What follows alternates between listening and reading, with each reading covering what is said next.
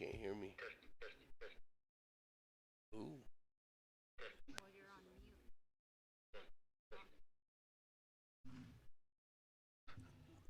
Mm. Are we gone? Test, test, test. Let's just speak your name in. Can you hear me? Is it choppy? Chairman Yazi, I can hear you. All right. Can you hear me? Okay. Chairman Yazi, can you can hear me though?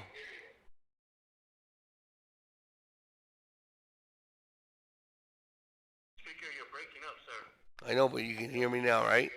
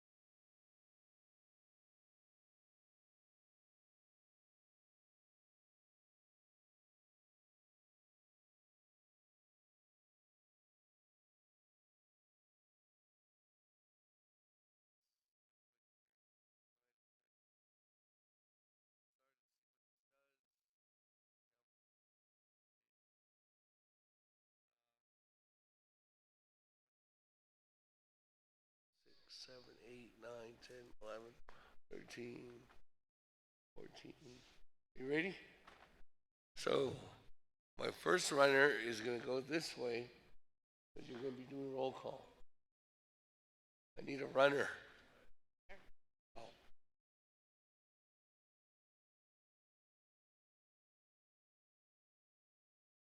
With that, colleagues, are we live? Good morning. Ate,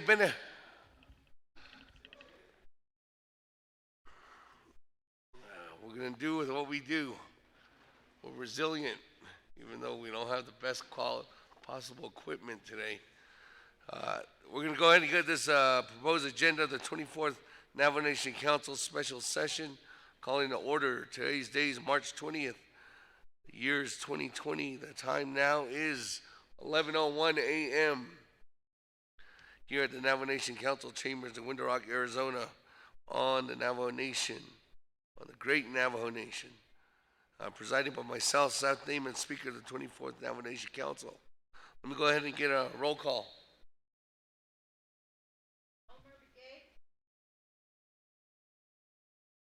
T. Allen Begay. Paul Begay. Daniel Brown. Gina Charles Newton. Herman Daniels. Speaker Damon. Present. Amber Crotty. Mark Freeland. Here. Pernell Halona. Here. Jamie Henyo. Vince James. Here. Ricky Nez. Carl Slater. Raymond Smith Jr. Wilson Stewart Jr. Charlene So. Daniel So. Eugene So. Otto So. Thomas Walker Jr. Edison Wanika. Edmund Yazzie.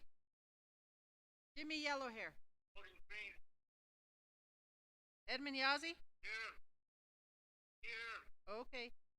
Jimmy Yellowhair. And I'm green on both legislation.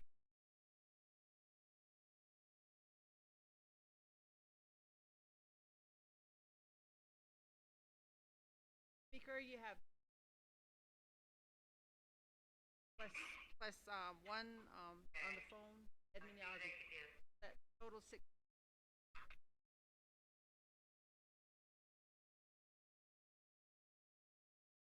Amber Crotty. As being present, this is Delegate Charles Newton. Anybody else? The only one I heard on the phone was Edmund Yazzie and his Charles Newton. Anybody else? Crotty up here. Okay. Crotty is present as well. Anybody else? Wilson Stewart? Yaj, are you there, Stewart?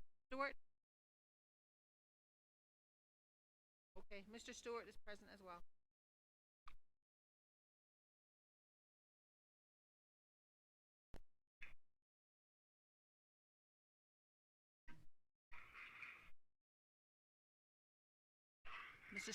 Mr. Speaker, 19 have answered roll call.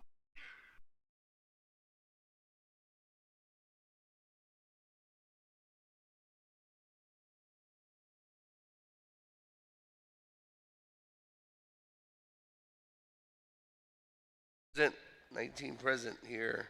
Thank you again. With that, let me go on down to invocation.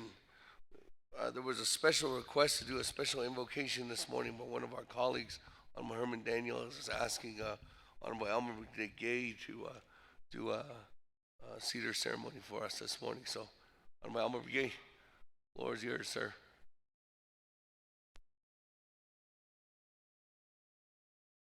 Yeah, Speaker, I know my colleagues, my response on the Senigido, yet in Kitadation. I did penny bigage. I don't that yard. How did she know ya from your home to this place called a Jin Lenigiko?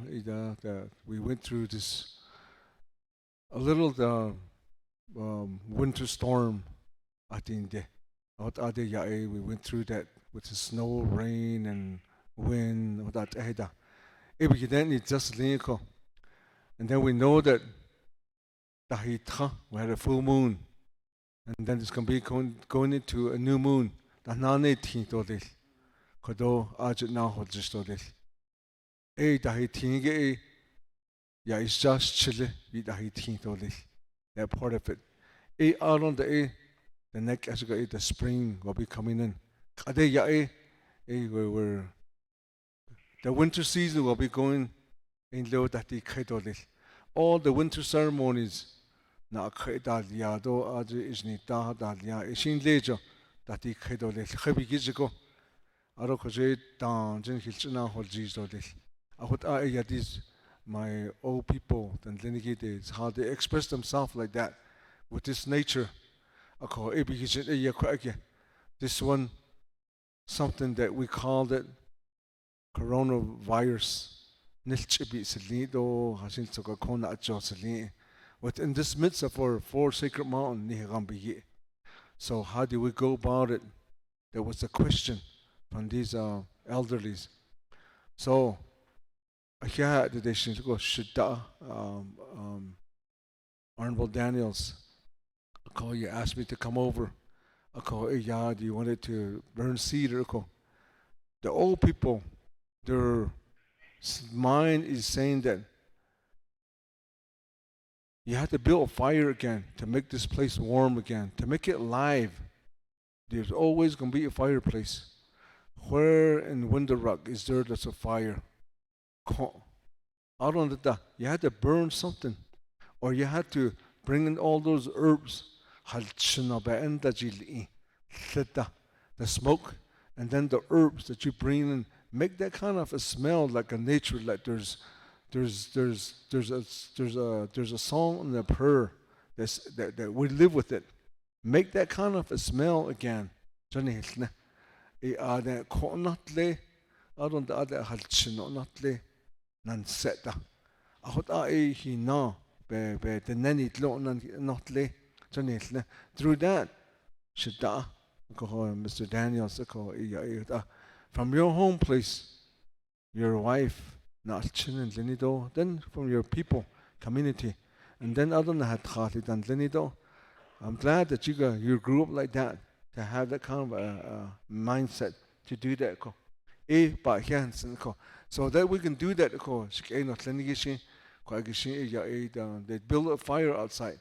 So this morning we did a little prayer outside. So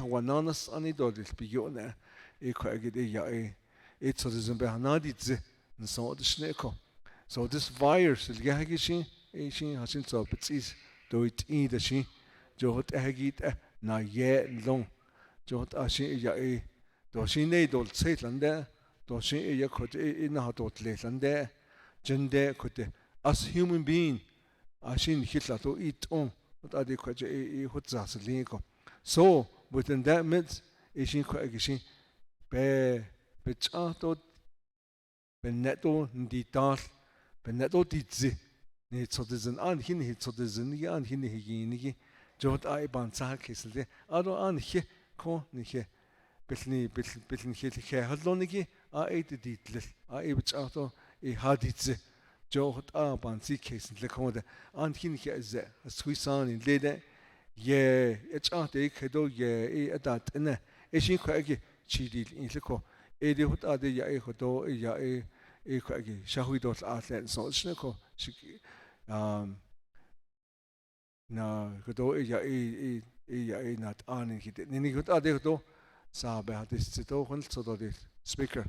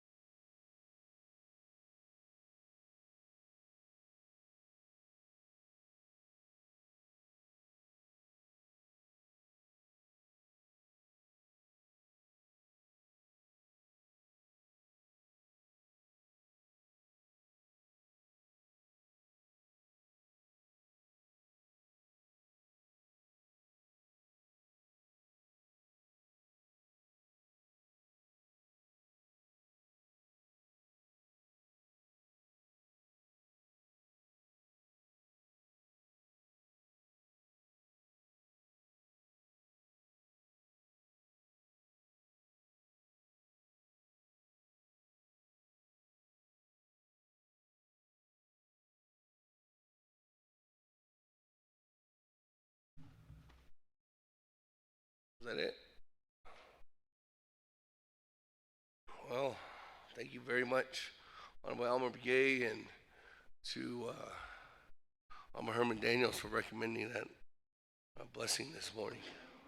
I think we're all doing it for the people, for ourselves, but everybody else that's out there listening to us.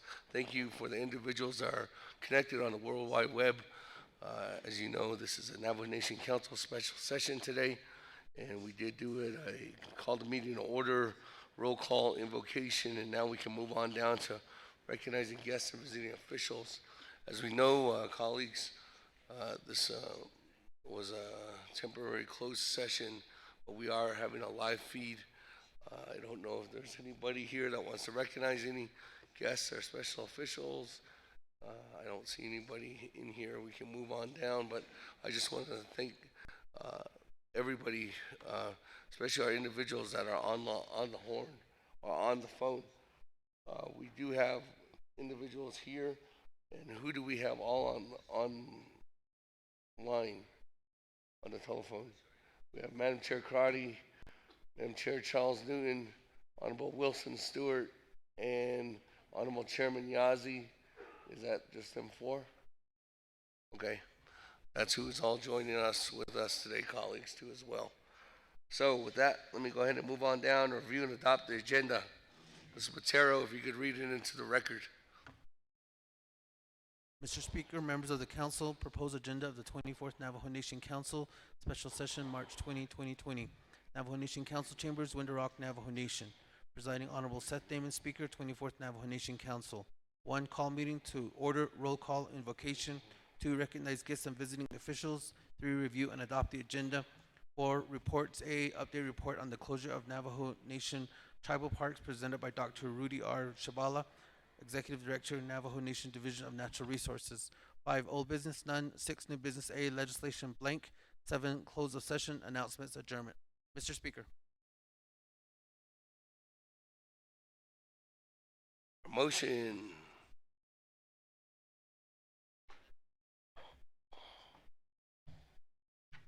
There's a motion by Honorable Vice Chair Smith.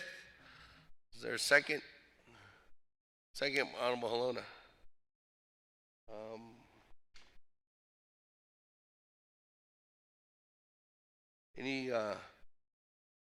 Any questions, additions, deletions to the agenda? Honorable Kealan Begay.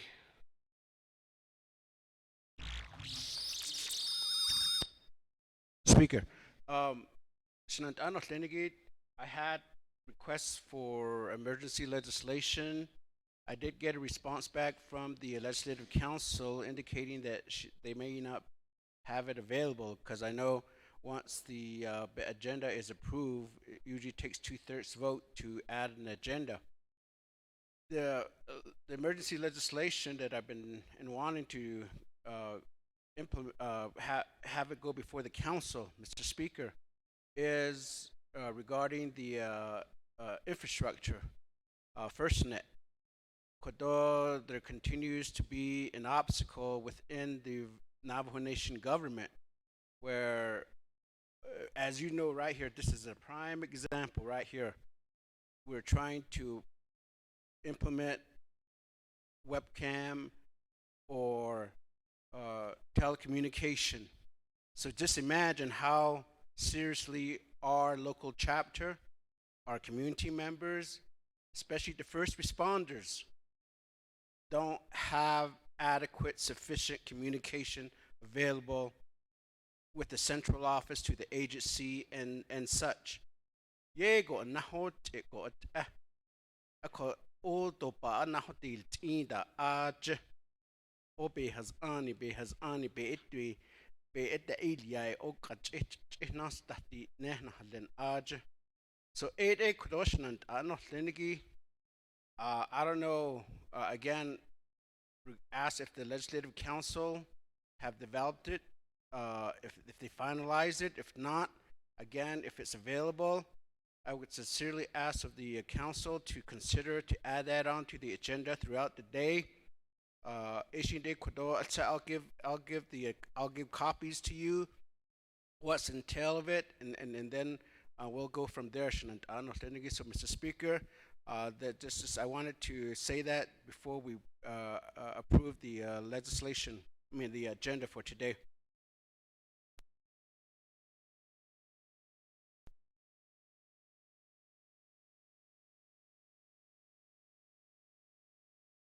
Honorable Keon Begay, I do have an update from the Office of Legislative Service, Legislative Council. Let me go ahead and have Mr. Tom Platero go ahead and give that update. Mr. Speaker, members of the council, on each of the delegates' desk or the workstation right now, there's a listing of 5 legislation that are ready to be added on at this moment, which is legislation 0062-20, which requires a 2/3 vote, legislation 0063-20 that requires a 2/3 vote, legislation 0064-20 that requires a 2/3 vote, legislation 0065-20 that requires a 2/3 vote, legislation 0060-20 that's just a majority vote, legislation 0061-20 that requires a majority vote. There are 2 legislation that are ready now at Chief Legislative Counsel's office, which is one for Delegate Eugene So, one that for Delegate Charlene So, which he just signed, and we'll be getting those ready and set up with a legislation number. There are 4 legislations that are still being drafted by Chief Legislative Counsel's office, which is one for Delegate Daniels on roads, Delegate Daniels So on Molina, Delegate Key Allen Begay on FirstNet, and there's another legislation that's being considered for Arizona voting issue. That's the status of all legislation pending at this time. Mr. Speaker.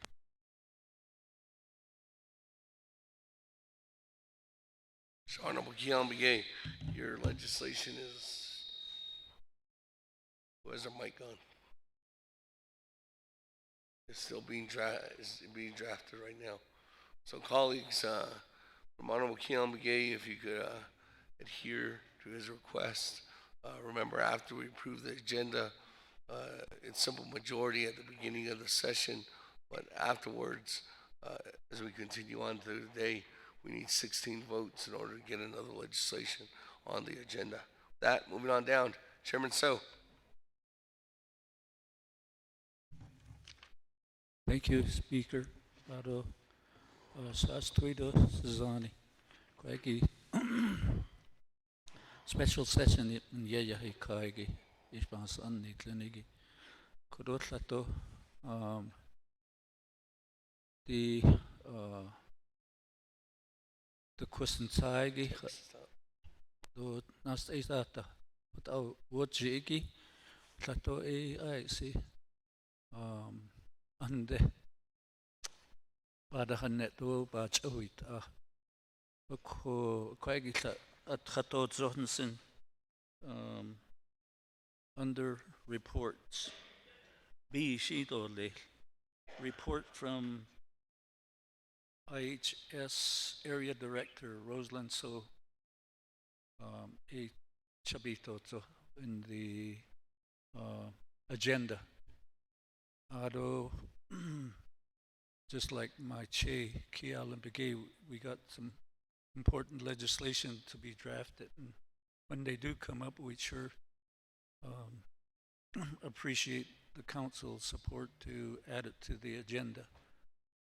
Without Eva Hasit or Lechto, Shaja, Omribke, Quagin Hai, in Lagi, Citizen. It should be. Ko I see. The Bansa case. Sistan Neligi, Sisnachin.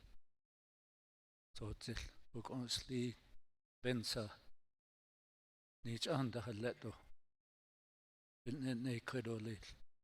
Without a citizen that it's to ko quagui. Tato in Slagi. What I hate New Zealand. Oh.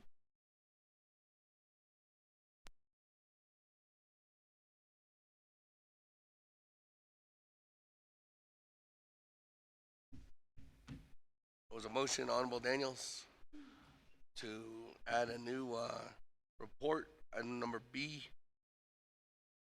update from Navajo Area Office, IHS Office by Ms. Rosalind So.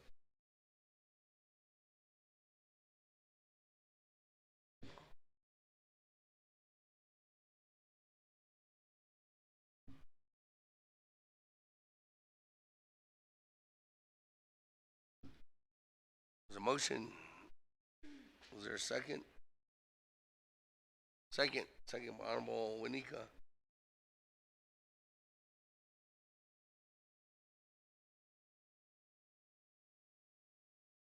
Comments, questions on the motion?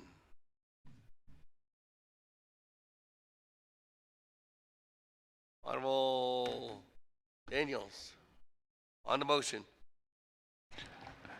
Thank you. Thank you, Speaker. Yeah, I don't know what Shanata Muslinigi. I don't know the citizen could Shata. Yeah, I see what about Heta needs. I don't know, Speaker. Is this on the main motion or the main? Okay. Okay. Is on. Okay. So it's amendment. Okay. Is there time?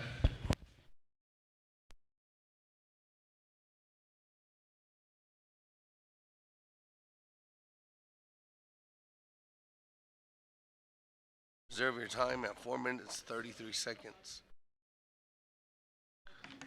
Any other comments, questions? Honorable Slater.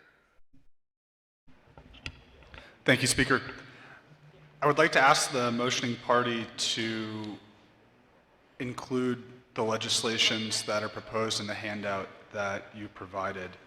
So that's legislation 0062-20, 0063-20, 0064-20, 0065-20, 0060-20, and 0061-20.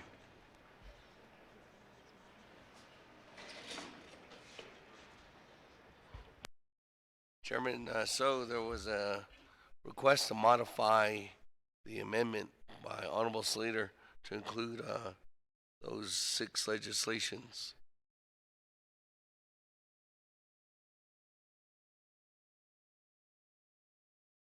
Huh?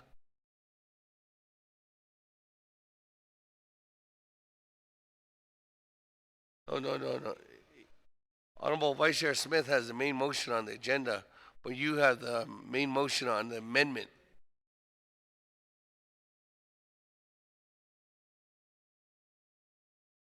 Honorable Daniel So. I'll accept Vice Chair Slater's request. Okay.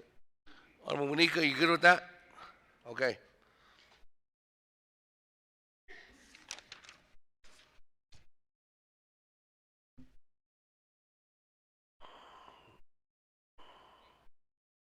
Honorable Vice Chair Smith on Amendment 1. Etchinandad, Hunaso Tanigido, Citizen Beadohla. Good morning. Deeded Amendment 1 against Kid. Let's say, Ayaha, 2/3 vote agi, Icy Batitika. Other reports indicated, though, Ashonda. Reports Ayaha, Quanasi Trado, Naidi Kid. The Tsagi Ayaha legislation, Binyagi special session in Kid. A Bicadolsos, Shanai. No, competent. Yeah.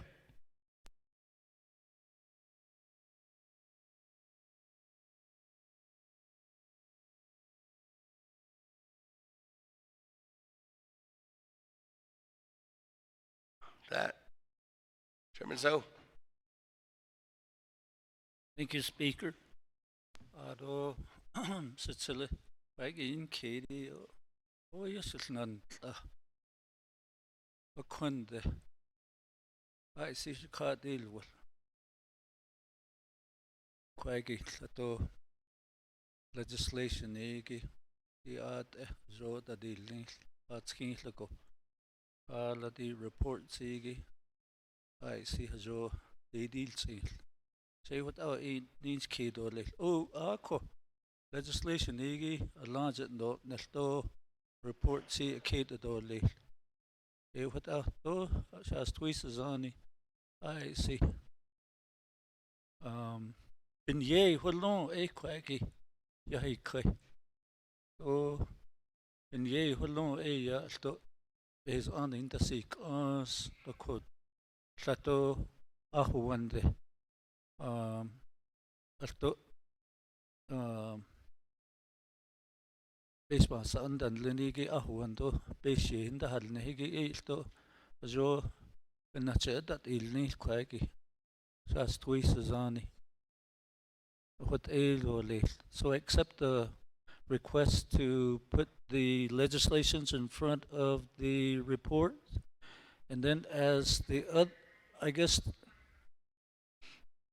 and further work on the amendment is to, when those draft legislations that Mr. Key Allen Begay requested, and then I've got others that will also come to the table when they are ready. Without having to do another vote to add those agenda.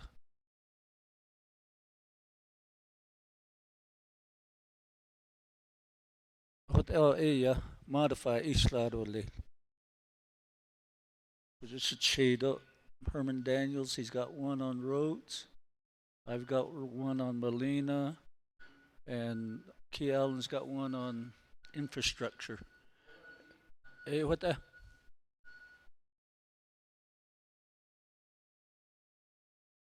Okay, I accept.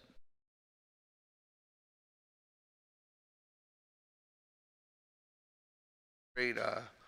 Was a request by Honorable Vice Chair Smith to amend the motion, Amendment 1, to move the reports after the 6 legislations. And that is accepted in Amendment 1.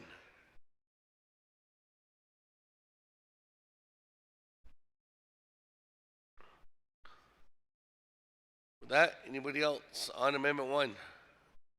Honorable Yell here.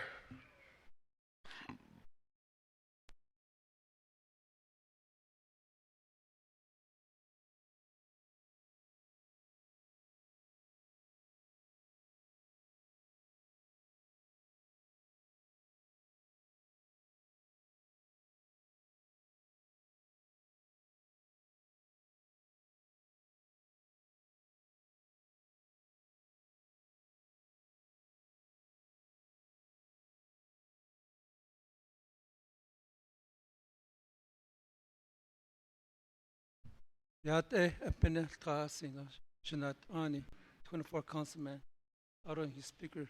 Dia la kwe not even in the part is sinso is with it.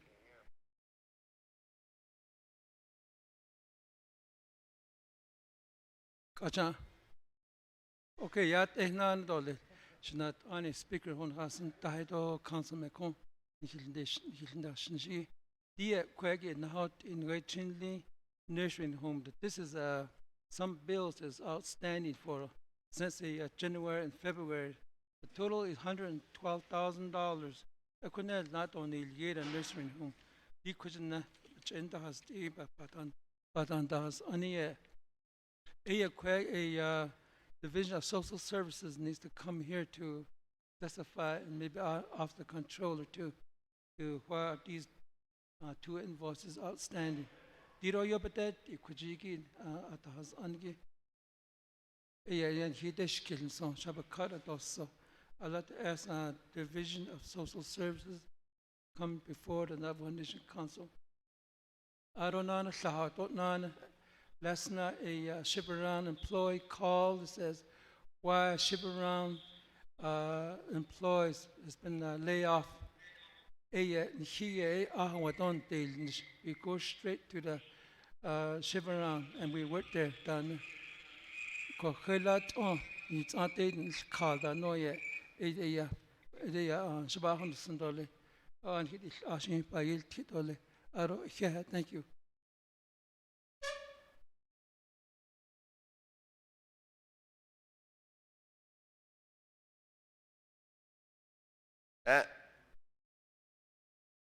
Moving on down. Honorable Walker on on Amendment 1 to the agenda.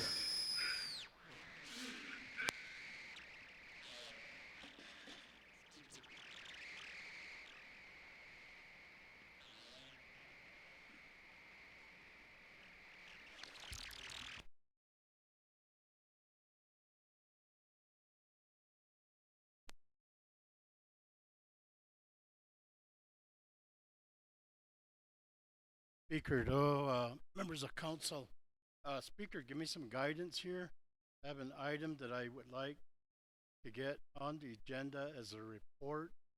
This has to do with food donations during this time of emergency.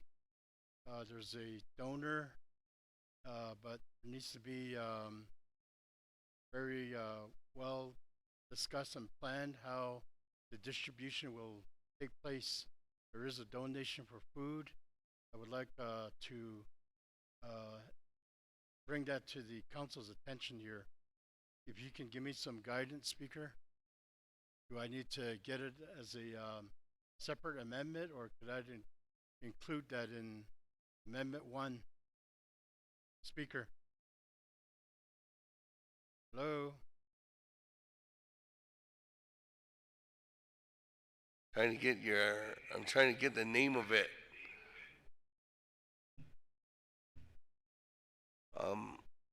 Vice Chair Walker, it's called St. Mary's Emergency Food Distribution Program. Yes. That's helping to assist all Arizona chapters right now that Melinda's working with, and Speaker's office is working with right now. The best suggestion I could possibly say is to ask to modify and add that on as a new report C, and ask your colleague, Chairman So, if he can modify his amendment to put that in there. I would ask Chairman So to grant this request. It's emergency related. And, Thank you.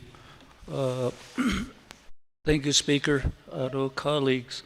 The request from Che, Jimmy Yella here to, if we could just make that report kind of brief and short, because I think the main thing is these emergency legislations and those items that would really help us to get a picture of what is going on. But I'll honor Jimmy Yella here's request to add report from the programs that he named off Ottawa.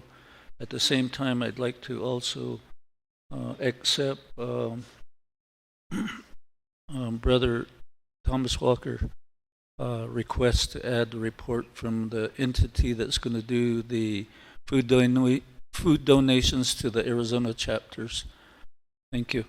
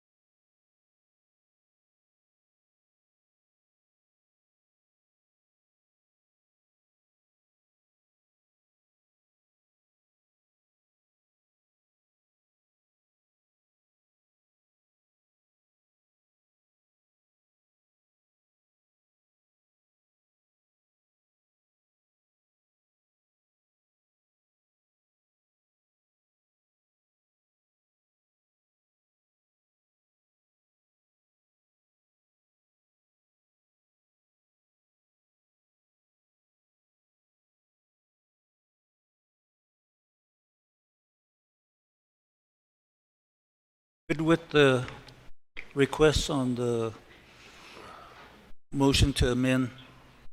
Okay. Honorable Wanika, you good? All right. That, any other comments, questions? Honorable Elmer Begay, and then Honorable Paul Walker. Paul Walker. Paul Begay. Honorable Elmer Begay. Thank you, Speaker. Aro ka na On ho, Amendment 1. On this amendment, yeah, First Amendment, I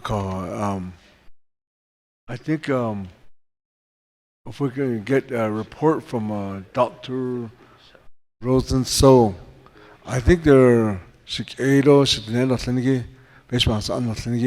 I think we need to have respect for these people. They're doctors. They're very busy. Understanding that talking to them. They're getting a lot of phone calls. They're getting a lot of emails, and today they're out there trying to set up the best way, a method that they could use to give us a report, to honestly to say what are we going to do with that report, how are we going to able to help them. And later we can get those reports through our emails, and then as far as we know that there's emergency command centers that's established out there. I thought they're the one that's supposed to be already communicating with them. All the IHS, all the 638 hospitals, doctors that are there. So they're here right now. They should be able to help us instead of bringing the doctors that are needed out there. Today, if a person come in with that, how are they going to do that? I think that's how we're supposed to.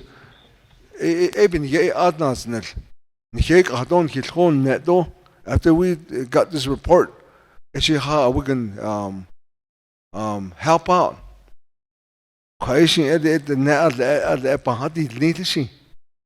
we able to do that?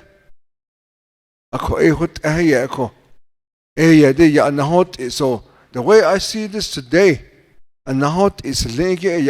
our kids, they're going to be out of school. And how are they going to get their homeworks? Why can't we start as a Navajo Nation government? Can we direct all the wireless and all broadbands that are here, the communication? How can we give that money to them and get that internet service to these kids? So they won't be out there. That's a priority to me. And elderlies, how they can get their food? There's two groups of people that are very in need of help. In this case, as speaker, so I'm trying to think about what's our plan today regarding this. These people are needed out there today. And since we have Mr. David Naz here, communicating those what's going on out there. They're supposed to be updating here. I'm pretty sure he has all the updates today, even at this minute, at this second. They're established like that. As speaker, I think we need these doctors out there right now. Just respect, speaker.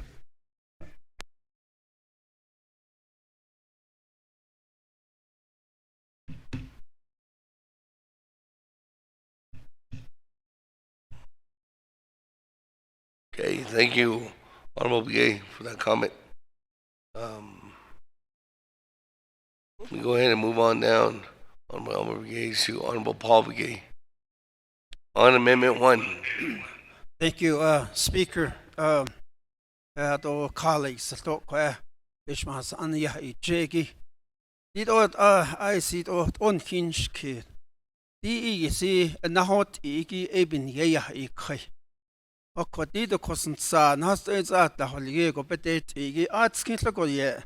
Batki di kato di de hashda di nil nsanela. O hayid o adle ebna da hit so bandi kat o kon na si tkhad ole. Na re an hin hitla has an de shishil has an de yego nahot i hannet o hayu ad di ato bata hato tsinki ad hollo.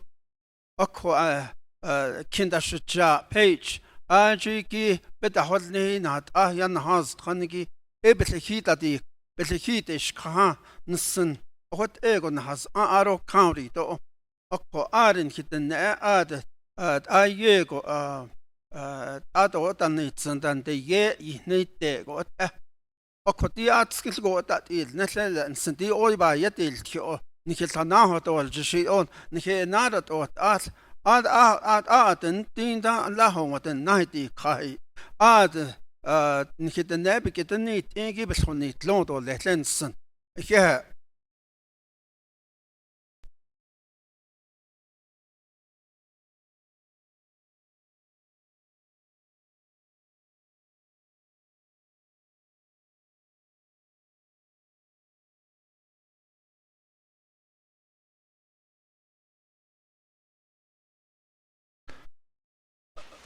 No.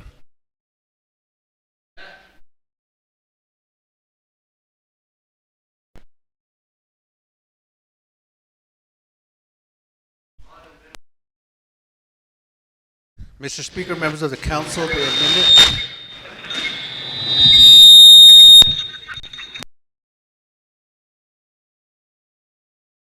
I gave him the floor first. Thank you, Speaker. Yeah, I don't know. Reserve time shlan ko kodo. Kodo na gaita bin yen ha kai kodo. Na na shudil ne e bin yen ha kai ko. I see kodo na gaita dan later na has ago I see and has it as le. I see that she na hoti. Di ol ge inta na hoti. Shche na hoti nile. But di da I see. En houdt ol gedidi. Niet gaan sneken. The legislations that are being worked on at OLC, are they going to be added onto the agenda? But not the shiniga. They are thoughts and nearly dots. I don't have how to just on the rate, but I nishigi. I don't know kodo. The rate chapters nas nildo. Non-certified chapters. They're being administrative leave, Adalia, while the certified chapters maybe we can get a report from Dr. Yellowman. I see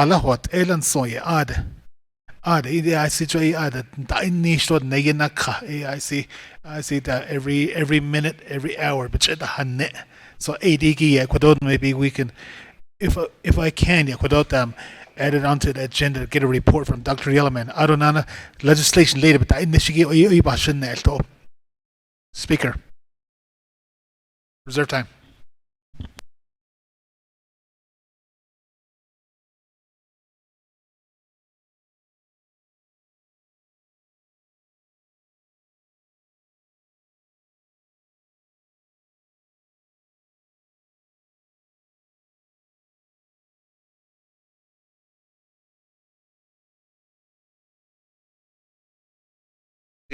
Honorable Chairman So, it's a request to modify.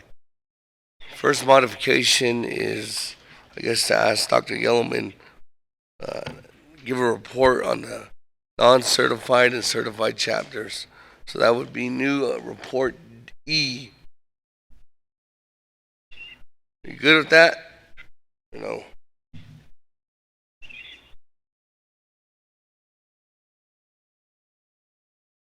Thank you, Speaker. Ado Shache. Herman Daniels. I guess all of us have our opinion, but I really feel like his request and the area that he's from And then even, out as far east as Torreon, limited staff, and part of the order is to shelter in place. But, the senior centers, they're asking the elders to come drive to the senior center to get their box food or sack lunch.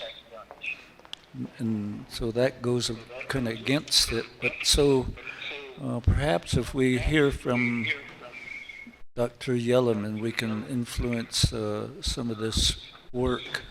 So I'll accept that. But one more modification. This report D regarding outstanding payments to Chinley Nursing Home, I really feel like Raymond Smith Jr. and myself, we went to see President on Wednesday. And OOC and Division of Social Services are being directed to not only address the Chinley Nursing Home, but the Guy Gorman Elderly Elderly Care Center, as well as the Dr. Annie Wanika Elder Care Services. So those things are being addressed. And so being the motioning party, I do have first knowledge of it. So I'd like to, I guess, delete that one, and they could basically give us a written report. But I would accept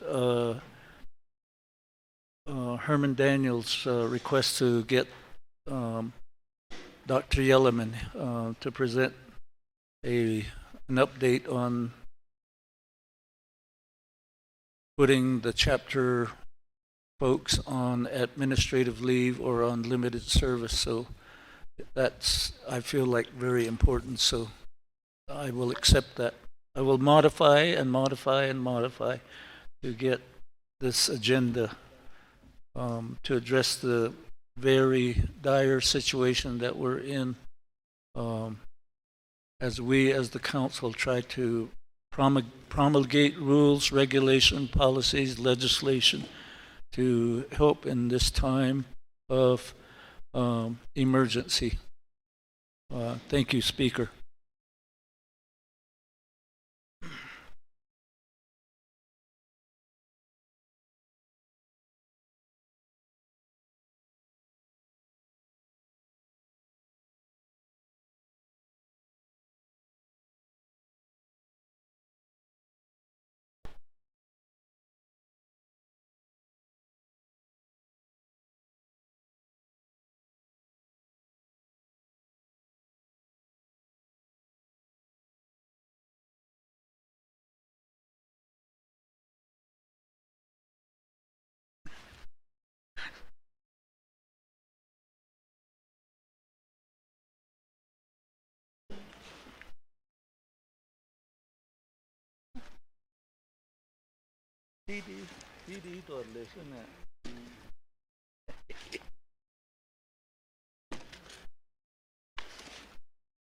Kuida sani da yanna da kaha da ingi da.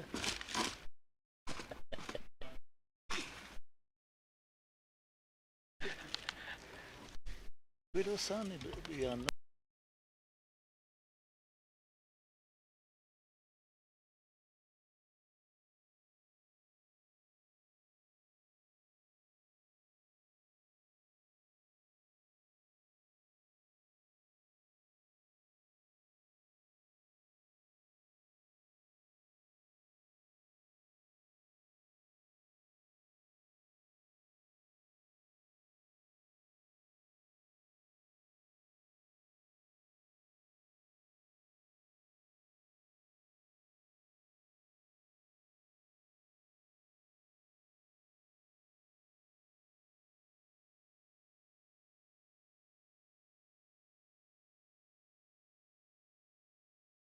Weeks.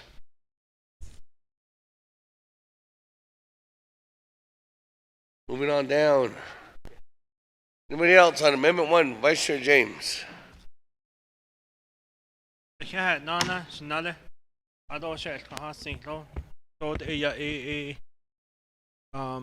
Natosha chain, Liniki be, Kate the Shattenson. Honorable Paul Begay.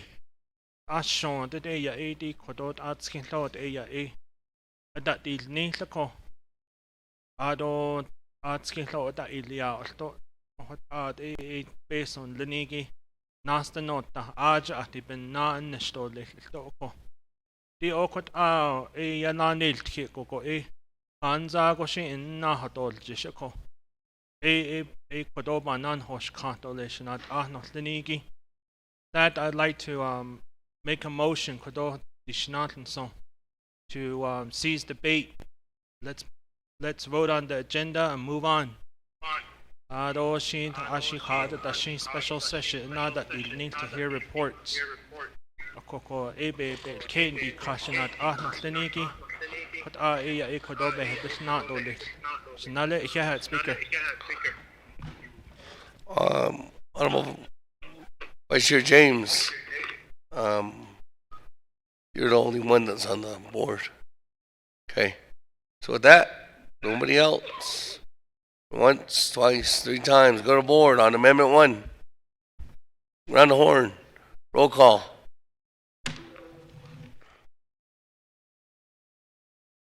Elmer Begay.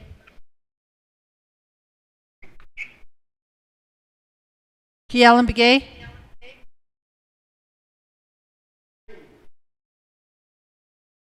Paul Begay Jr. Nathaniel Brown. Eugenia Charles Newton. Eugenia Charles Newton. Herman Daniels. Herman Daniels. Herman Daniels. Green. Mr. Daniels votes green. Amber Crotty. Amber Crotty. Amber Crotty. Wait there. Mark Freeland. Pernell Halona. Jamie Henyo. Vince James. Green. Ricky Nez.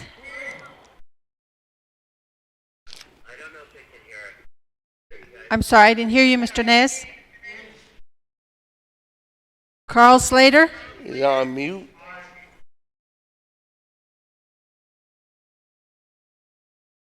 Mr. Slater. Raymond Smith Jr. Raymond Smith Jr. Wilson Stewart. Mr. Stewart votes green. Charlene So. Daniel So. Eugene So. Otto So. Thomas Walker Jr. Edison Wanika. Edmund Yazzie.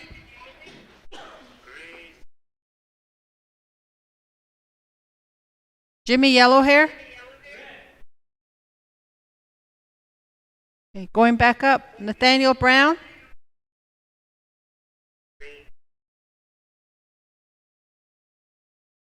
Eugenia Charles Newton.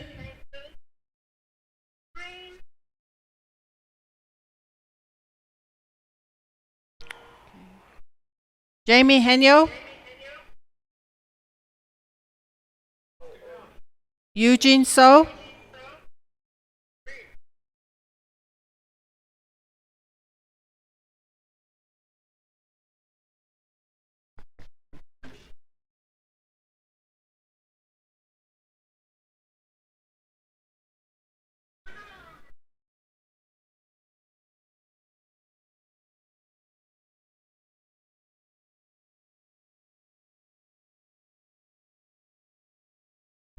Mr. Speaker, you have a vote of 21 in favor and 1 opposed.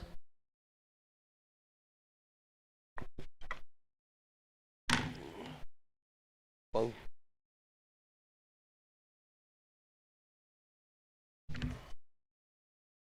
that 21 in favor, 1 opposed. Speaker not voting.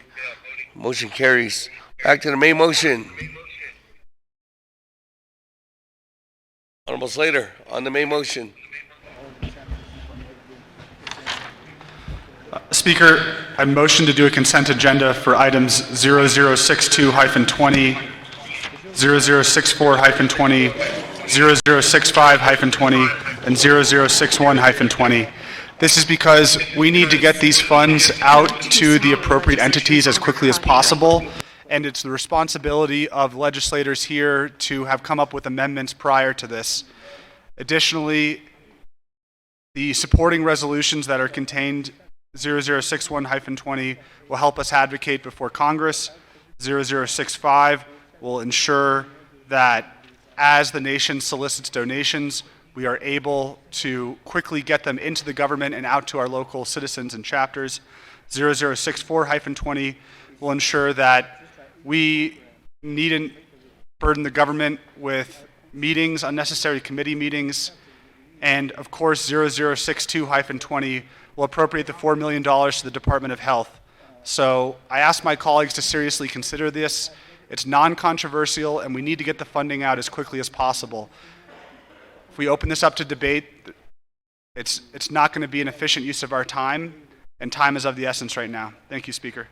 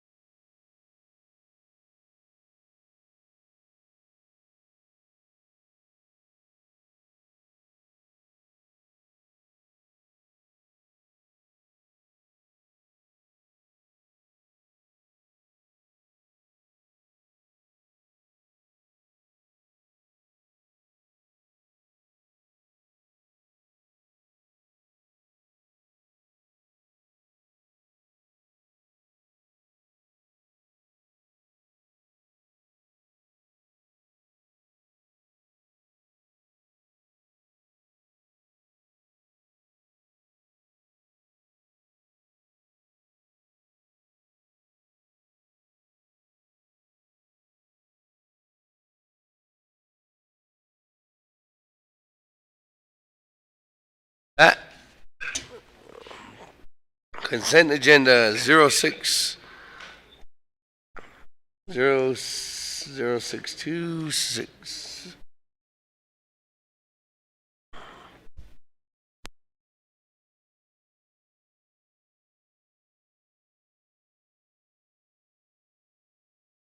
Speaker, the person who will second, I believe, is Honorable Freeland, and he requested to add 0063. So my motion is to include 0063 as well.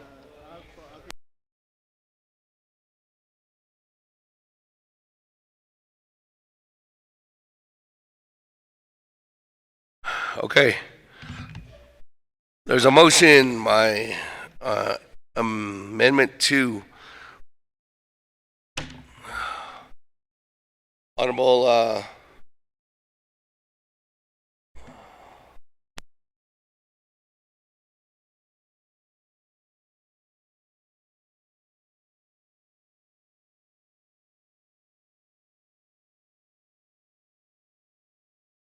Slater.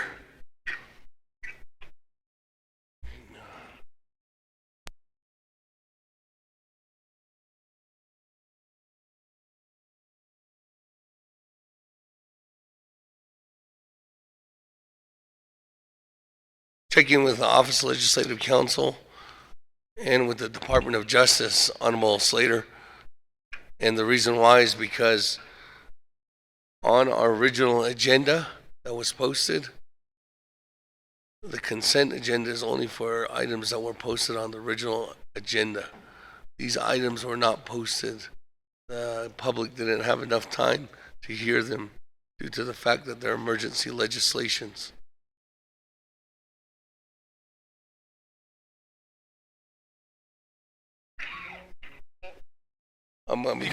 Speaker, forget it. We're wasting so much time. I withdraw the amendment. Let's just get going.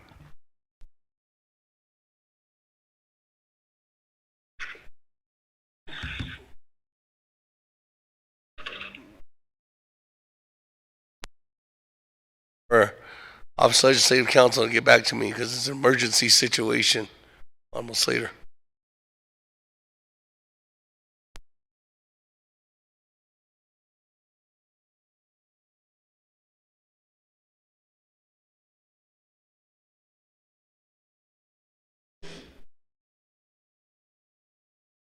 We could.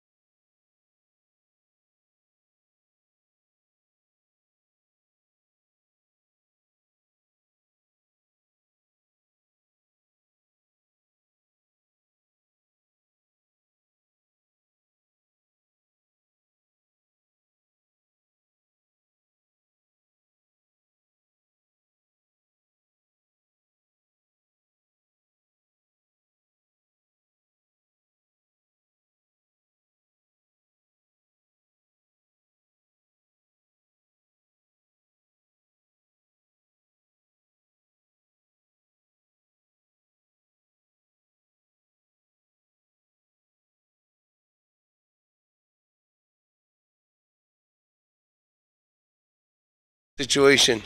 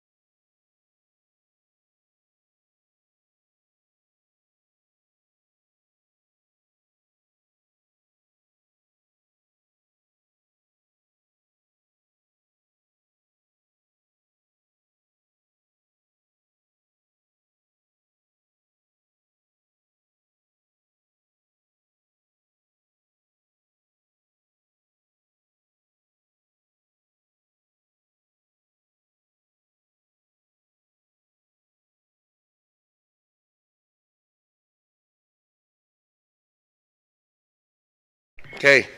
Okay. I'm trying to come down there. Okay. Honorable Slater. You can't do that, but you had to do it after we approve the agenda. You'd have to suspend the floor rules. You need 16 votes to do it. To adopt the consent agenda. So I can't accept your motion at this time, but I'll come back to you after we approve the agenda. With that, any other comments, questions on the agenda? If none, second reading.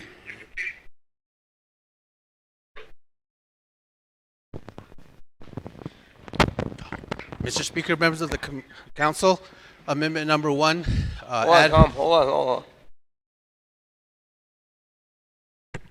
Amendment number 1, add update report, new report B from Navajo Area IHS office by Dr. Roslyn. So add legislation 0062-20, 0063-20, 0064-20, 0065-20, 0060-20, and 0061-20 to the agenda under new business. Move reports after new business legislations. Add report C regarding reports on St. Mary's Emergency Food Distribution Program to Arizona chapters. Add report D, a report from Dr. Yellowman on the status of local chapters. Mr. Speaker.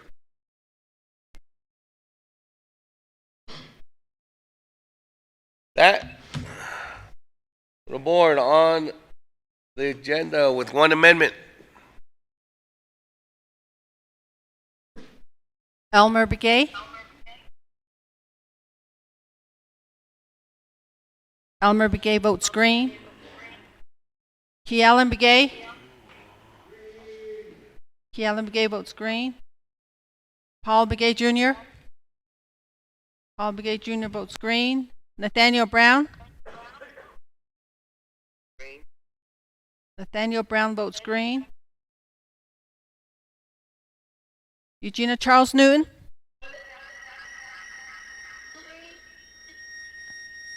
Ms. Charles Newton votes green. Herman Daniels. Mr. Daniels votes green. Amber Crotty.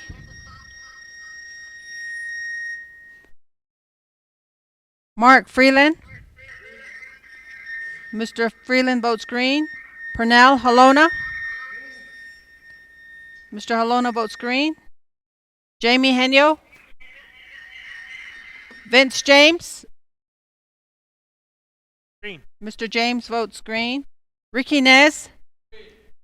Mr. Nez votes green. Carl Slater. Mr. Slater votes green. Raymond Smith Jr. Mr. Smith votes green. Wilson Stewart Jr. Charlene So. Ms. So votes green. Daniel So. Mr. So votes green. Eugene So. Otto So. Mr. So votes green. Thomas Walker Jr. Mr. Walker votes green. Edison Winika. Mr. Winika votes green. Edmund Yazzie. Jimmy Yellowhair. Mr. Yellowhair votes green. I'm going back to the top. Amber Crotty.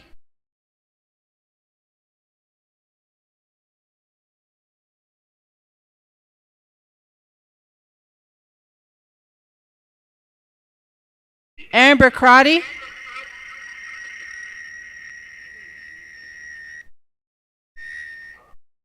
Is that okay?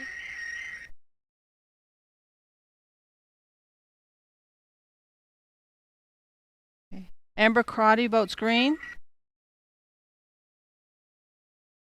Jamie Henyo. Wilson Stewart Jr. Eugene So. Edmund Yazzie.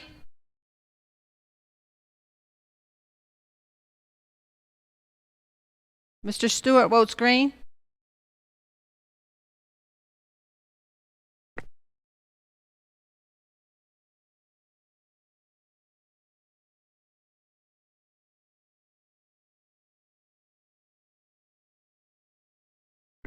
Mr. Speaker, you have a vote of 20 in favor and 0 opposed.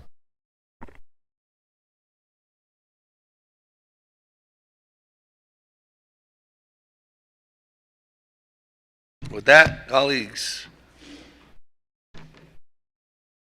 there's 20 in favor, 0 opposed. Speaker not voting, motion carries. We do have an agenda before us. Let me go back to Honorable Slater.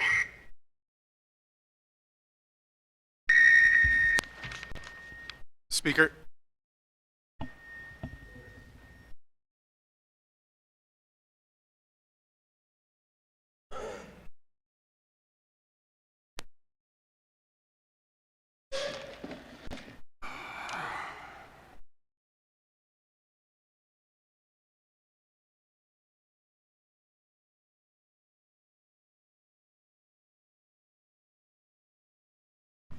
Oh, Slater, floor is yours.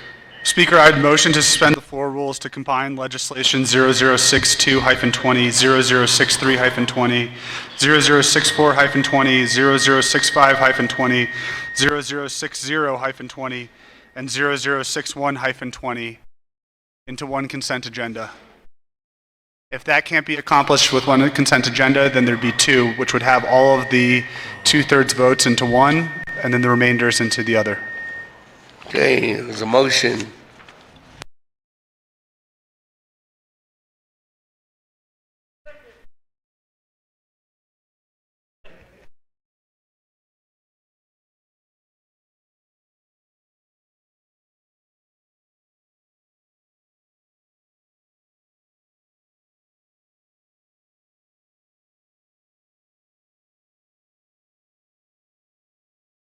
Yes.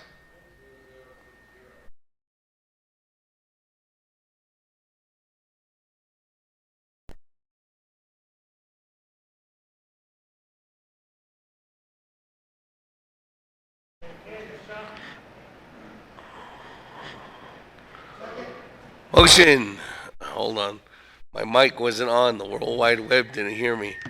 There was a motion by Honorable Slater to have a consent agenda of 0062-20, 0063-20, 0064-20, 0065-20, 0060-20, 0061-20. Motion by Honorable Slater, second by Honorable Paul Begay. Almost called him Paul Walker again. With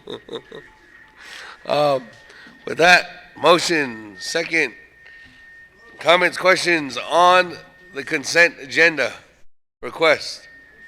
Honorable Herman Daniels. And then Honorable Chairman Nez on the consent agenda request. Thank you, Speaker. Yeah, kudo arosnanta kudo motioning parties kudo belkeno aji on the consent agenda.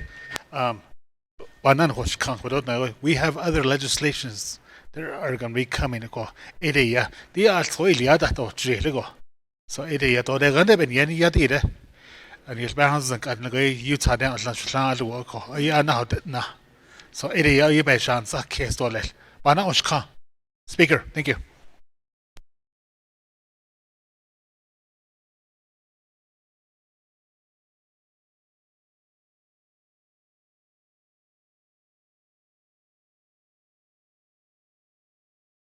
Request by your colleagues, by Honorable Daniels, that Chairman Nez on the consent agenda amendment.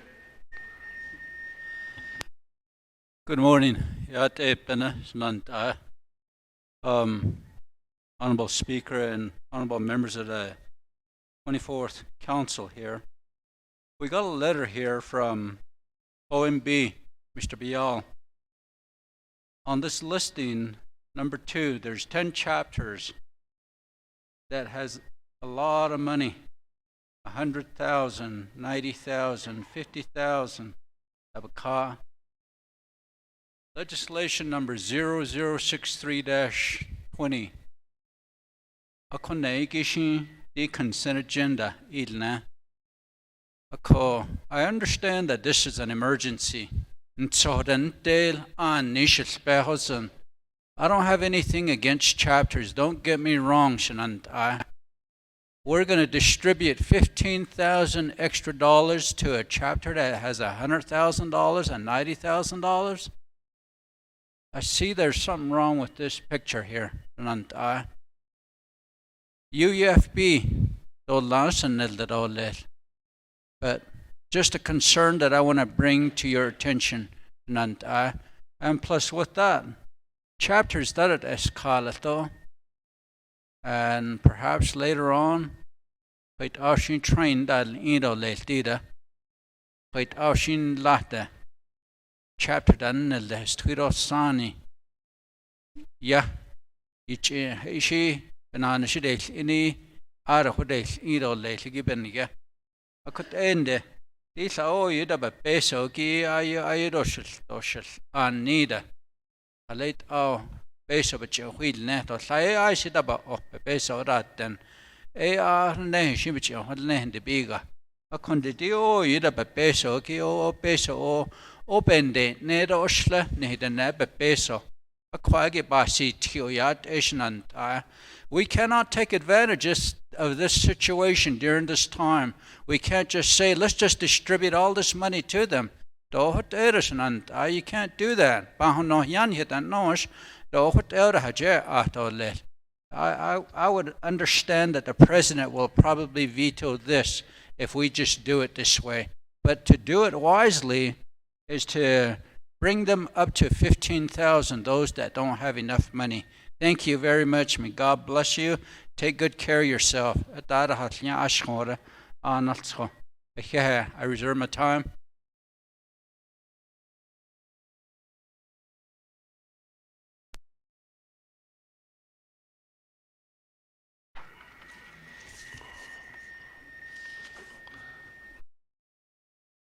Honorable Nez, Chairman Nez. A consent agenda, at any point, any one of you delegates have the authorization to take one of those legislations off if you don't want to have it in the consent agenda. That's a recommendation. Why don't we all here?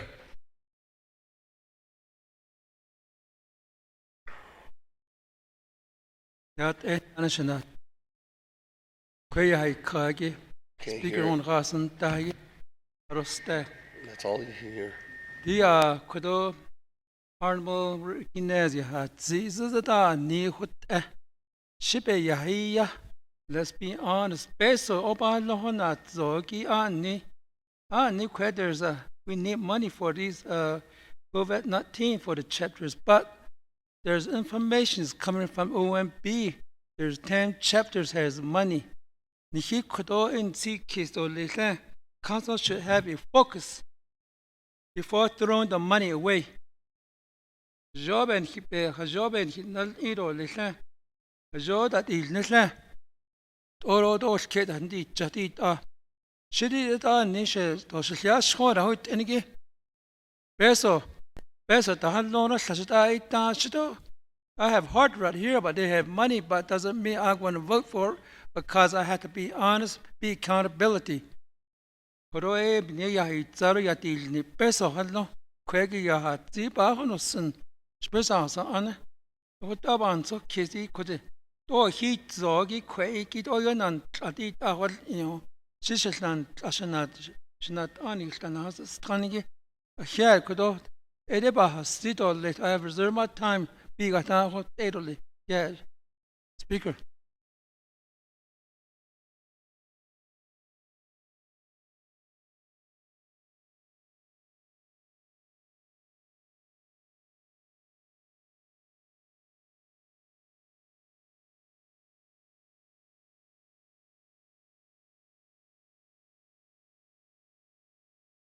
Yeah, Snally. Ado Sheltra Sinklonana Shinat Notlenigi. Kodo Ado La Quake Mandayeta Bekasi Ashonte Nate Nihitra Naznelle Senaligi Hajo Bitano E Do Alke Hona Abe has Ani Hadadet Ahigi Hajo not en hit the snot Bana is Kane a court zada a hola. Ako Dide Tratnas nelle Seneligit Aje be has ani be hadet ehi hajoje nel egoko. Wal bahazeno Ilahot eko. Ako di de be has ani hadet ehi gi anegoko.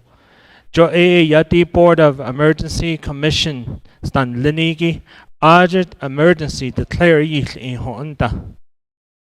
Aronda President of the Navajo Nation ye kid ni yawnal sos hanane dili. Akwat abe il kena it asho eben nach hatnas na libich nal sos kulli. Ako di kwagi bits anla ho iliagi do bits anla ho atzagin late hatnas na lihas ande. Bits anla ho iliagi benina. Peso doce de yol ida. O hat sen nelo kunza de holjish. Akokod ni sheet be peso da holonde. Adohani yahat gita hale anahot ben hik enahot oljishta. Akwagi hajoban so case. Hajoban saha case so nin hinat atan linit hanaz nelson nelde. Benahat at its ashon lato peso lach in the yinil. Ado yane tik at Ni tahant ni it ado yane in yelch eta dolzen. Okoko hot baban si keso dot ayat ehako. O tranas neles nel de oba na hilgahlo edon hayat ehta stoko. Wait hot the nedo bada jolly da dolil. Honat ade banana shidel any. Nihik tranas nel de banana shidel any. You wait ado bada jolly da dolil. Akwat baban si ke le naso di no ba yel ke le nas de shi akwat shi hat shi enahot ben hik enahot oljish to oko chokot do baban sa ke so yat don jone oko hot ya kodoba na is kandoleshinat no linigit jo kodobe ke indika skot ya kodobe so yoke digi ba ki ditzo do ba kwiliat ta bel ke ni khai ke otskin lo bel ke indi kha benachin hik ta is ado anda dan hinel enigi satobi khata to peso la hazli peso la khabe la hazli jokot ayan se case dole o hat o Kodoba yananil tioi khanza shi na hodoljish nihit ne ya hajo bach denzen leden cho en linie da des ko do kot so dezen linie gi be ha odzi apenda anid do shit an hiensi zinit wat so dezen linie be khitzi oko hot ya banan hosh khat o jok at ken di khato be landa di tlecht so jo na hot khazlin ko ni do na hot ko shit ni ba yel tiki do kodonal sos ni dato nent belt do lehnt ko ade ya hije na hot khazlin kot ya ba na is kandonan his kandoleshit shnat no leniki kot isan leni be hanana sti do le ya national speaker.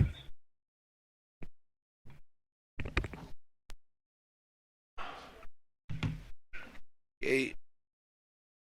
That moving on down, Elmer Brigade.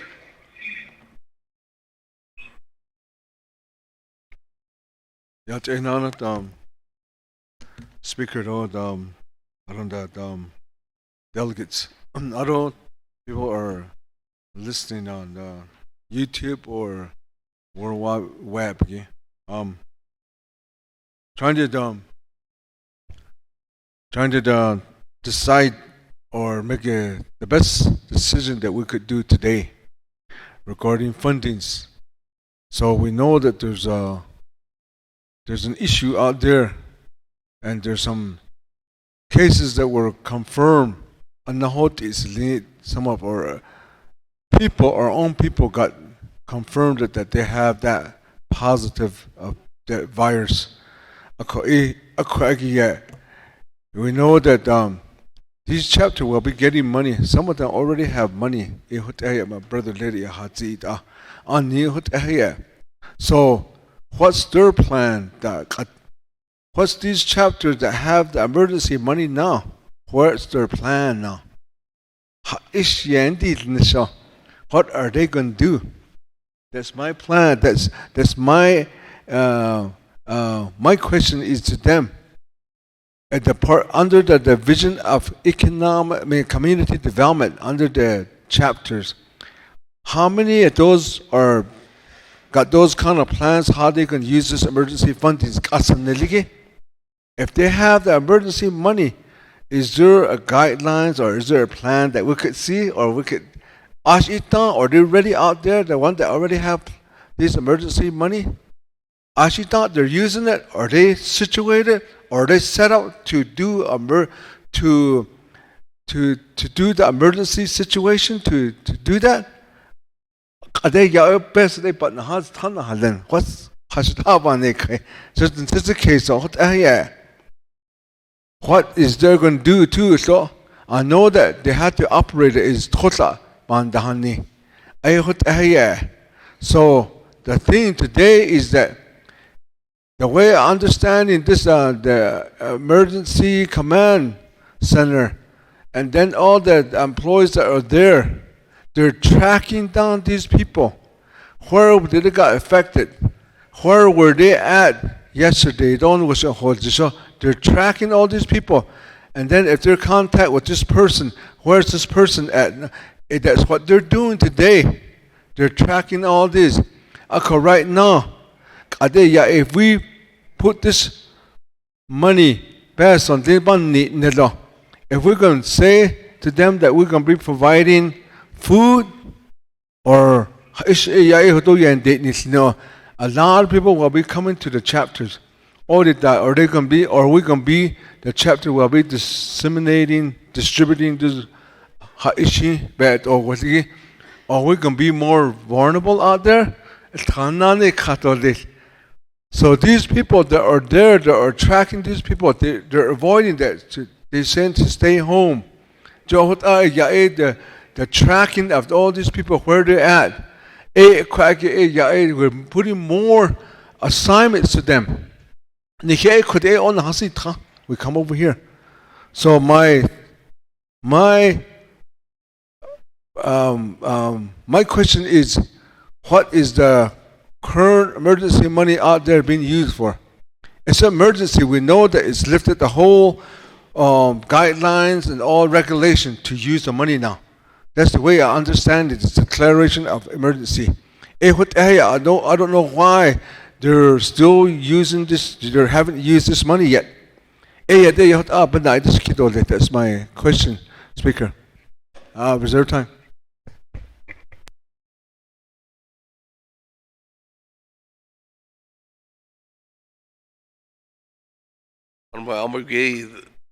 This is just to the consent agenda.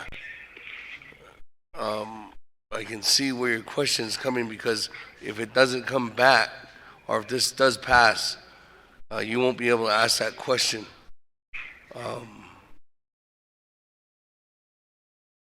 So let me have, I don't know, Slater, you want to answer that question? Back to the sponsor. Can you repeat your questions?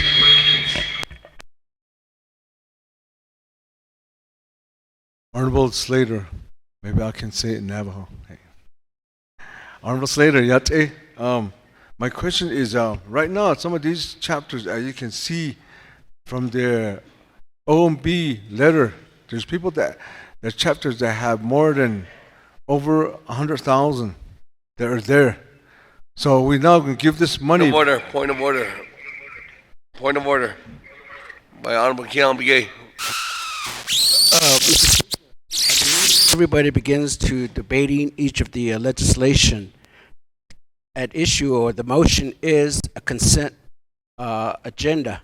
That should be the discussion. If there's individual legislation that needs to be discussed, all the council needs to request is remove that from the consent agenda or defeat the consent agenda. That's it.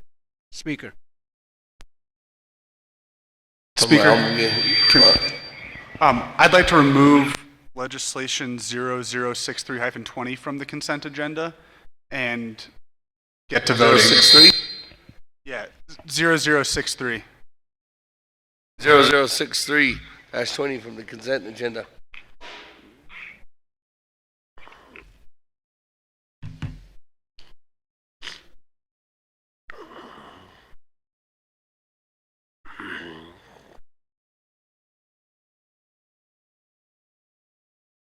Colleagues on the phone, there's a request to remove 0063-20 from the consent agenda. So legislation 0063-20 is not on the consent agenda.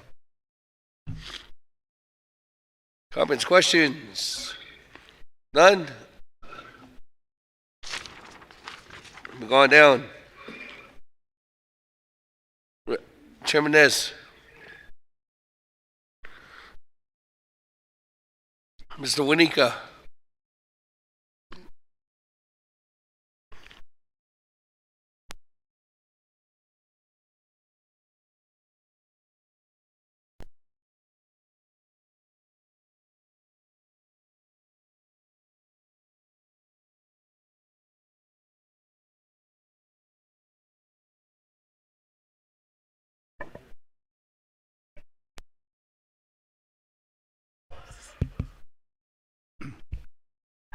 Thank you, Speaker and members of Navajo Nation Council. Deeded, I am going to address what's been taken off the consent agenda, but I was supporting the consent agenda also. My concern has to do with what was stated by Honorable Chairman Nez and Jimmy Yellowhair, and I also am aware of what Vince James is saying. This money that we're talking about in reference to Almer Begay, the reason why the chapters don't really know what to do right now, we have a problem as far as emergency response plan. Not all the chapters have it.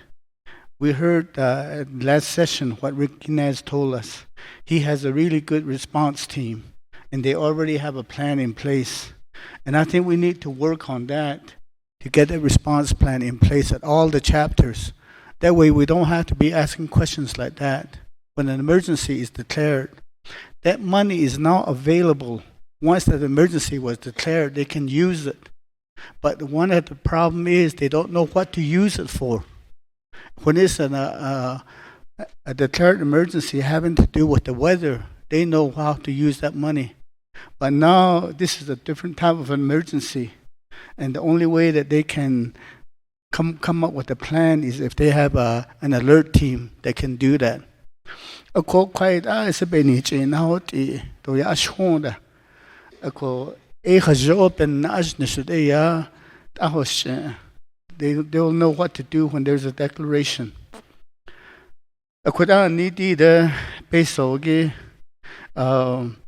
we get to this chapter funding, my recommendation was this going to include it into the $4 million. Maybe just make it 4.5. My concern has to do with the chapters that don't have any money and those that are in the minus. At least they can make that request from the emergency management, those that really need the funds. At all across 15,000 batas no to yashonda. At least there'll be funding in there. Maybe when we get to that, we can just include it with the 4.5. But the only thing is the 4.5 is in the consent.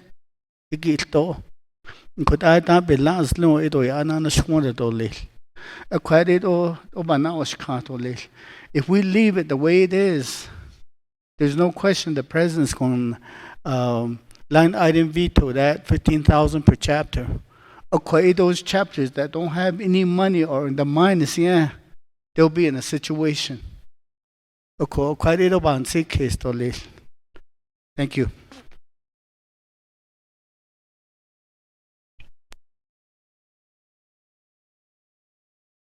On down. Chairman Yazzie, on the motion, on the amendment for the consent agenda.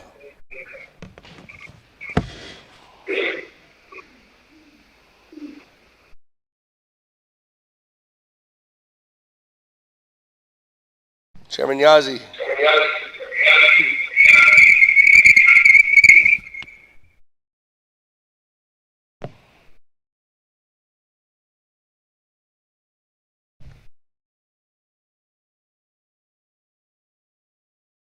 Hello.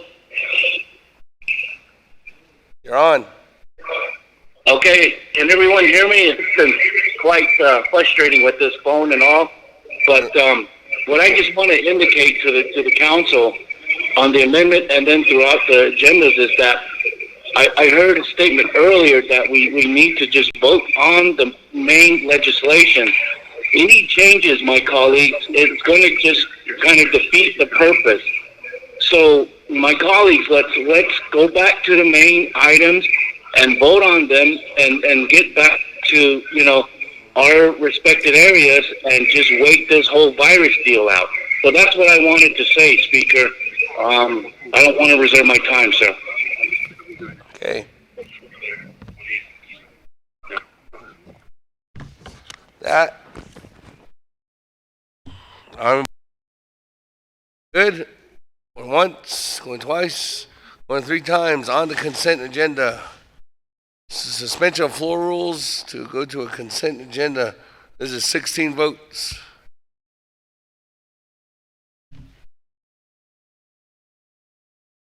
Round the horn. Elmer Begay. Whoa. No. It doesn't need a second reading, right? No. Okay, go ahead. Round the horn. Elmer Begay. Mr. Begay votes green. Key Allen Begay. Mr. Begay votes green. Paul Begay. Mr. Begay votes green. Nathaniel Brown. Mr. Brown votes green. Eugenia Charles Newton.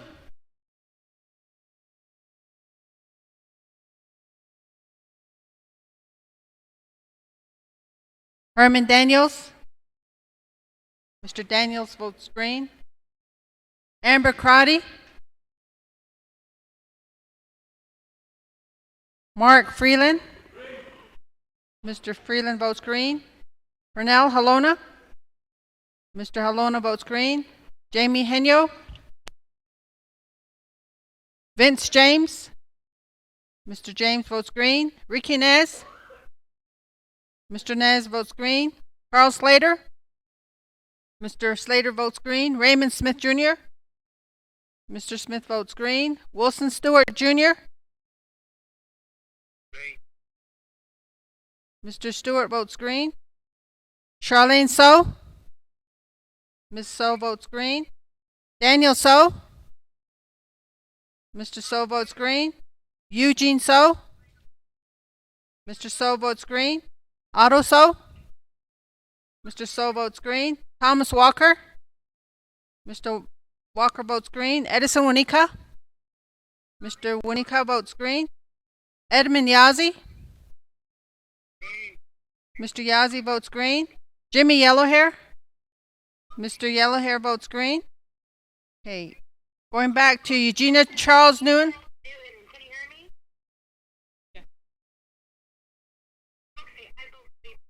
Ms. Charles Newton votes green. Jamie Henyo.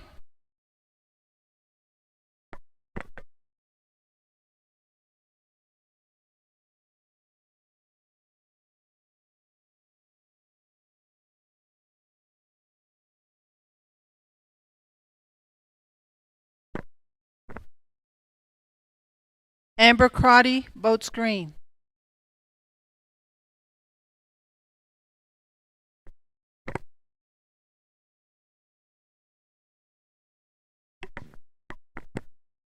Mr. Speaker, you have a vote of 22 in favor and 0 opposed. Colleagues. McCarty votes green. 22 in favor. 0 opposed. Speaker not voting. With that, motion carries for the consent agenda. That moving on down, then back to the main motion. Actually, back to the agenda. Due to the fact that the reports were moved to the back, we are now going on down to old business. There are none. New business, legislation, consent agenda. So, Botero, if you could read it into the record.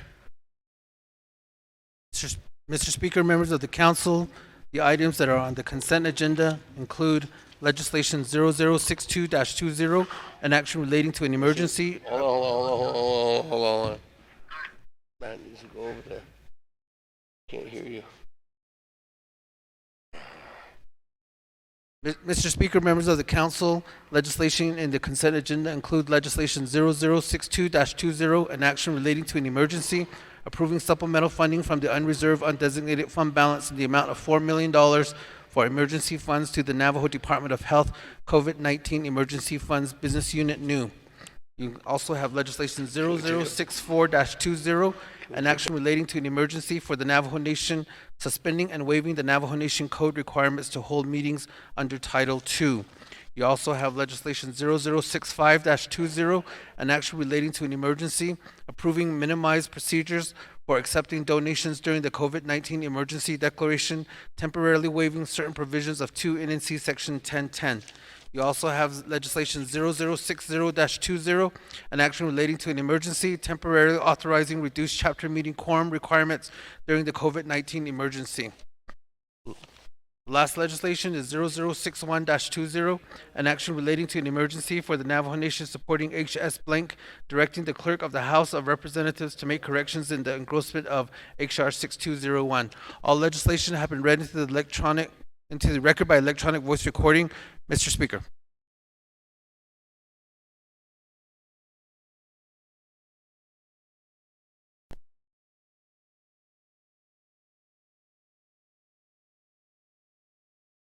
Colleagues, consent agenda 0062, 0063, 4, 0065, 0060, 061. Is there a motion?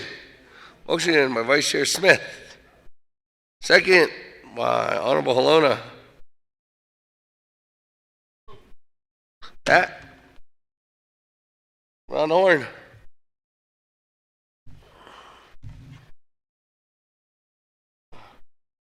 Elmer Begay. Mr. Begay votes green. Key Allen Begay. Mr. Begay votes green. Paul Begay Jr. Mr. Begay votes green. Nathaniel Brown. Mr. Brown votes green. Eugenia Charles Newton.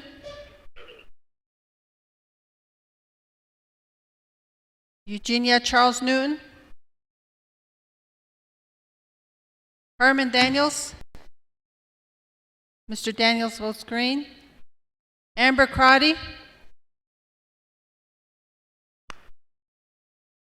Amber Crotty. Mark Freeland. Mr. Freeland votes green. Pernell Halona. Mr. Halona votes green. Jamie Henyo. Unmute them. Jamie Henyo. Vince James. Mr. James votes green. Ricky Nez. Mr. Nez votes green. Carl Slater. Mr. Slater votes green. Raymond Smith Jr. Mr. Smith votes green. Wilson Stewart Jr. Mr. Stewart votes green. Charlene So. Ms. So votes green. Daniel So. Mr. So votes green. Eugene So. Mr. So votes green. Otto So. Mr. So votes green. Thomas Walker Jr. Mr. Walker votes green. Edison Winika. Mr. Winika votes green. Edmund Yazzie. Edmund Yazzie. Jimmy Yellowhair. Mr. Yellowhair votes green. Going back to the top, Eugenia Charles Newton.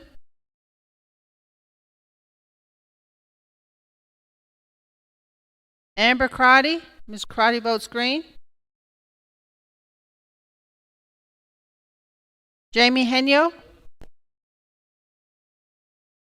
Edmund Yazzie votes green.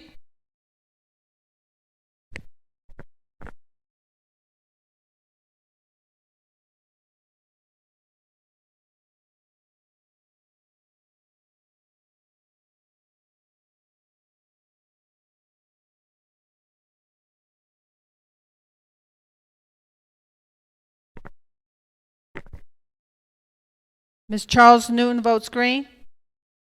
Her vote just came in.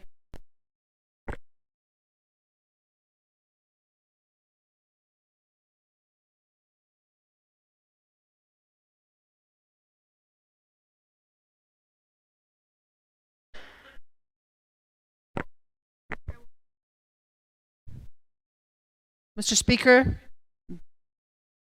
the vote is 22-0.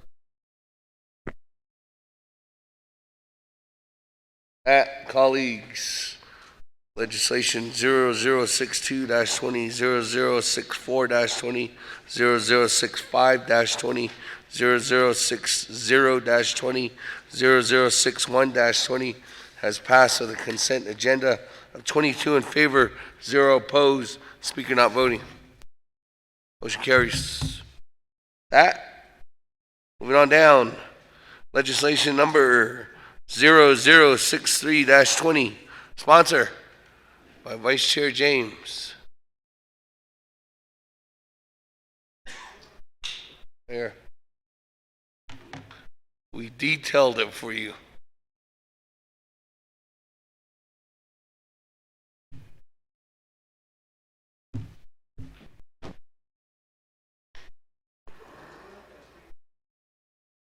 Honorable Keon Begay.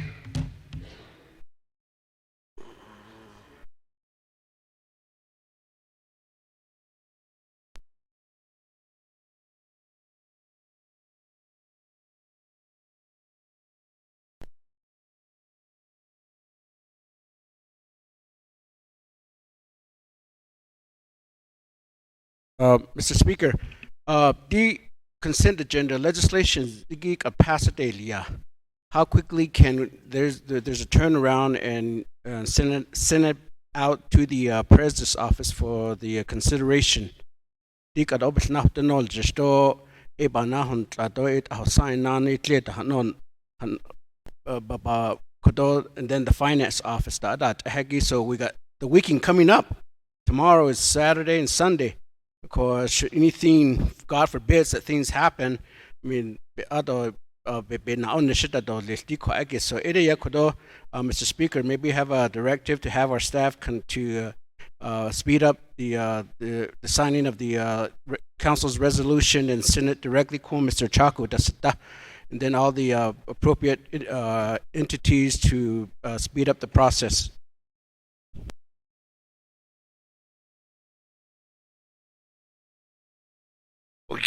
Keon Begay, let me go ahead and refer that over to Mr. Platero.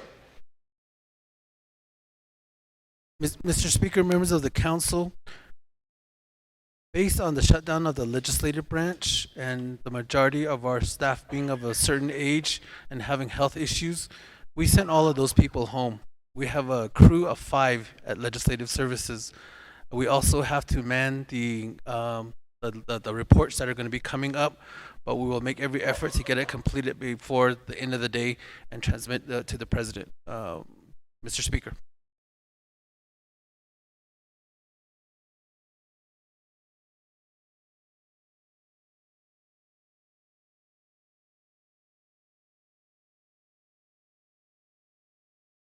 We're working on it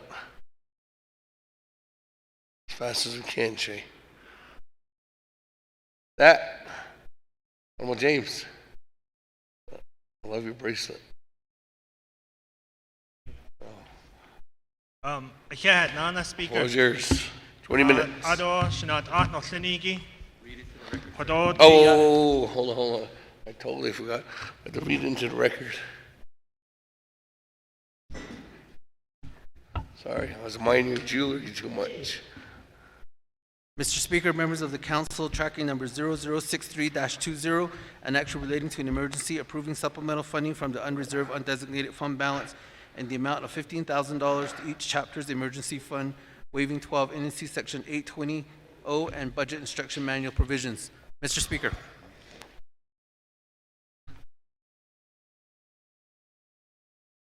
That, colleagues, is there a motion on legislation 0063-20?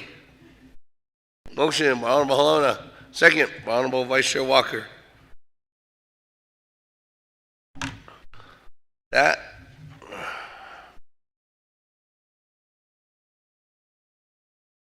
Honorable James, floor is yours. Yeah, Nana Speaker, Nana Sha. Yad Asia Kahasi to Adon that Padot A Niche Deji, Ado Todichin in Shorts and Ajani Bashin, Kia Ani the Chedo Hanaran, the Shinaldo look until the Enasha, and not Ahan Shinige can that the Chi look until it's Trahoye Jedito, A Arj A what are even at Ahan Slon a Konzatish Holdish. A Kodi de Kodo base of Woke Ligi, A Hashil Sot A Partners Nelle. Seneligi, which equador ni, Atlatnes not the Doba Arnes na, Akuni la 8 partners Nelisenel, Oko A de Atlan Ano, A ya A equador, a Schlatata, the media A Kuni la a base of which equador ni, Jotish not A equador, not Sos and Linigi, A yabin the sheet Nesselinko, Oko I need a hat no A beha or Z eco, D de.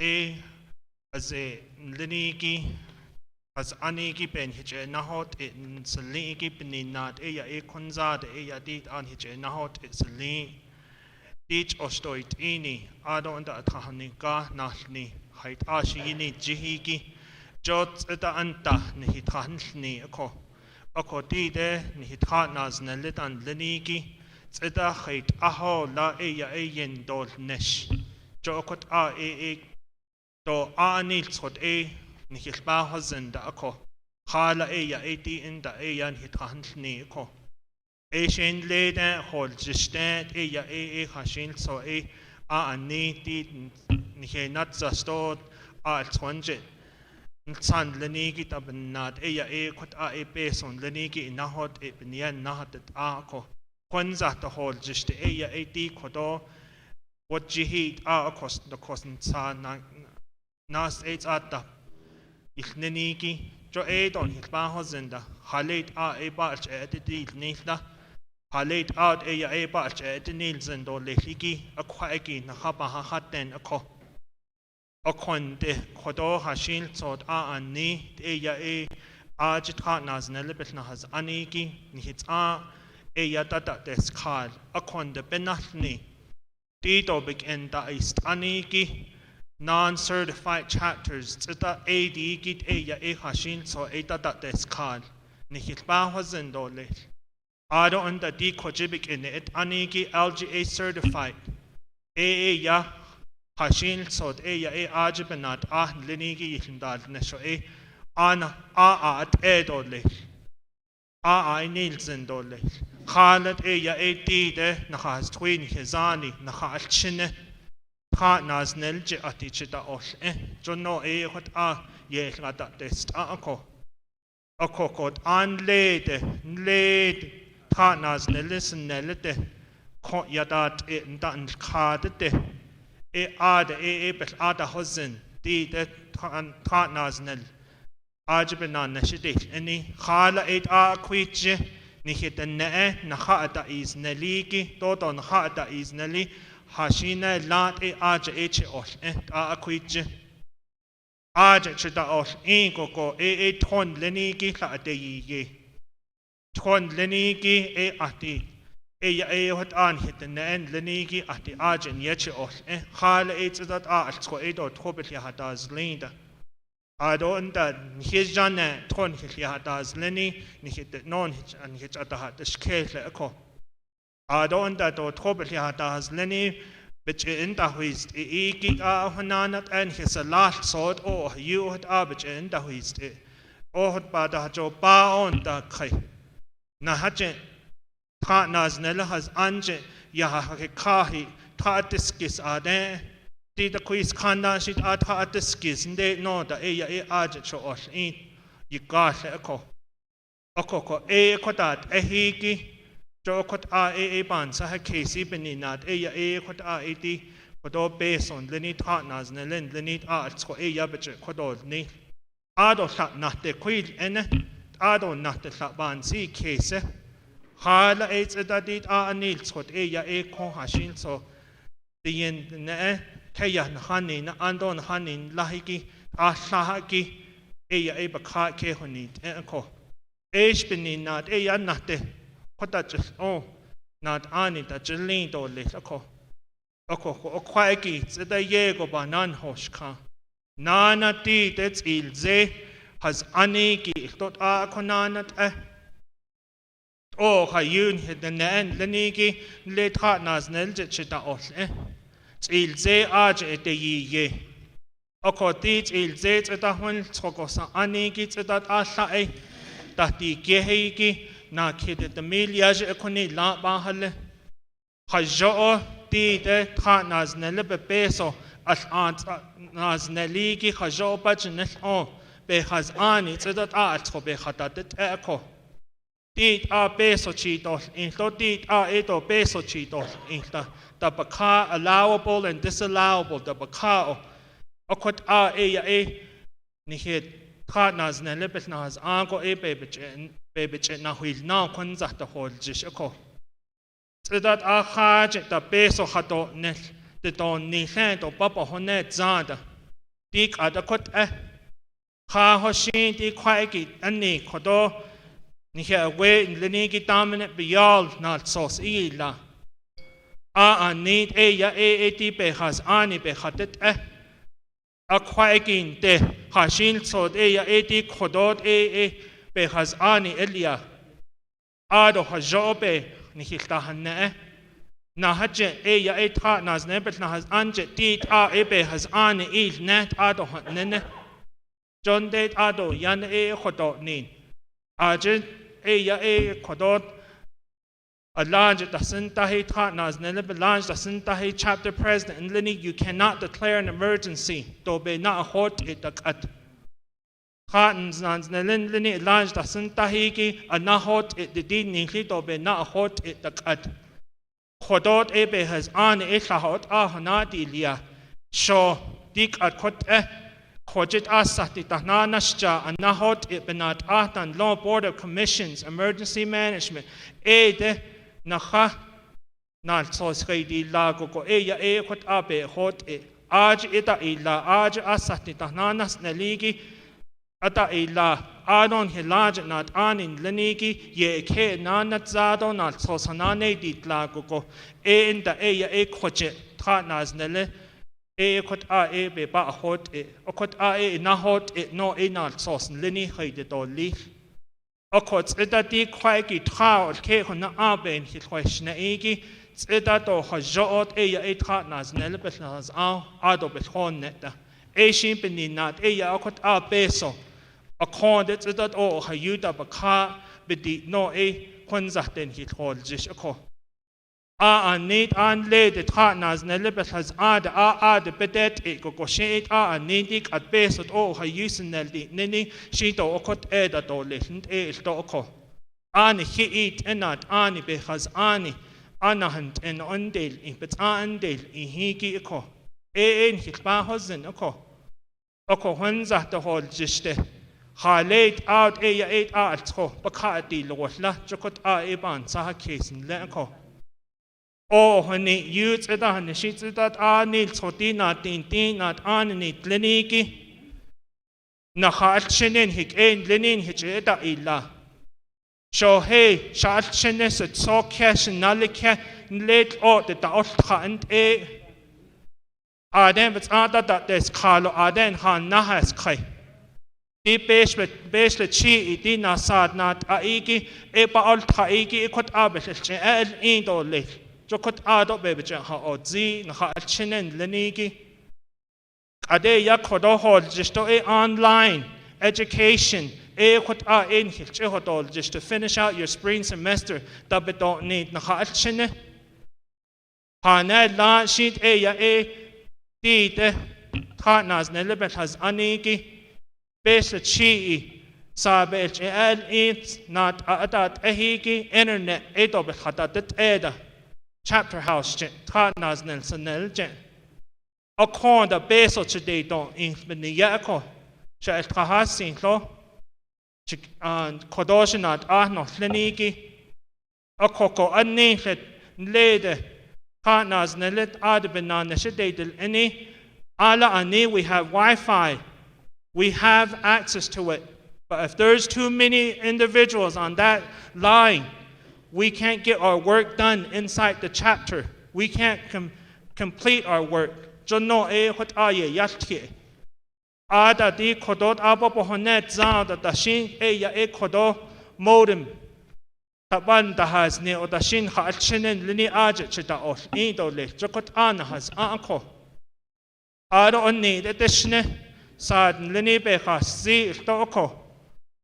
Sedala khait aha e yati hajo e di nihla khala e yati inta atha ni hithanni.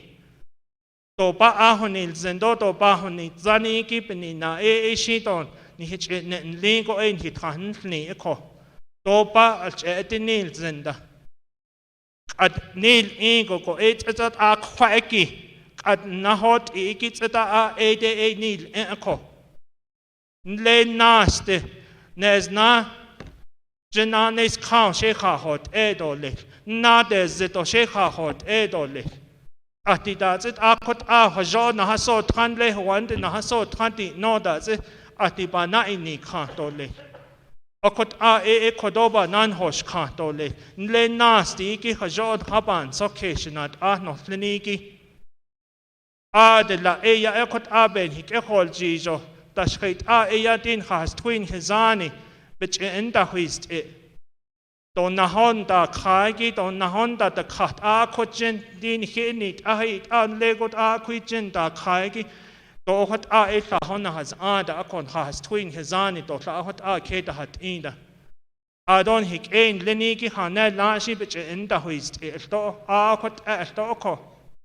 Okoko a digi, it up a hot dot it. And a tisson so, Barcelona. Na it's adot hit the dot ne John hit the no ben hit yet he according le the nas na de zit the shake abe beka na di lo jokot a na has aniki it ako o ho yuge e ya adol lo hit ako yad ako hot a banan hosh ka dole dik at a hananat ni hit the nan lini git the quishi the yen lini like in the hoist Not just also service, or that del card. Okoko not a beniye, no stamp beacher, it's east condol nil, and the order that is called Celine. Okodat, ego da enhik, ein liniki hajo, but at the inzon that there's in additionally the as it do it in the not need do it in igin, it can't need to ba ahonil zinda. Dodon hit bahozen the hashate out a equador nasonan do lit. The a shade of ban saha kesta. Okoko biniye na antin lini the she ntaho ahako. A the akon the yard lineage they don't ink. I don't the nana di art anahot at nada hasta. Harashi that ego tartnas nelinas nelohas tweedo sani. Na has tanigin hithata hodet echo. Aden hityahanda ka. Ani beka o zi any winika hela e neshachi. Daniel so. Chehajo ba adenzen. Has tweedo sani bejenda who is the ajaba at the hayane. Adaze has ta. Bejenda do lieten ado bejenda isiata. The ein legend. Partners nelje chita ot ado hane la shi ya partners nelbet na has ango at east ben da ke EMS hajo pa aden zone ya inlet partners nelje chita ot to ko fire department that tra nas nelle belas aje chita ol o kokoti de tra nas nelle khashit eshi bik en et aniki et a konden jono e check hayizo to ya e khoje Navajo nation hatet e a shabi ga hol je shabi nason lende zit enda tsita jo ba o beson leniki be elne o koti tra nas nelle bik en da ist aniki e a konde ye landa e leo beson leniki hante halet a eto khot a khajobik it hintala it out ya en hiten en leni banana shede del en na hatte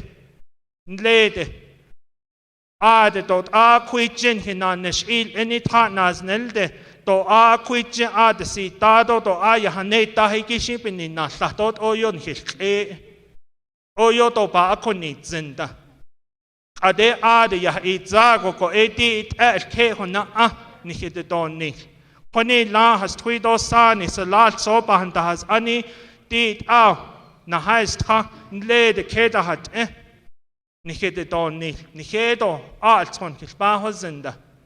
As pe hona ango go eya hot a do walit yard leniki ko shel kahasin loko. Hot ad sad leni be hasti do lekon yard hot seed leniki kon leni sakha. Adonda at ayat leniki konsen na lipen nachit eya kodoba na isis kando leko.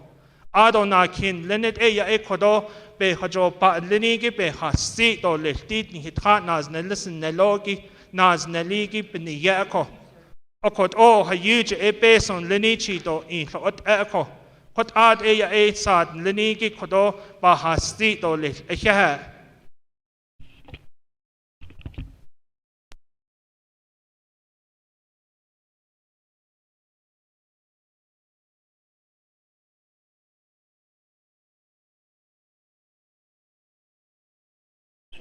Okay, that colleagues, do have a motion second on legislation 0063-20. Thank you, Honorable James, for bringing this legislation before us. Let me go ahead and go to the floor. If there is anybody that's online that wants to speak, go ahead and email or text message Melinda. If not, you can move on from there. This is the lineup I have right now so far. Honorable Keon Begay, then Honorable Eugene So, and then Honorable Elmer Begay. Che, Keon, floor is yours. Listening. Yad ish eno lenigi, ado snanta speaker, ado kodo snant ano lenigi kodo, ado snanta ada Colin da sagi, ado sik eno lenigi ado keda hanot enigi, na be hoba kaya baka has ago, ado chapter officials ano lenigi, ado CHR, ado hit ashi ade dikat banyel tiki do banyada tiki hit ashi be kana chahakit ashoned o. Kudohonen hitche na ne nato li jo da hosliado jo dig ale de da hon niliki jo be iskista hosnen ki masan ki cheda da hagi jo be sta hosna oh you con there's a lot of false information going around, so somehow the Navajo Nation needs to keep track of those false information and which informations are accurate. Akoko di ko ake banet inki la ata de melia je di ka thana ze lobech hoda di link to hatni go ek ko ake akoko lata OMP dia dam bialo liego go ade na soslan hich huila di la thana ze let o khayube peso da holno aj dos peso ado bech holna ko spiga jono na itel kit akoko di ka thana has anhi chapter betlin de sto betlin da anish. I guess conserving certain amount of funding is key, and everyone should be glad that some of our chapters are conserving. But in the situation that we're in right now, at 15,000, think about it. Divide this 15,000 by your registered voters and add another 100 more because a lot of them are not registered. Hasned la peso be ka iliet na halen dolle coordinate da la edit na be peso ti ne the ne na chapter be huil na ko et ayo be chan kiti ja khode ako kwa agid la to jo be ka ko ni tsin do jo ni ai kit eating to that in sin she halet ala ko do chapter base of ko do little gi kwa age edit e ban yel tke do jo ni ani da san seeds ako dik how serious will it get? I guess that's the question for us. And is 15,000 sufficient? Ako kwa aki pa at the ni ado hajon hi chapter between that dotle. So hey, adot o kun kat ozo lingo kun peso o be nana na lakwa hajoshi to the ni dole. Ado specifically for this particular kwachik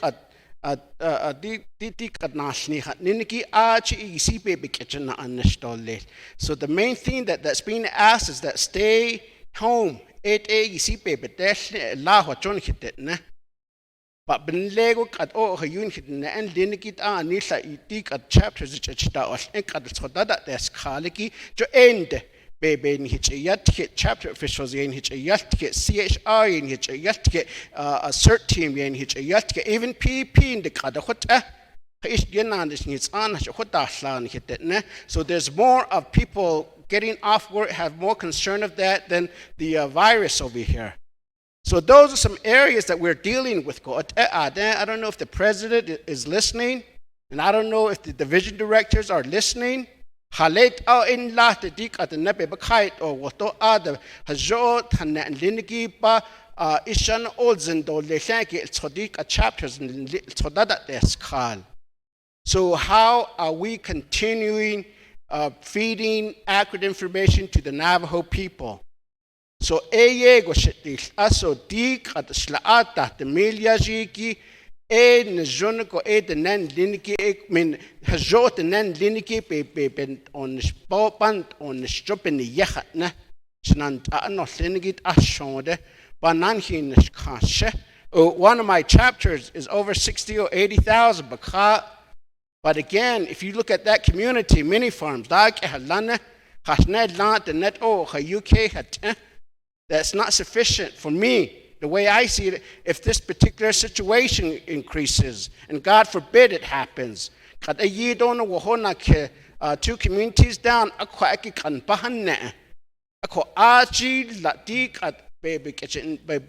on the shanky la equadot or also nico na halon quacky the bonet sada di niniki to shliat eta shisazinke nikit the napati needle local chapters ziki party ne nikishi o adinits and don't hishi to yego that chapters ne dahakishi that's a what in see case do what yale ticket for those of us are continue working closely with our chapters. We know the situation, we know that.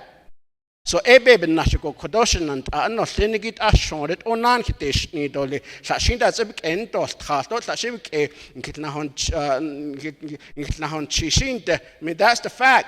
That's for me shisazido shit the neton hit the neki party nido party shisazinge. So with that, Mr. Speaker, I don't know how much time I have, but I'd like to reserve it.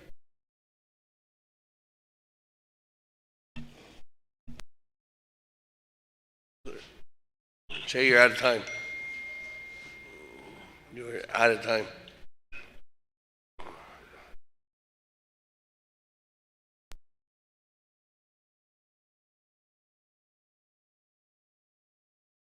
Down.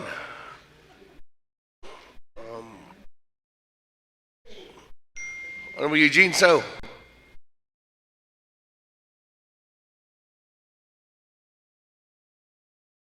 Ni koden hit iso shitil adi de oban so case dollar so has three cons design did per chapter 15,000 per chapter. Some of us has 4 chapters to cover. If we all take 15 to each chapter, that council delegate is going to take, let's say 4 per chapter. He's going to go home with 130,000. So that means I'll go home with 15,000. So now, if you divide that, let's say 400 voters, but this person has 4 chapters to cover. So you divide 400 to 130. The person, one per voter, got $325. I have 400 voters, divided 1,500, go $37.50. It's a whole difference. Can you guys see that? It's a difference.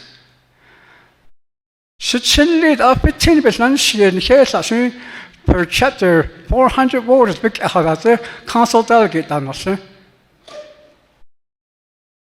So people has more chapters going to take more money home. And it's only for 400 voters. Let's just say 400 voters to get one council delegate. If you think that way, let's say 4,000, it's going to be way less. If you just think by 400 voters per council delegate per chapter, the person that has 4 chapters is going to walk away, go home with 130,000.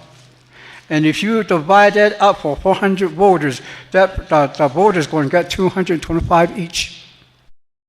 And then in my case, 1,500 divide that into 400, I'm going to only give $37.50 per my voter. Is that equal? The next part, we're not equal. If you count it that way, even now, the 15 years I'll say population or voter that I guess she didn't put it in there. Per voter go that never cut each nasni. So he and it's not going to go by how much we came back home with. Either. How much money we have for our people, either. I thought there's 14 weeks. It's Joban's okay, think about it. If I was a council delegate, I would think about every person on the Navajo Nation, and they should be all equal. I reserve my time.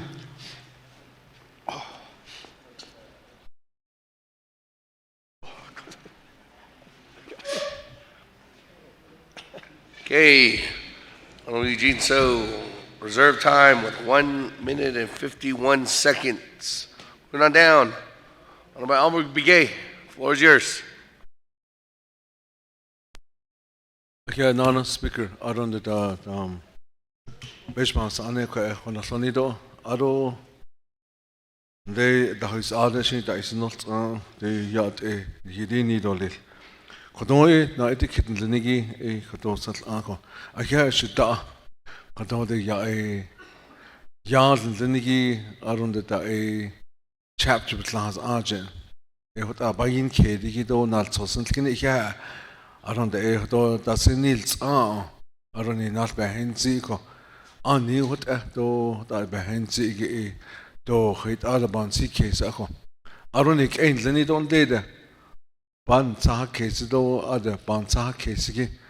Bahuin Zinigido, Bahajabahuin Zinigido, it a bouncy case ago.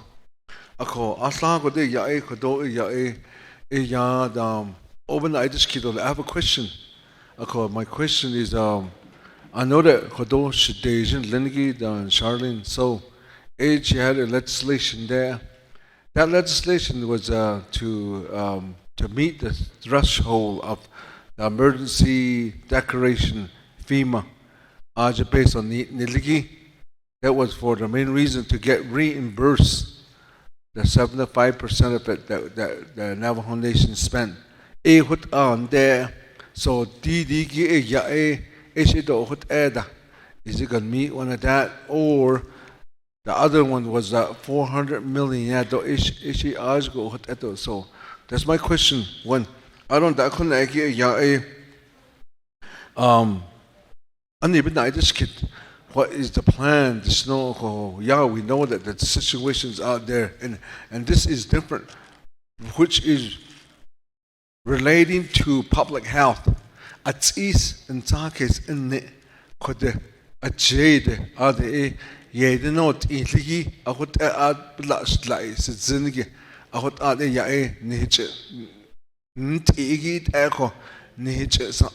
that's also we're facing that. Ako agi bouncy case jo azegi at a batten johane joda every such it na and he can negi ya trata dokis ni la trata kisto lebe lebe that the tlagi be that the bits ego aron dan he tranes gege ado dan dakha ori that and the zel enje bajo bat hasne it large abit hasne as got abananis we understand that that's trogodits ako godon hi godo yad lini godo banani ni kedi for the chapter linigi kwagit I ta pesa banasnel I ta jo don dan sha hodon need ako kwade ya ako peso that's sa another thing that's is going to be saving when that happens. It will be my second question. I don't the operation you can operate that.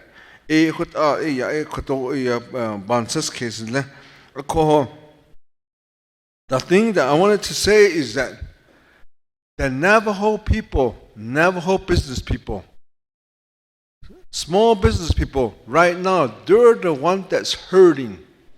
They're laying off their people. But they have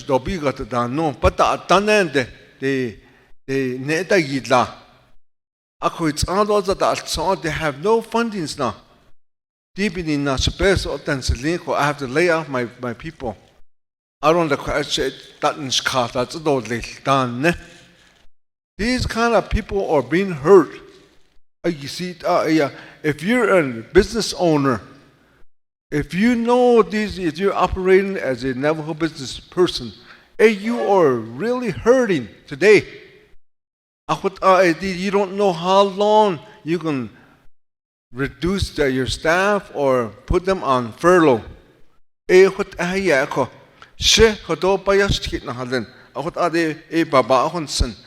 How are we going to do this? These people can, us employees in the chapters, they're still going to be coming back to get to somehow get their work is still going to be there. But these business people, they're going to be hurt. They don't know how they're going to be operating their business later on. Maybe there's any a loan that we can ask as a delegate, as a government, Navajo Nation government. Can we ask these banks or bank as a government? Can we ask somebody to open a loan for them? These small business people, they're hurting. That's my third one.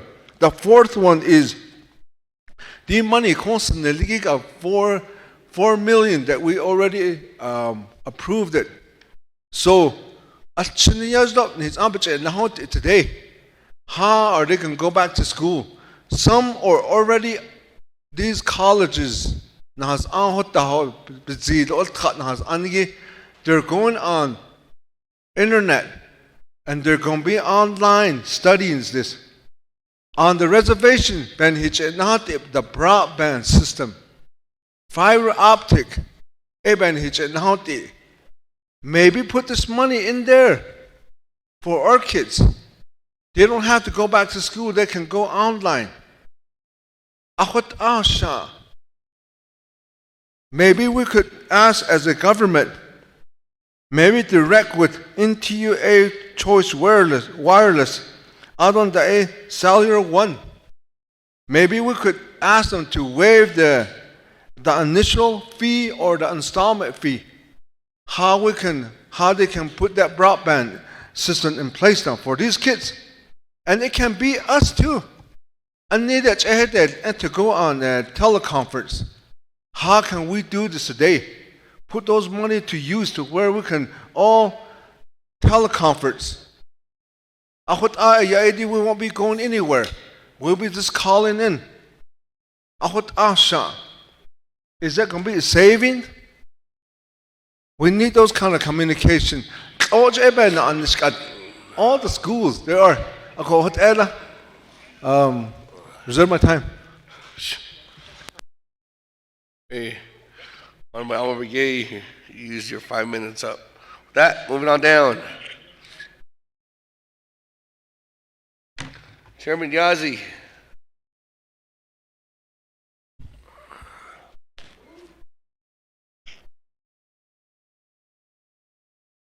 Chairman Yazi, you're up.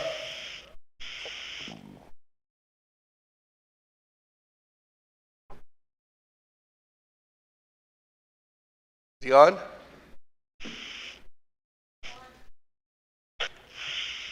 So Edmund Yazi. Speaker, can you hear me? Yep. Okay, just wanted to say to my colleagues that we vote for this legislation. I know we need to get the funds to the proper place so we can get the action moving forward, sir. That's all I have to say. I just want to comment. Vote green, everyone. Okay. Moving on down. Honorable Halona.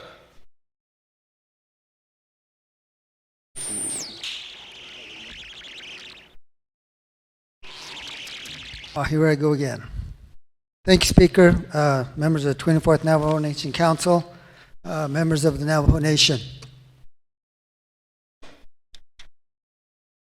At this point in time, you know, we can't be afford to be fighting over money and funds. Mr. President, Nez, sir, you have the line item veto power, and here's the list right here. This is the list which you can use to veto all the people that are the chapters who have excessive funds. There are also some on here that don't have any funds. These chapters need emergency funds. You can cross out any one of those that you like, but we need to get this money through because we don't have time now. If you want to look at the numbers across the nation, California enacted a ban on in-home, keeping everybody at home. That's 40 million people. 40 million. They're told to stay home. The governor put the word out yesterday. By the time it's all over, they're estimating 20 million people will be infected. We don't have time to be waiting around here to decide how much money we're going to be saving. I think it's already too late for that. The chapters that already have funding right now, you estimated that they have about $2 million in their accounts. And this is probably true, but a lot of those funds are tied up. During our council session last week, earlier this week, Mrs. Yellowman told us that we can't change the rules and guidelines so that the chapters can shift those monies, the funds in there to their emergency budget. She told us that it was going to be findings when it comes to an audit, and that was going to be bad. So there's a lot of that funding that you're talking about, that $2 million that the chapters have, they can't spend it for emergency problem in their emergency fund. This is why we're asking to supply some money for them, so the chapters can get on and move forward to help their people. It's already been, I've had several people coming to some of the chapters already looking for their gift bags. I don't know where they got that message from, but they said it was told that they were going to get gift bags from the chapter. And when we were telling them that we don't have anything, they're really getting angry. And we've got a lot of people that came around and talked about it, and they were really upset with us. So we need to get started on it and start moving quickly. Last night I was watching the news report and another report that one family out of New York City lost 4 members in their family. 4 family members to this virus within a 3-week period of time. We're looking at that here on the Navajo Nation now. We need to get moving on these issues. We just need to go forward and get past it. You know, we close our casinos. Next year and the year after that, we're going to be fighting just to keep all our money and keep trying to make money and keep trying to get back into this economy. The federal government is working on an approval to get 1,200 $1,200 to each one of the taxpayers out there. And if it went through the House of Representatives today, then we'll be expecting some more help. But I think we need to really look at it right now and get some of these fundings in place, because we don't have that much time. The virus is here on the Navajo Nation. The newspaper said 14. Tomorrow it might be 28. The next day it might be 56. It's going to be doubling. We can't afford to be waiting around. So I'm asking you, Mr. President, think about it, how we are going to address these situations. We need to really, really get our emergency command center going stronger than what it is. A lot of our chapters, my chapters out there, said they haven't really received any word. They get different word that they should close, that should stay open. We need a solid direction on which way we need to move. So with that, colleagues, I reserve my time.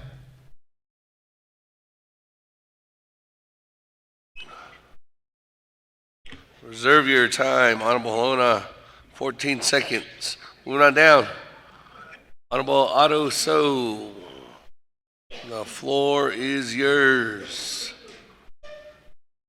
Yeah, just one thing. The discussions that we had relating to this budget, to this legislation, we're talking about population, and with that, but again, when it came down to dispersing the dollars, you had a population of one chapter of, like, for instance, I will go to my chapter, maybe 10,000 people. And you go to another chapter that has a population of 300 people. Where would you put the funds? And akonde. But again, we just at the end said, let's just go ahead and do the $15,000 per chapter. But again, I guess we have to start looking at new ways of setting money aside. Public safety receives about $8 million, fire department, in the sales tax. If we could take $2 million from that 1% sales tax we collect and fund this emergency management line item, we wouldn't be here. They would always have a line item. We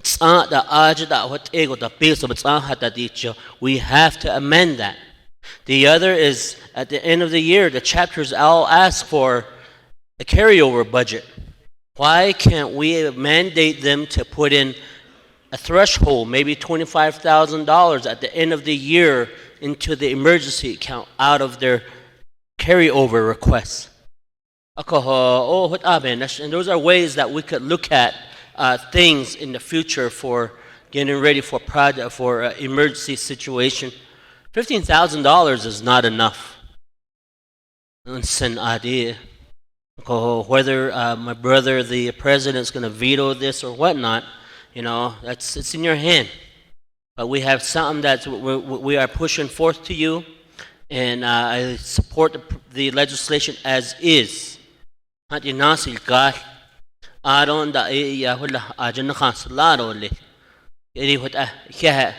my time.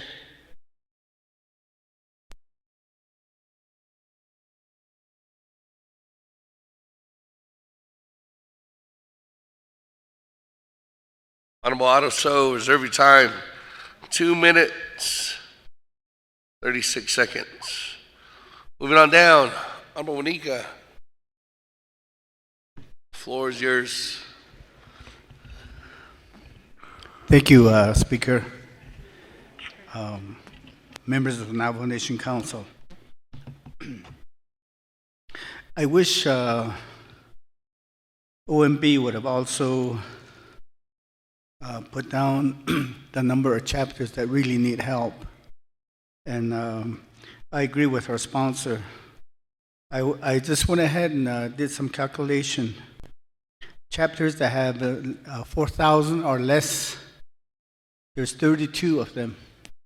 And 32 times 15,000 comes to 510,000. And out of that 32, 5 chapters either have a minus or a zero balance. Because one thing that really upsets me is, why is it so hard for the president to be sitting here? President Trump had problems with the Democrats, but they got together now and helping each other. Contestao in the Hodil Kito Letla. Nihetel Tadata. Edoben Yahwa is Nilda. Ako Ashi needs this. You probably listening, President Nez. Why is it so hard for you to come in and sit with us so we can direct some questions to you? You can respond. You see, Asian Benan hit it neatly. Edo Ben Yenada yet Nilda Hot Niche and Hada at a co quay Ada as a shit. A co nidik at Kodon Hijiton Nil. Did out at that how I gon line out of veto, then we can compromise. A quay is do Shunda. And Khalid di Kodo, did our Araban Yao, ha, show Yanda Hilti. A Kodi Honado, Nitla Hallen. Needed out our Pasadel Yao, the possibility of line out of veto. 8,000 Hallen.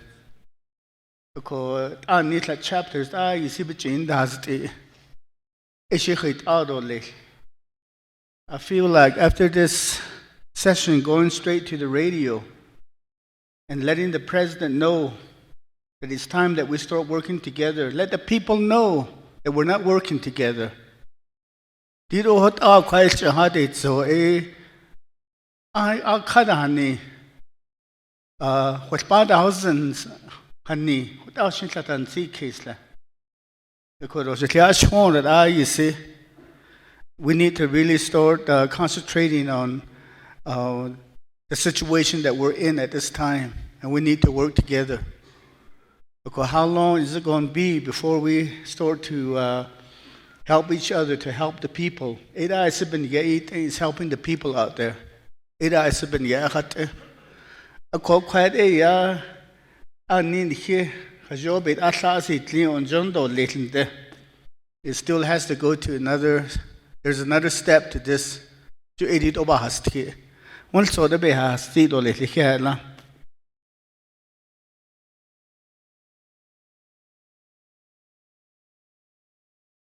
That, Honorable Monica, thank you. Move on down, Honorable Stewart.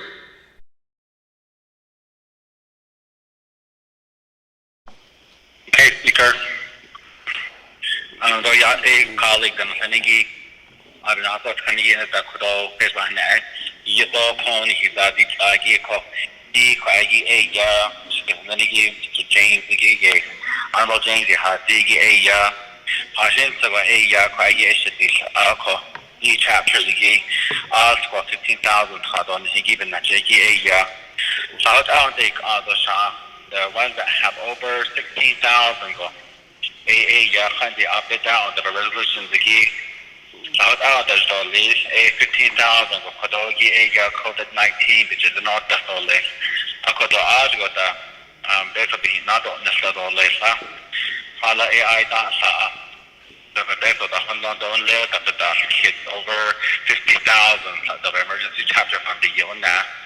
Some of them are close to $1 million in there because I go those are need of an additional auto Kodogi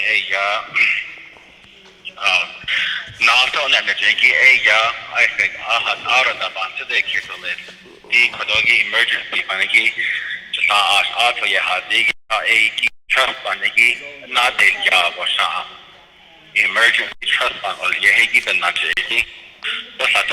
we have a Veterans Trust Fund, we have other trust funds. With the emergency trust fund, but they'll for all 110 chapters. Speaker. Thank you. Oh. Thank you, Honorable Stewart. Good.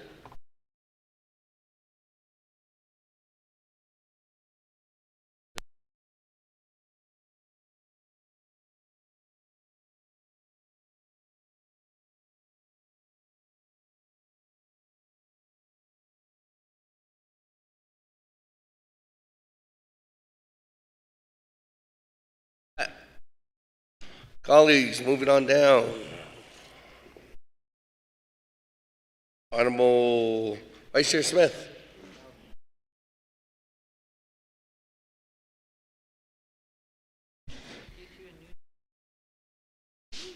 Vice Chair Smith.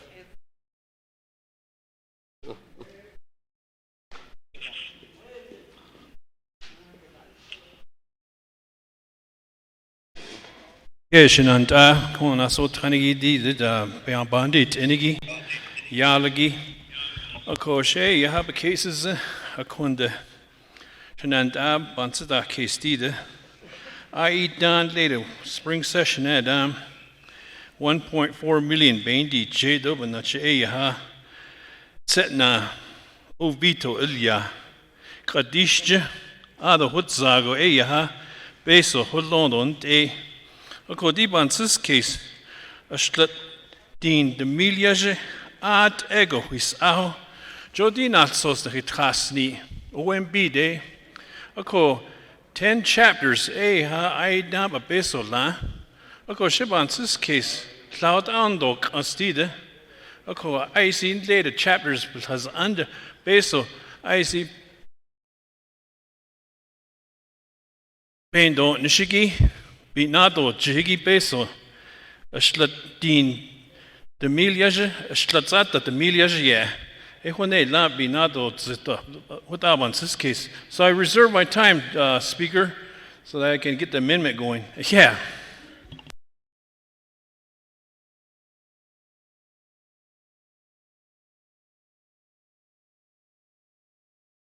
Reserve your time at 3:55. Moving on down. Honorable Chairman Nez. Chairman Nez has the floor. Yat Nanta Aro Zitsilla, Honorable Vince James. Yat Rai Sorti. Yat Shin Kitlahas Agot Nebnant I Notle, Beshbahas Anas. Nha is Nelibenacha.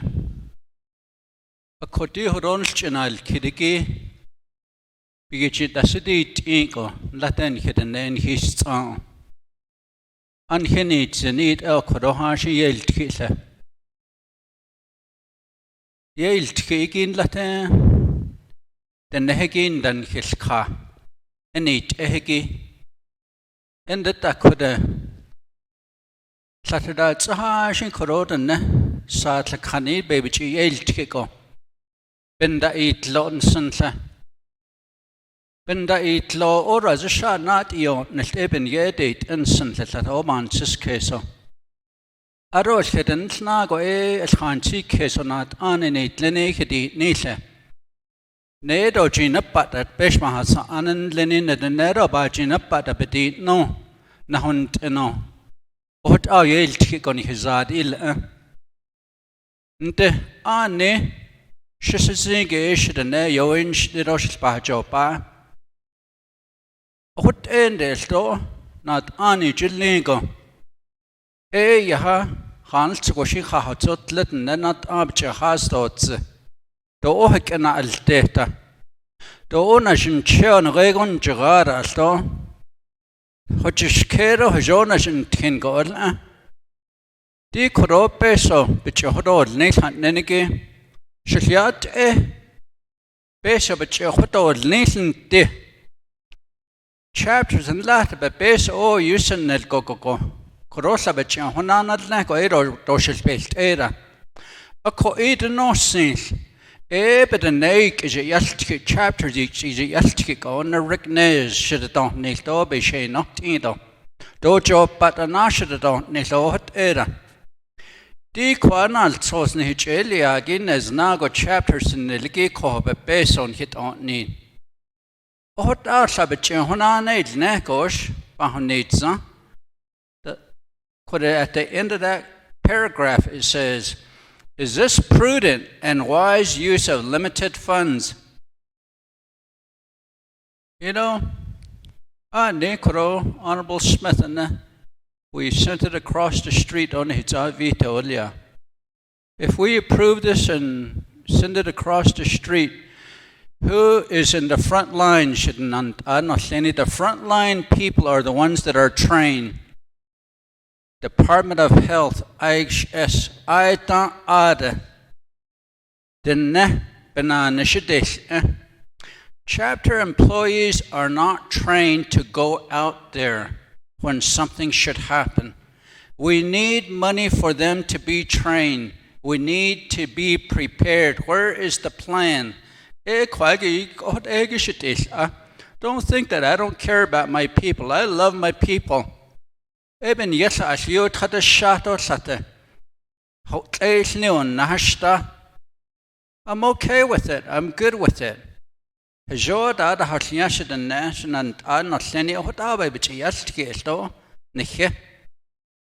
all I want to say. I reserve my time. Thank you.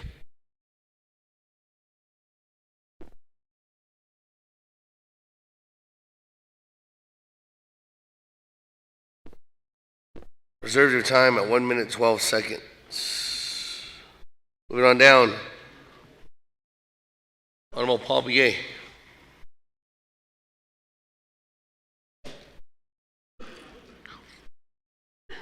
Thank you, Shata, Speaker. I don't know, Tani. Not apasi, Neligi Koe. I hear. Did I see Banahot Sanko by 8 the dot o nahot ita. Dot o nahot ita. I see it hidden in not dusted. And neither hot need so hot and tail. He is sad on the best. And so hot and tail. Had and sheets of the dog and the Kaya. Nikiltasa Aniki, no son, Kiltasa Aniki. Nabin net down, down, Gisniki. A tara nahalo. Oh, Napahan net, Kacha. A tara nahalo, New Mexico, then Asheto, do it's Atan, Kacha. At ya. Quite the Nebekaya Nahansni. Halit ego eya the Nen Nikit Lingo Bacati loss. The peso on his veto anal e. The peso in the hot lazy it at the at what the shina huit got a she peso nahot lazy ot Ashon peso on Hahin Tehet over that the yell call con Navajo generating station. Black Mesa da. Con holonde kat uten. Oko eban saha kieso. The chapter it on nis up a peso da hollo. But I know that in a couple of my chapters, should it ha nazl but has ambekitten shinki 8 aitan yen dalnish. Le koyat hat nen the ad in hemasan hitche. Nahas tui, then hit the nastas linky, corner care package called Yelta Yash at the let concha yanda. Competch jahat ishi baby nahotiki, the naya and dals that nahot lodge tato, Gassigita, Argent dals. Ebony now Koto chapter do, and dals nishkit up a corner. Aro legit and lingi itayicha. Quite I don't show. So 4,000 things the millions doba at eya, nisnel hatna, sting to shop beso.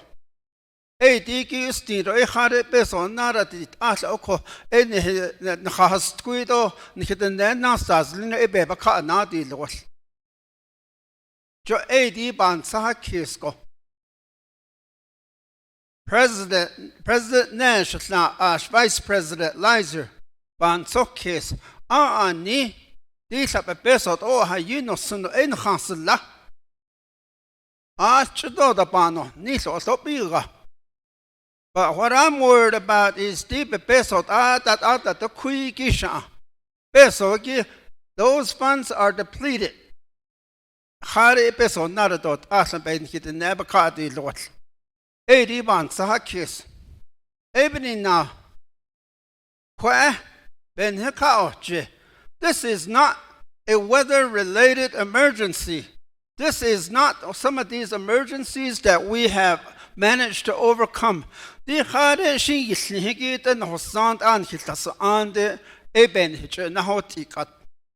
is a worldwide crisis. Oko ebinina, ko en khans ni da, ni ke ne be ban sta keso, ni ke jo pa ni ke yo ne ko ne ben khans to kes, ni ke ne ban be ban so kes.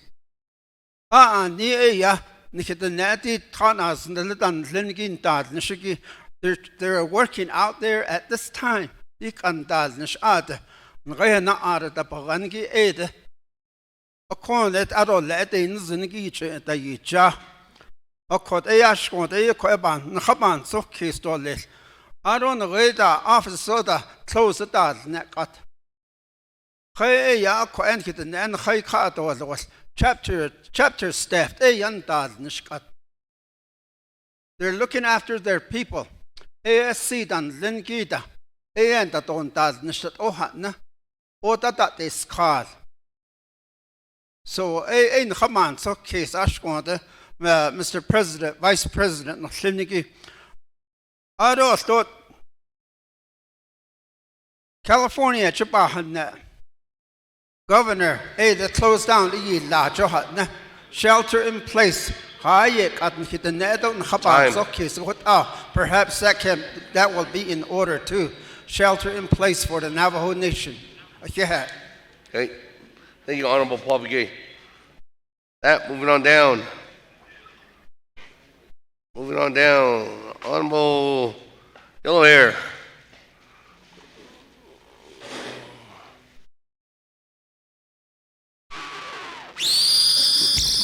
I can't nana she yes. She yet do is she President Nez do she yet Vice President Lizer Donald. She could class hona agwati she did age yadi certified chapter day ya at uncertified or da. Ako halet on Nishe in at Alliance on late chapter because of our community taught that you get out of certified or uncertified. A year he's ordered. Hilt up in a lot of quaggy. It's at Zoidoya Sholako. 45 uncertified, it closed all the chapters. 65 will be continue operation chapter. Akudo Hilteda quaggy. Joshin she yet all are not she yet. President Nazo Lizer. Quest 8 or Tlich and Sordishna. Ado base up in Nasha Quayel. Based on the north needs and Hajo Nahuko, the 10 chapters, 150,000 a peso I down halong is nago. Ego shichinane in Lota, we killed that not is scanner. Did a conde Benia down a citizen Halia. I didn't thought he had no did. The cost Nashniki it got it all little not citizen Elia. I say be or clappy case and see Zenigi. Quay initiative aquagi did on chapter is not certified, get close only. And how open and dotly.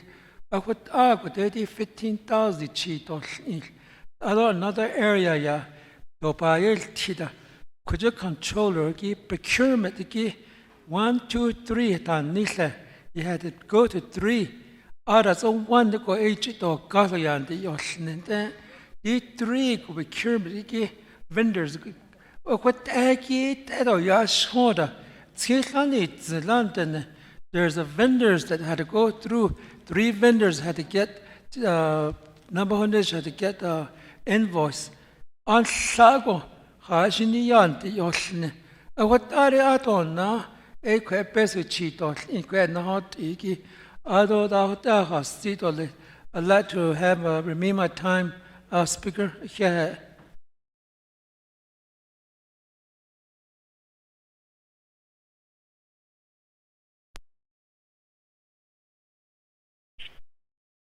We go here. Reserve time, 2 minutes and 14 seconds. Moving on down. Honorable Daniels. Floor is yours.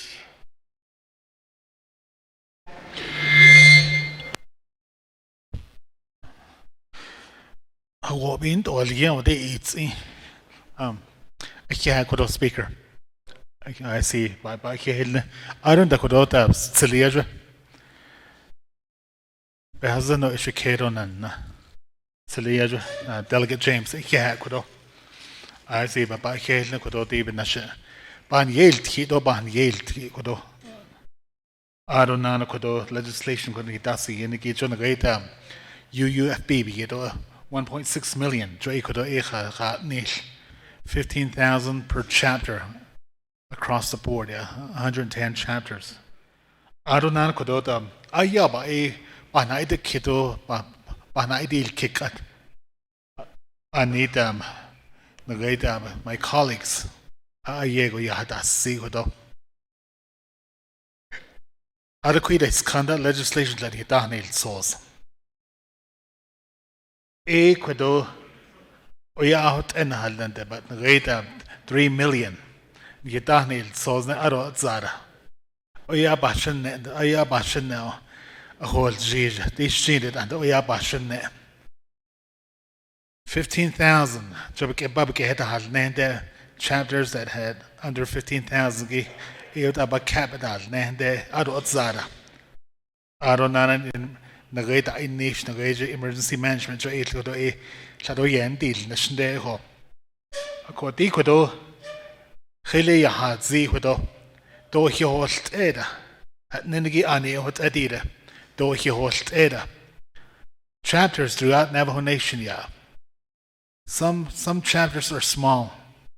Registered voters ayego that's easy. Adonana some chapters registered voters 2,000 like for example my chapters 1,700 1,300 those are the 2 biggest chapters that I have they're below 1,000 I would agree with though if it was a 50-50 formula go data but the 15,000 I helt up to hold on letigi ashi na ze to tin arona kodoba o zi so chapters that in niche throughout the Navajo Nation non-certified chapters la hoda kata that is called ishi khait ayen deal so that's a national dollar so man's case what did arona na grade certified chapters 8 and the in niche go arona ko has ani adequate scandal the office of the President Vice President. Ajatam Delegate Freeland, Dosho Honshit Aji Nagay NAPI Navajo Agricultural Product Industry. Farmington that day dividend not a slaya $1 million. A could live ben that on Nishbenia. Dick Aquadi ho agi. Nye Nahot Ben his ho agi. Jay ben that on Nishbenia. The most vulnerable. Adonana na grade first responders yen that all should know a pepa how zin Adonana kododita first responders CXRs zero with a pepa babashane laid it had the ka PPE be that then. Personal protection equipment. To be the halnoda gloves na she da stain. Mask da stain ko. So ye go ba shin ne ko. Ado nana na small businesses they jegi. Aba weshne ko na part closure. Ye go ya da hosh small businesses. Edo ado lake and da len ekere da na slink at. Ishe khait aba kail ge do lesson so ban sas case ho dida. Ade do I've been getting texts every minute. The great Manama Valley, Antelope Canyon. Ajata in the ski, na nashata stadigi. AIC bashin ne ajago. So 80 hotel ni kodo bela seat, link without legislation that Naswalia. A bend that on the sugar aids were behazano a bend that on the shadigi. The great president, Bishi Kai Ladan. So, area, Babashan Natide. Aronana Nagay throughout Navajo Nation, Kajagaho, the Netan. Don't give dollars to the chapter. Da no ya da hat zikat. Do Joben da ansta. Actually, Yahon Zinibina. Ibina, Kojugo, then Shika Kojugo, emergency management. Niche first responders. Di kan ho given na shiko ben ada tada the kato yen that or nish. So you hot ban sas case ho. So speaker hot ha said all it but kodona gay ashin ya ban sas state legislation kodo. Thank you. Speaker. Alright. Stated.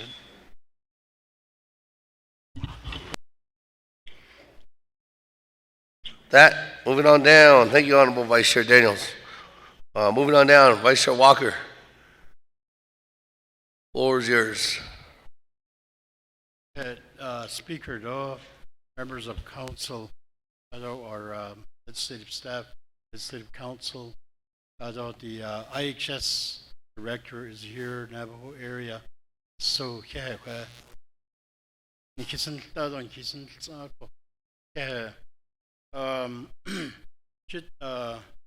I'm ready to vote green.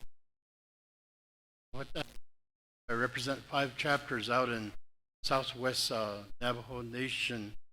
These chapters are standing ready to receive aid from the Navajo Nation government, mother government.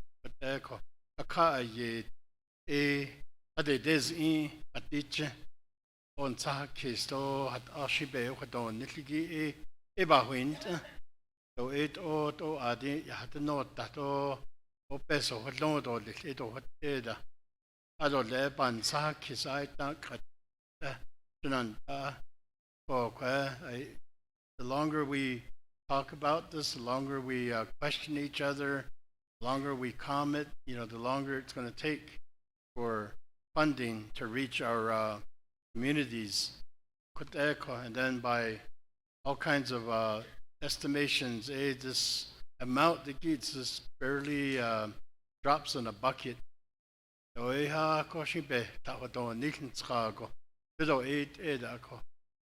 the ansakis eka ye the ansakis the net yahdis out ashin ye haudna aye betzil aye yat ahon zakis toli. I think that best or not with the notes and since I think some chapters can really make that money go a long ways.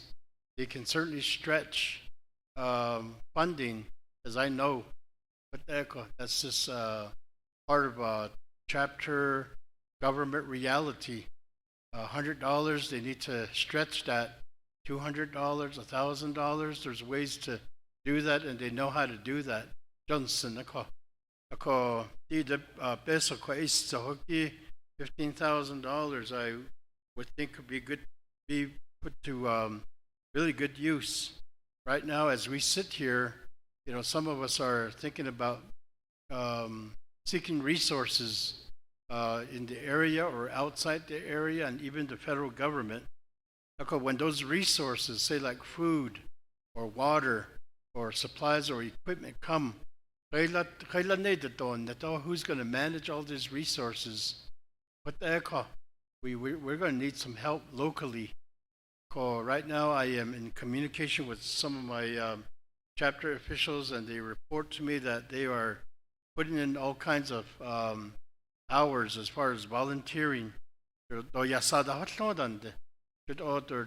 telling me, round the clock. Didi peso yahanite la hilit kudin ado let anet to lichon so bansaskis. No doubt that I expect resources, aid from the state, maybe the counties, federal government, to reach our communities at this time.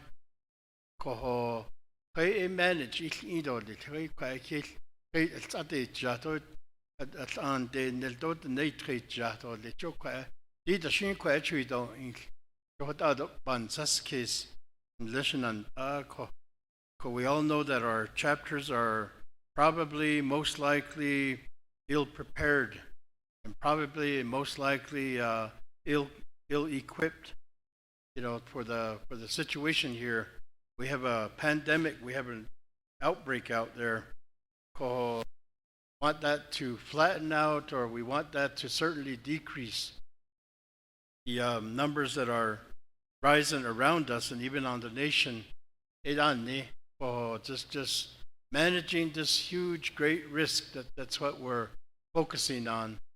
With the little resources that we have, certainly we can put our heads together and we can be part of the problem solving, be part of the strategy development. I believe it's all about management, managing our human resources, managing our time, managing our whatever little money we have. I'm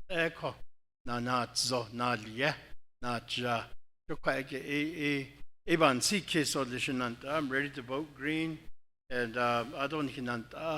when it reaches their office, their desk, I would encourage that they have my support in having them sign this into law.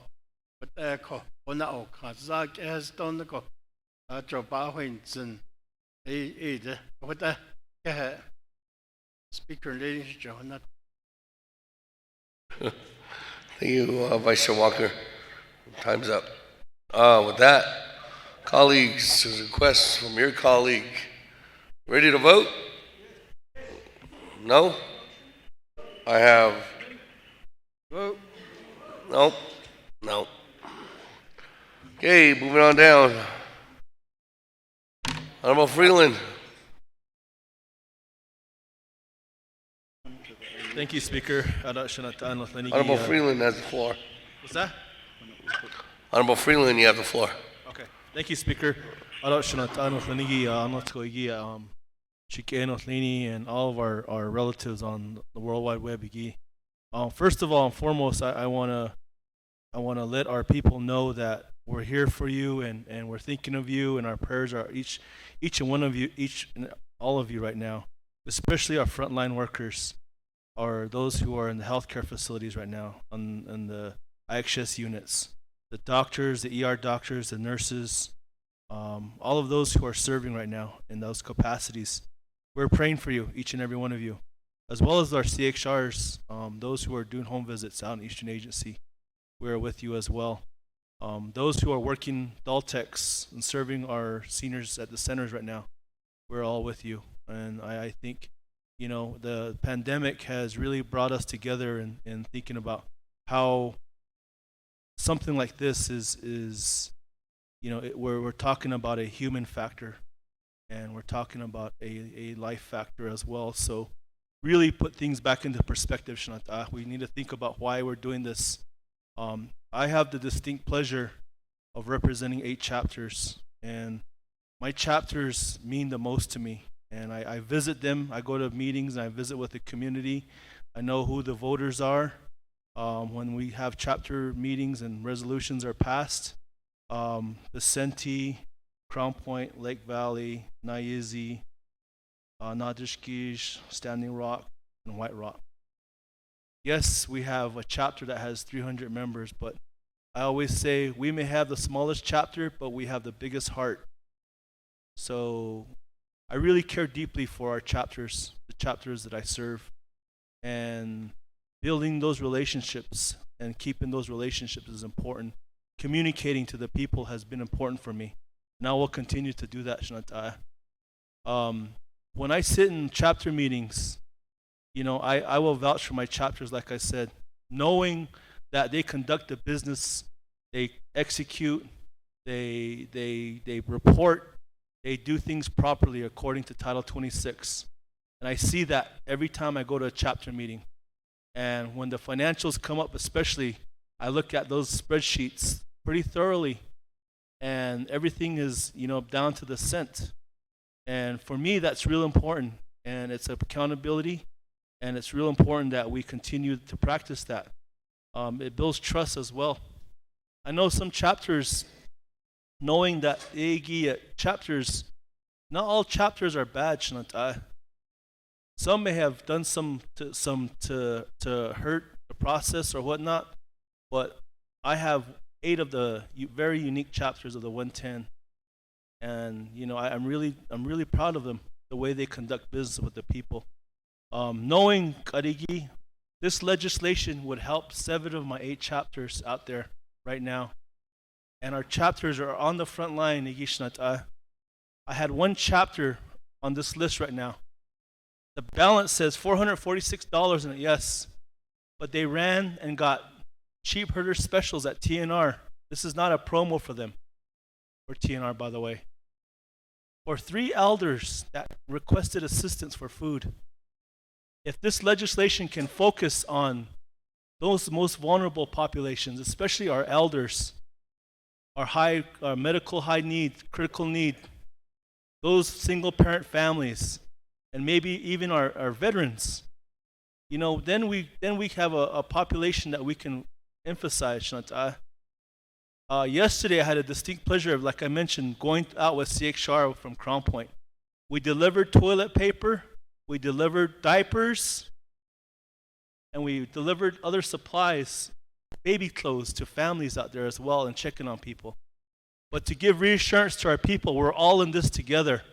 I think we need to re-emphasize I thank you, my brother, Honorable Vince James, for sponsoring this legislation. I really, I'm supportive of it, because it'll help 7 of my 8 chapters, like I said, that I represent. So, thank you very much. And I don't know if I have any more time, Speaker, but I'll reserve the rest of my time. Every time at 17 seconds.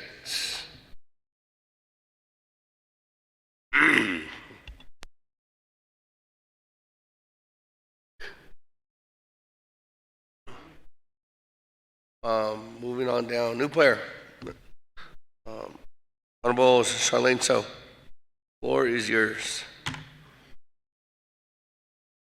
To all the viewers. Thank you to my colleagues for being here and present. Charlene So has the floor. Just listening to the comments, the presentation of this legislation. The legislation that I had proposed a few days ago, this was an issue that I had taken wholeheartedly, and Anita Herman Daniels I don't let that as legal. Lay OPVP she na need, and he would have said yes, he would have signed off on it. The funds would have been there. I don't lay naso net nidget the question had issuing disaster we would have been prepared for that. Ako egg at ayisa bansis kesko. I've been losing sleep over this. I've been worried about what our families are going through right now, the people across the reservation. And, with the stipulation, I posed it, and I did reiterate in my legislation that within my legislation, the funding, the spending at the chapter level would be monitored as well. We're posing questions, what if it's misused? And this is if we give more money to chapters that have monies, $50,000, like I have in a chapter that has $61,000 in their account. I'm worried about that, and we just need to give the necessary needed amount to these chapters. During my introduction of my legislation, it's been posed to me that there was no collaboration between the council and OPVP. That this legislation is on this discussion, on this agenda. Now we're worried about the president line item vetoing it. I thought the initiative has already taken place for our council to go across and say, sure, President Nez, this is what we're reintroducing. Please don't line item veto it. I thought that security and confidence was in place with this legislation.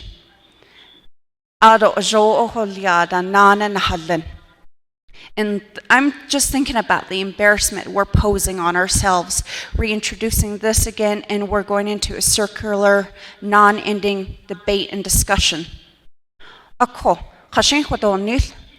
I will support this legislation, events, because I'm very considerate, I'm worried, I'm compassionate about our people. I want them to be safe.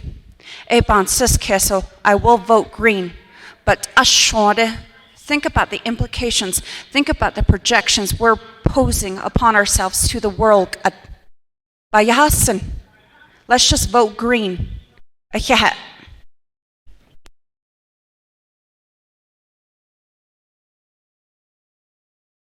Okay, moving on down. Honorable Nathaniel Brown.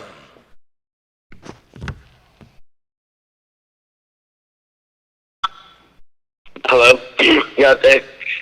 Speaker. Thank you for having this important meeting, this council. It is definitely different, and we're in time. I hate to say this, but we're in dark times, and I'm speaking on behalf of Chochumbito chapter, Kayenta community in Denahutso. As my colleagues, you're all aware, and staff, that I keep getting phone calls late into the night about confirmed cases, and it seems that is coming from one area, and it was a meeting. And right now, what I'm getting is the services are not being delivered. There is an incident command center that is going up right now as we speak. I was just on another phone call. And first of all, I want to thank everyone who is really contributing to this and putting their health for our people. And what I'm hearing is this is going to get worse. And do we have enough money for this? And I want a question to the attorney. The chapters, we're going to utilize the junk food tax money. I know I'm a little bit off the subject, but we're talking about money. And in this time, my people, all Navajo Nation, when we go to the stores, we have a lack of food and supplies. And I know we did submit our supply listing. But my community of Chochumbito is now being on lockdown. No one is allowed to leave or no one's allowed to enter. And there's still not a lot of testing. The CAN to IHS is out of testing, so they're referring our people to other clinics, to Chochumbito, to other areas. So I just want to brief the concerns, the prayers. It's what we're asking for. So we're doing our best, and our chapter manager, Evelina Gray, is doing an awesome job. I have to debrief her, I have to encourage her, I have to tell her to keep herself safe. We all have families, we all have people we love, we all have people we care about. So, so at this time, I would really say, just encourage all of you to vote green on this. Our people need this. They're waiting and they're afraid. So at the chapter level, we are organized, and every minute we have people helping, and unfortunately we physically can't be there for some of us, but we're making all these phone calls. So ADS and all AD teams, the one thing that I would ask is please pray for one another. So so thank you for listening, and I'm going back and forth on all these phone calls. Let's get this approved.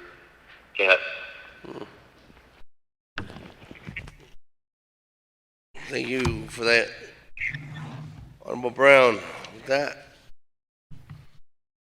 let me go back to sponsor. I don't think there was any questions. Was there any questions? Oh, Elmer had a question, and Vice Chair Smith had a question. The floor is yours. Nana, Nadi Kitten Linigi, Betnahot, Ako, Kodo, Shizendo, Nadi Kitten Linigi, Elmer, Honorable Elmer Begay, Aji Yana Adel Kid, FEMA, he's no con Lake Nahad Gadan, Ada Beso. Not Nahalia Han, Zachi Shi Han, Haned La Shi to 8 arts, for a not nada Halieda. Ako Kwanza to hold just the later and Nahot, it has land down Don, Hithatnas, Nelidan, Lenito, Argent, that Neshi. The Quishi, Aja Kinahal Gajer, Bebe has Anigi, Yeta Illa, Donald Sauce a Deila. Dish Jean, Hithatnas, Nelipitna has Anne, Ato Beso, but Quandad Netta. That was 2-3 years ago when we had that incident. The FEMA reimbursement has not reached back to our chapters. Okoko Eshi, Kodod, Anihi, Behaz Anit, oh, Hayubek, and Asil, Onigi Beninat. Oko Kwanza to hold just what Anahot in Leko. Dik at all what Abahanna Netze, Hoshi Hanza, the she. Nana Hede that's it Ashon. Nihilchina dot Kuni Lan Hitch a Konalia Lan hit that need or little. Ni a Kotzago, Goshi a Nilaho, Nanat Edole, Sahot Anahast Adole. Adonana did the nan hit the neck and that the Kai. The north top behind the Toko.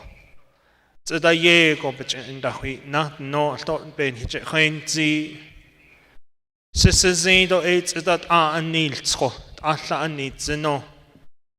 Eya e Hashin so Beninat Eya ein Hijata Stilzeli. So that and Nils ho. No ho car the internet need Lenny corn and hit Elia hits the hate Ahoshi. Ye go ban hinne. Dobin not chan linigin hisa Yegon has twin his an in hits ya nast edos height edole Jokot ishizido ban sis kiss Oko digi it kisin so but it nahot it ahot don't niligi Asha yato papa honet zanda Hal it's that anils ho Nahas twi his an hot des adon lay away not or children but hatney kaigi what Nahata horse absolutely. You need Leniki has no large sheepy he Kaiselin. Oko Kwanza the what Bansis case. Ado Nana Dan she yet Honorable Jimmy Yellow here. I thought Kodona Adesh kid quotes.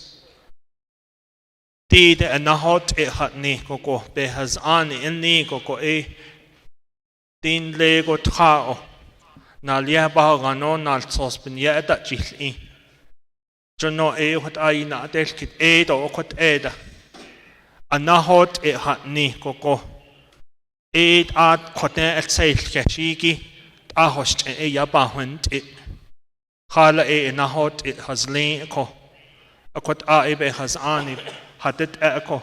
Hashi nana lawat ako Honorable Jimmy Yellowhair ako. Ako kwanza ta hol just kwan kwaike na de kitten lenigi. Ado pan sanana kes that ashonde. Kodo besh pa sa ananit lenigi. Dide ato nakahata keshmish ndoha. Tsida kwaiki na halji shenta jo itat na adalt oze bekeya. Aden hat adech the queen desert the quiska ko tsida hajo ba ko yen sad aden na dit an lede ato hot an hitan ni heta ke huit ene tsida hajo ba ko hot an hilta na hot diljish non lede tot set nande anadalt oze ye hat zi sli ko eben nach in sokke so to juk atrag ade din de zit le trotz nande anadalt oze ya aje be ba hol ji jenta tsda hajo ba ko aketa hat energi a aje belta na hot diljish le konza ta hol jiste Nihishin il tot a kot edole. Nihishin il tot a hot an hilhuido al. Bahazon that's in leti ashla hands at shin desert shin ado shin da it ayat eho ake honit enegit a shin hiltana hat doljish. So edo benacha in chokke shinat a not lenigi ko. Kodo yego ba na inchka. Besot o hayu. I don't that partners nelit I don't kuni dance and nel. Di no ba hade zihi eben nacha in so case. Dik a base at all ha use nel di nini. Shin late di ishla nachajit shin de do bigata. Adats in na kinde zidje. Eba biga. Ni partners nelin has anje. Eben nacha in so case. If China is coming back and reporting back to us, telling us they're finally getting back into their livelihoods, and it took them 3 to 4 months to get back at that standing point. We need to understand as Navajo Nation, that's how long it's going to probably eventually take for us as well. Maybe even longer. And so all this funding that is sitting, that we're saying that is in the emergency account, and then asking for this $15,000 for each of our tractors, it's not going to last. It's not going to go very far. Most likely, maybe up to 2 months. Then what do we do beyond that if China is reporting back to us saying that it's been 3 months, 4 months, because they refer it back to this starting back in 2019 of December. So if we look at it and think about it in that way, it's a different perspective. It's a different avenue for all of us again. Kot a ya e kodo behanana sito banan hoshka sudat ashonde obe la aditle obe el ken di ka jokot a ya e Kodosad lenigi nat a behanasi dole. Yeah.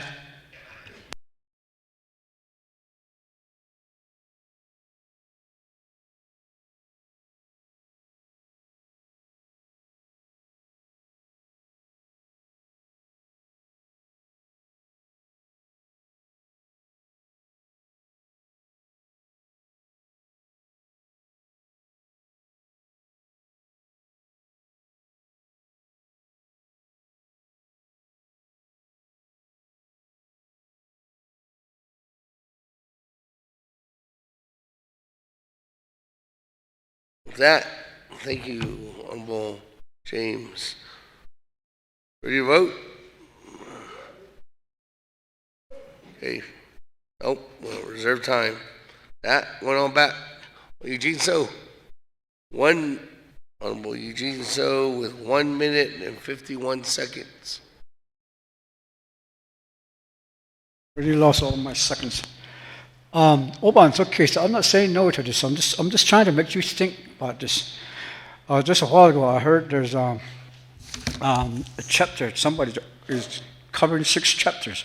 If you think about it, 6 chapters, 15,000 per chapter. The Christ, you know. And then, if you divide that up, that's 90,000 to that one council delegate to all the chapters that I just taught you.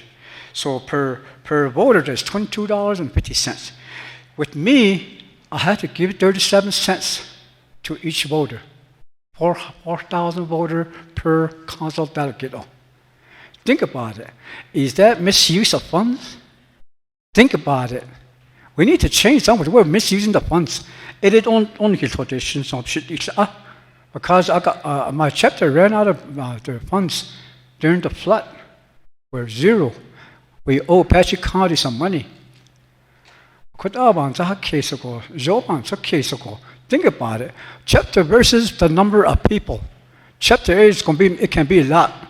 But people, is how much we have to cover there within those chapters, the numbers of voters. So there's a limit in numbers, how much per chapter the Queen at that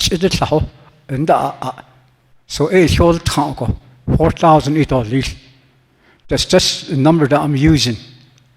So with my 37 cents to each of my voters, against somebody giving $22 to their voters, there's a big difference. Somebody's going to sue us for this. We're giving less to somebody. Joban's okay, solid. I had to stay away from my wife because she works at the hospital. So from now, when I go home again, I had to wait away for another 15 days. Thank you, Honorable Eugene So. With that, moving on down. Honorable Helona, 14 seconds.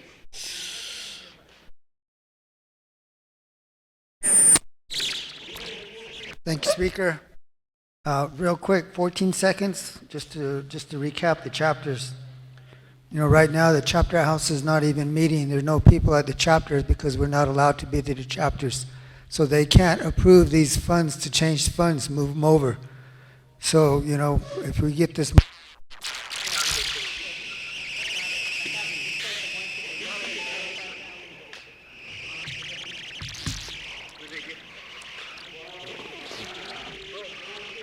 Well,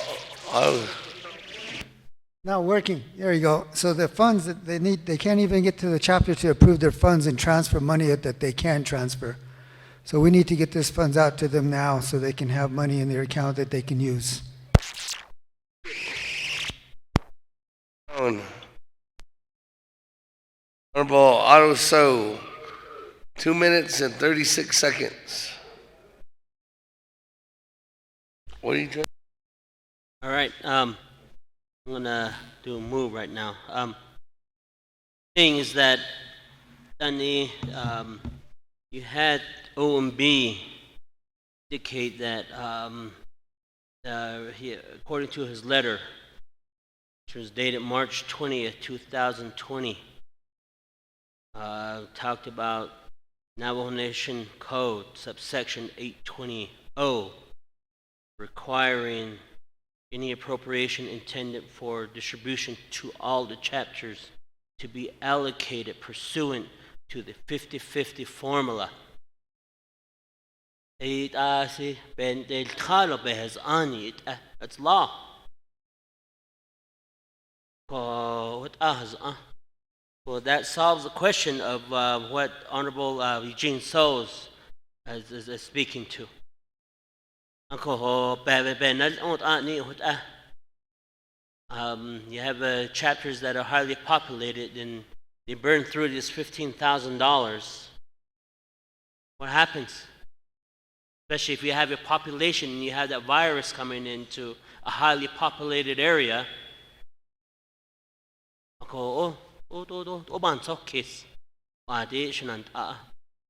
I guess this type of funding mechanism came from the past previous council, because the smaller chapters not smaller chapters, the chapters that have the lower numbers wanted the fair amount.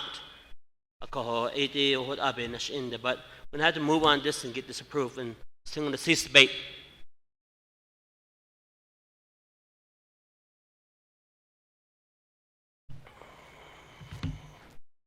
That, moving on down. Wait.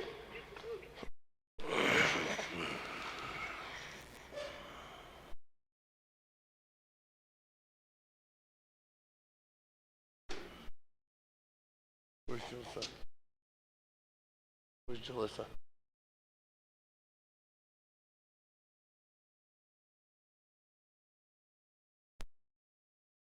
Eugene.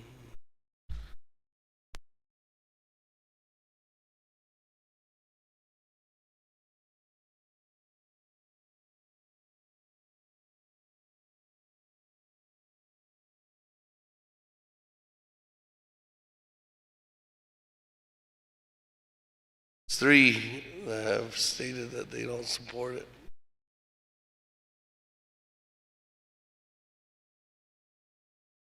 Six, 7, 8, 14, 15, 16. Plus 4 on the phone.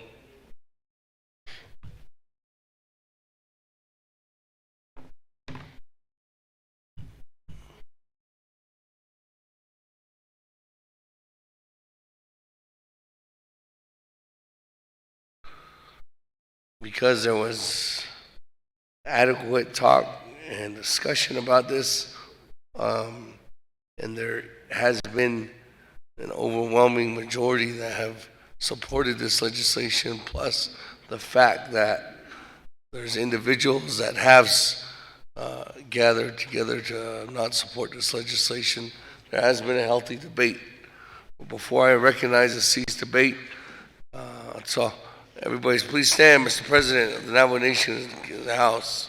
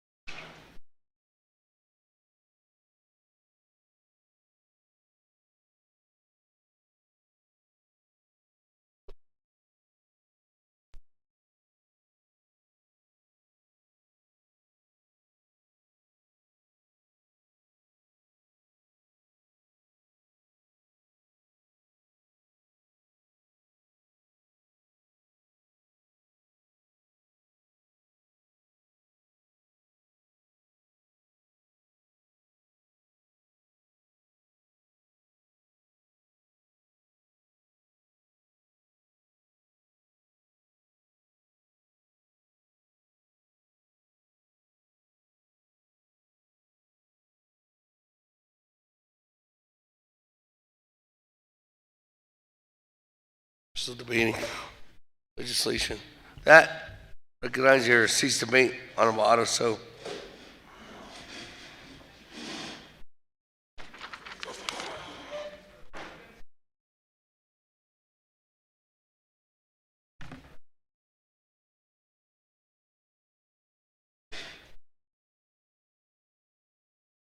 You want to sit by the sponsor?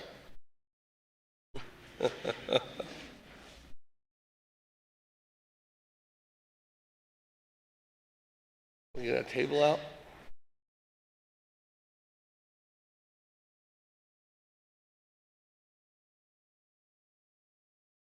Oh, you sit over there, Mr. President.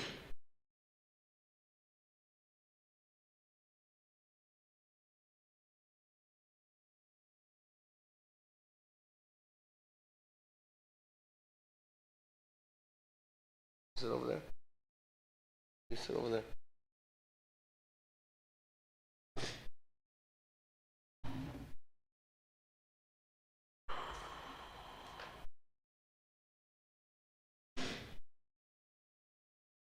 Cease debate recognized by Speaker.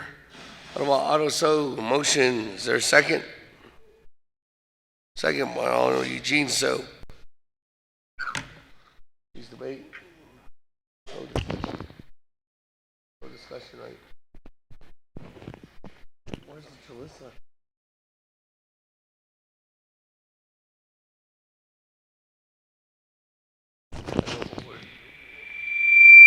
I know, but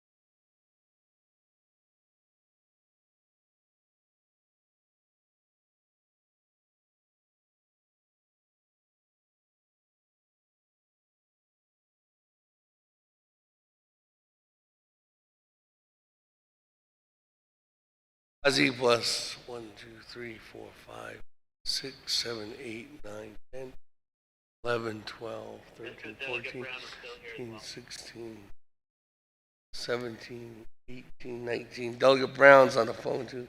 19. That, round the horn. Oh, question of privilege. Honorable Daniels. Thank you, Speaker. Yeah, Arushnanta Noshlaniki. Yeah, Kodota, Shanala Kodot, Yetiania, Arunda Kodota. My question is can we hear from the President before we vote? Shanant Anoshani Belke was Ziggy Untan, I don't Ajoshbiga. So I had about the Kapana Oshka. Thank you.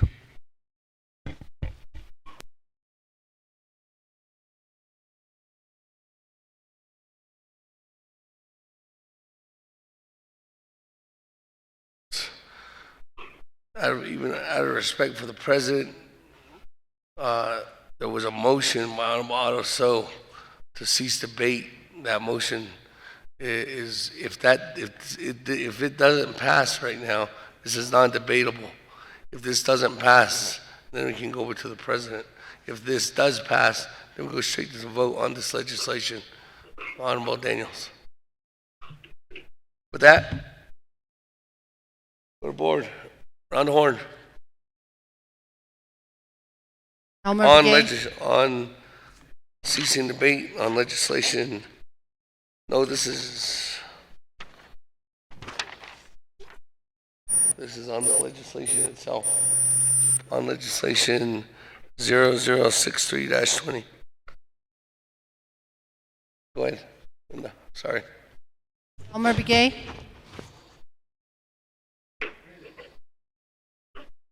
Key Allen Begay. Mr. Begay, Elmer Begay voted green. Key Allen Begay voted green. Paul Begay Jr. Here. Mr. Begay votes green. Nathaniel Brown.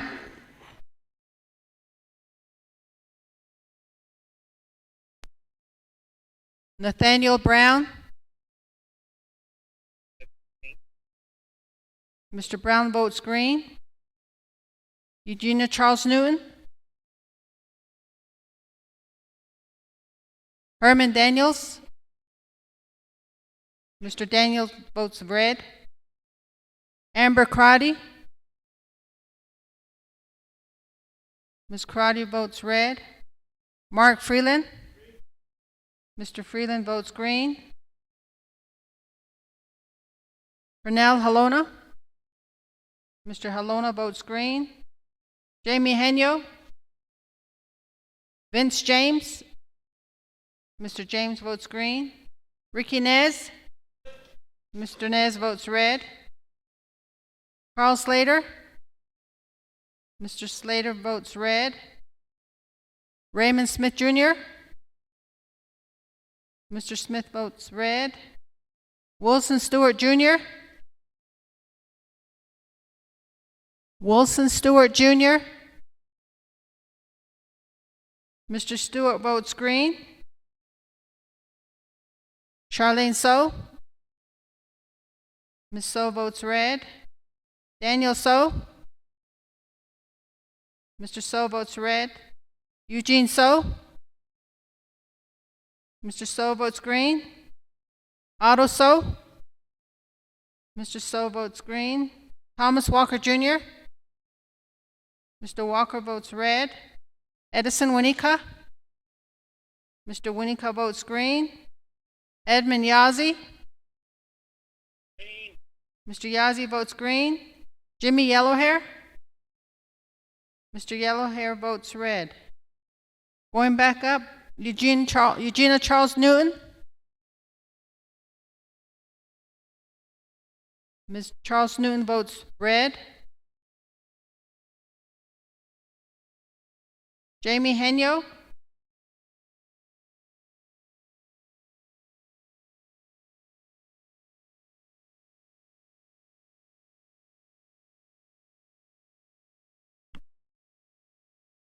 Elmer Begay. Elmer Begay votes red.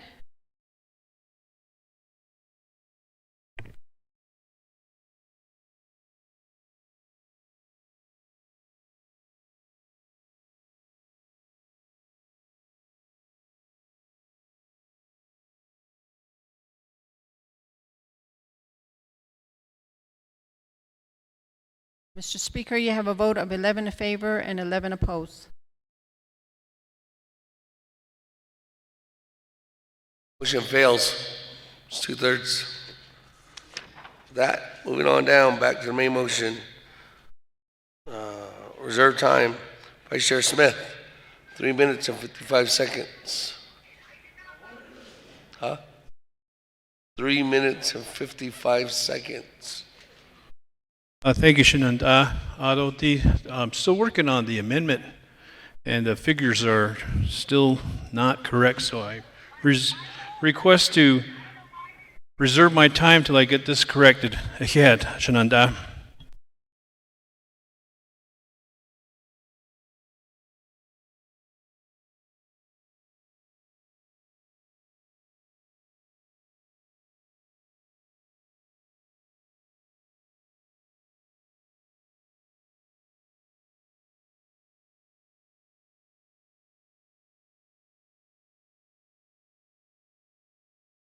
Minutes and 33 seconds. Moving on. 13. Wait. I don't know. I have no idea. Mr. President, out of respect, are you going to give an update on what?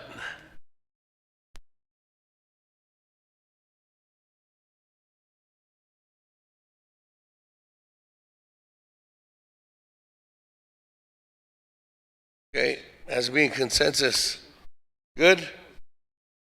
Here, listen to him from the president right now. Good. Mr. President, the floor is yours. Well, good afternoon, everybody. And council delegates, Mr. Speaker, and our Navajo Nation staff that are here. I know these are some trying times.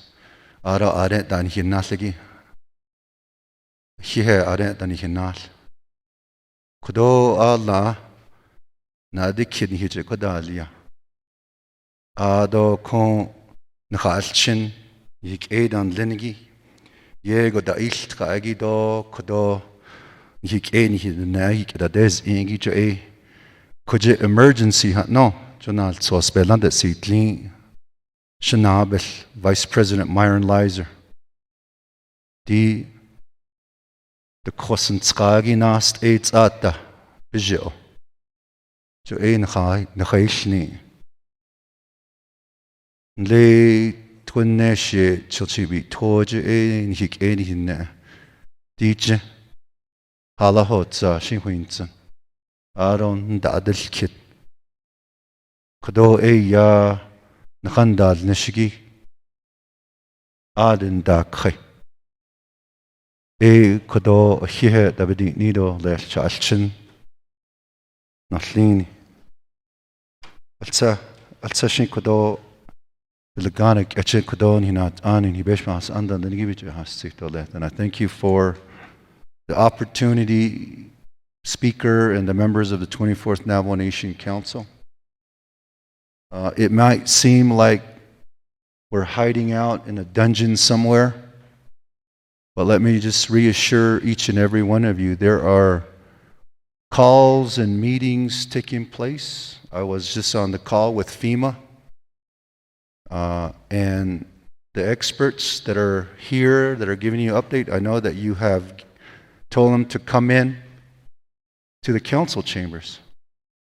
But these experts need to be out there doing their job, Shananta, with all due respect. Ebony now, let's go over there. The Bedini, the Ebony Yakwa, Yahaikhe. Shanat Aino Slenigi. To give you an update.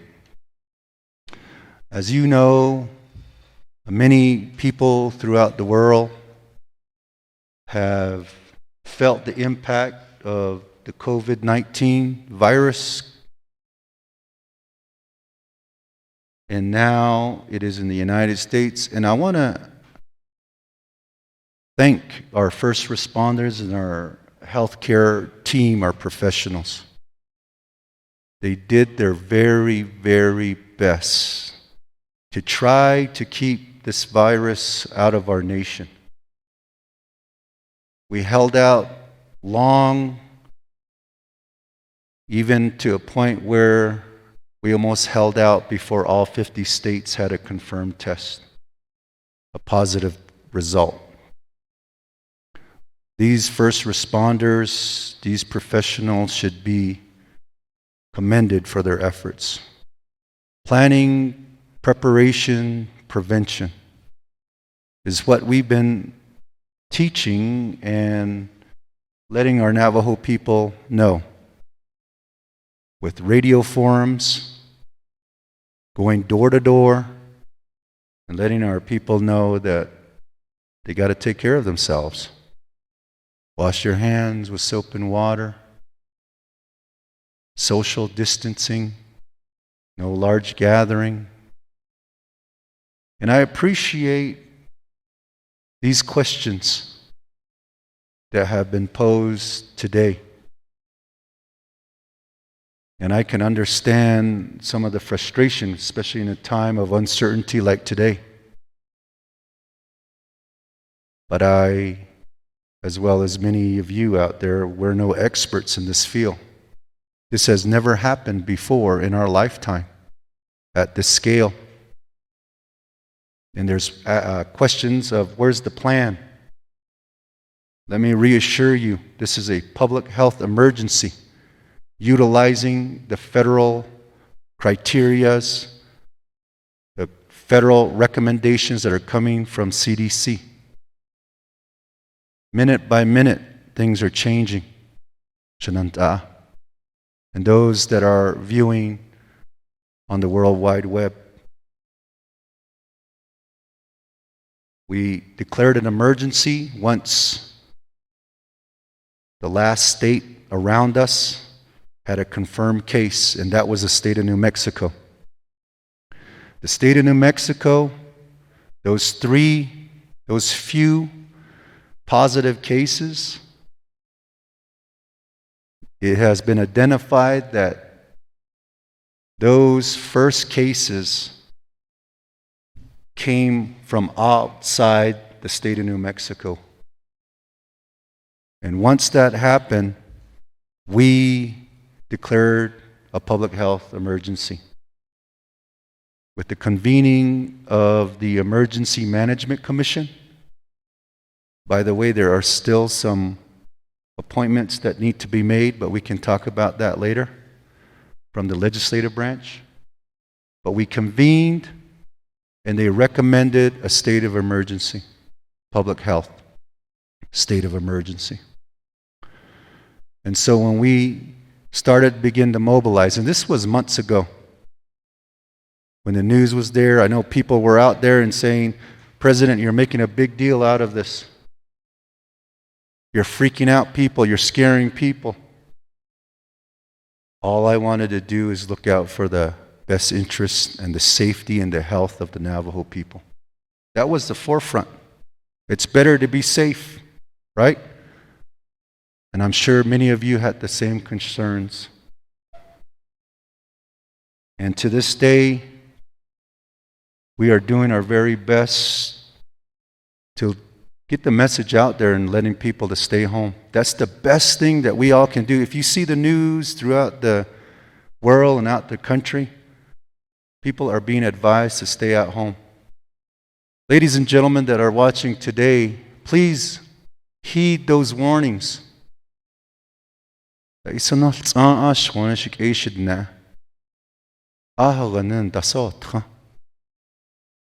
if you need to go out and get necessities, just send one person to get those necessities. All our tourist destinations have been closed. I know I got some questions on that as well.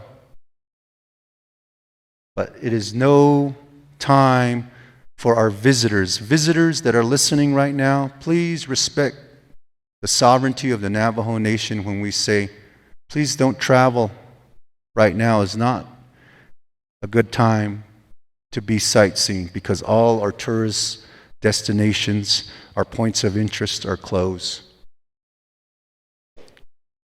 We need all our public safety personnel to be out there and helping the Navajo people. We cannot close the borders. We don't have the resources right now. We need every single public safety personnel out there. I know there are questions of why can't you close the border? Because many of our Navajo Nation, half of our Navajo people live outside the nation, right? If we close the borders, there's going to be unrest, I'm sure, because many people want to come home.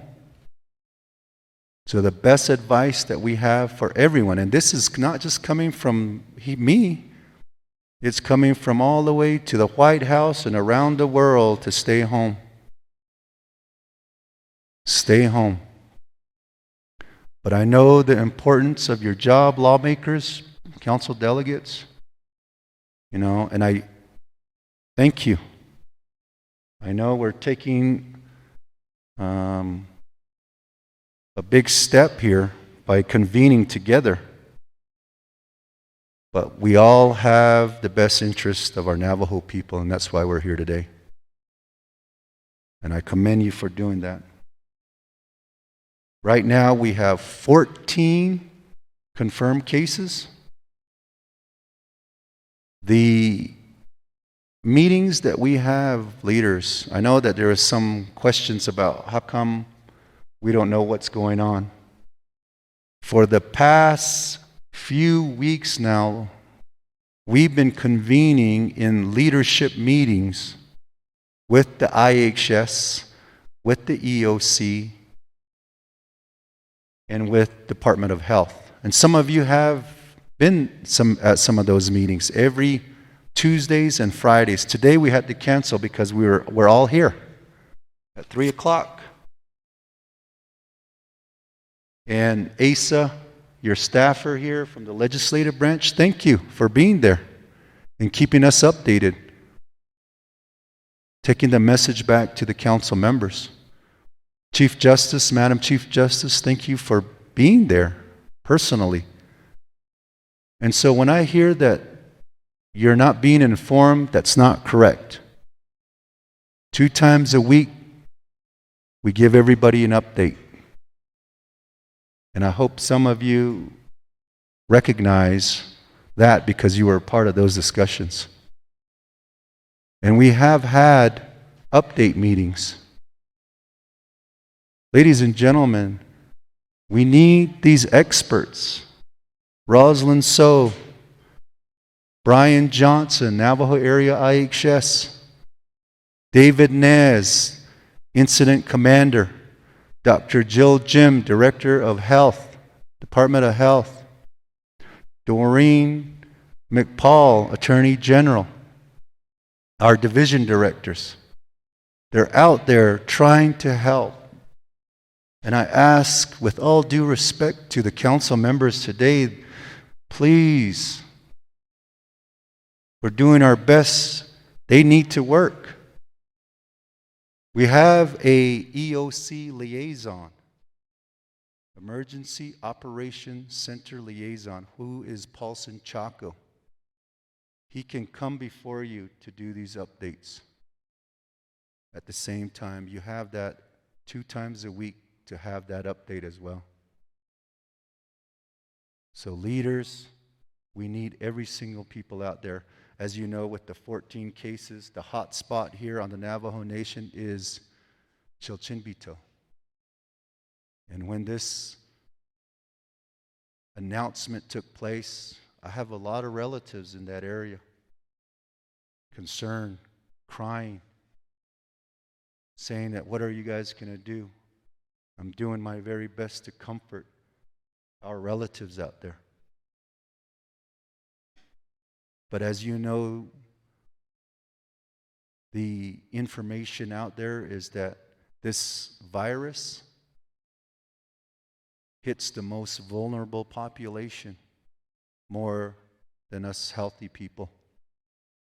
But we need to also understand that us healthy people might have the bug on us, and we can't be associated too much with our elders. And that's why we need to be careful. And that is the reason why, council delegates, I said we should wait to get monies directly to the chapters. If you give monies to the chapters, you're going to get personnel, volunteers, putting up these food packages, not knowing they might have the virus. And then we're sending them out there to hand deliver these food packages. With no virus over there, volunteers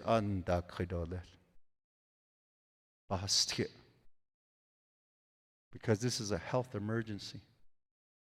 This is not a winter emergency with mud and all that. I can see that different. We need volunteers for that. But this one, we need the experts. And that's where David, Jill, Rose here are in full operation in gathering all the resources available to do the outreach. Again, visitors, all tourist attractions and point of interest are closed. I know there's a lot of concern from our Navajo people. And I think there needs to be an order, stay-at-home order. And we probably need to hand out information after the stay-at-home order because people are still going to be traveling. There might have to be roadblocks to advise people that they need to go home, but at the same time giving out brochures and information to take good care of themselves. Right now, Garrett Silversmith and the team are out there putting billboards throughout the Navajo Nation to let our people know, stay away from close contact, social distancing, stay home.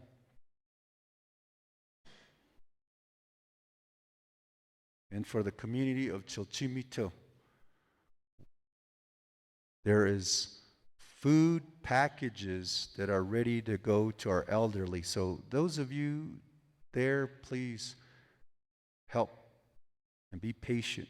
We want to give the food to the most vulnerable population. Those are our elderly and high-risk patients in that area. And there's message out there that's saying that we're going to give out care package. There was a move to do that until this big spread happened in Chochimbito. So now the team's focus is on Chochimbito and that region. And they're out there doing investigations. So, ladies and gentlemen, if a healthcare professional comes to your door with a mask and a gown on, please don't be concerned. They're just doing investigations on a lot of these patients that have been confirmed positive out there. We got to stop the spread. And again, the only way to do that is to stay at home. So the signs are going up. Arizona Department of Transportation is helping us out with those electronic billboards. There's going to be messages out there. There's messages. And we're going to be commandeering, with all due respect to our businesses out there, since the businesses are closed, right? We're commandeering all the billboards throughout the Navajo Nation. We're going to temporarily put our own billboard on there that gives phone numbers, website, addresses, and telling people social distancing and staying home. And we got a lot of billboards on the Navajo Nation. For the time being, we're going to take those over to let our people know. Our division directors working around the clock. And I'm telling a lot of our team members, including the staff, that they need to rest and we need them at 100%. So they're beginning to do shifts to man the EOC. KTNN radio forums are going to start. It was once a week for the past few months now. 2 hours forum. We're going to be starting to do 1 hour forums twice a week, which would be Tuesday, Thursday, I think it was. Tuesday and Thursdays, 6 p.m. to get the word out. And we're doing our best. Some of these words are the first time we're utilizing these words and trying to translate that into Navajo too. And we do have a team that does that the best they can to translate some of these medical terms into the Navajo language and to keep it simple, like COVID-19. We could make a whole new term for it in Navajo, but we just said, okay, because of the respiratory infections or the hardship of breathing and all that, we'll just call it something that everybody knows, but put the number 19 on. That's why the so people know. Bash's supermarkets, we had a sit down, a meeting, telemeeting with Johnny Basha, the Basha family, committed to continue to restock in our supermarkets. We work with them to open the hours from 6 to 7 early in the morning for our elderlies because the staff have been cleaning it overnight. So when it's nice and clean, the elders can go in there. But we recognize it's too early and it's cold, and I noticed the long lines. So we're going to reevaluate that. Maybe one day should be devoted to elders in 25 to 50 people increments for our elders. But that hasn't yet been done yet. Those are things that we're thinking of as time goes by. USDA, we had a call with USDA today. It didn't take place, but there's a commitment that USDA and the food distribution program would be able to assist. I think it's called FIDPR, and I don't remember what FIDPR was, FIDPR. Remember during the big storm last year, they were able to help us with some food, non-perishable food items. And as you know, we try to advocate for healthier foods. And so there are many things that we can report or I can say, but I'm going to give time to the team here.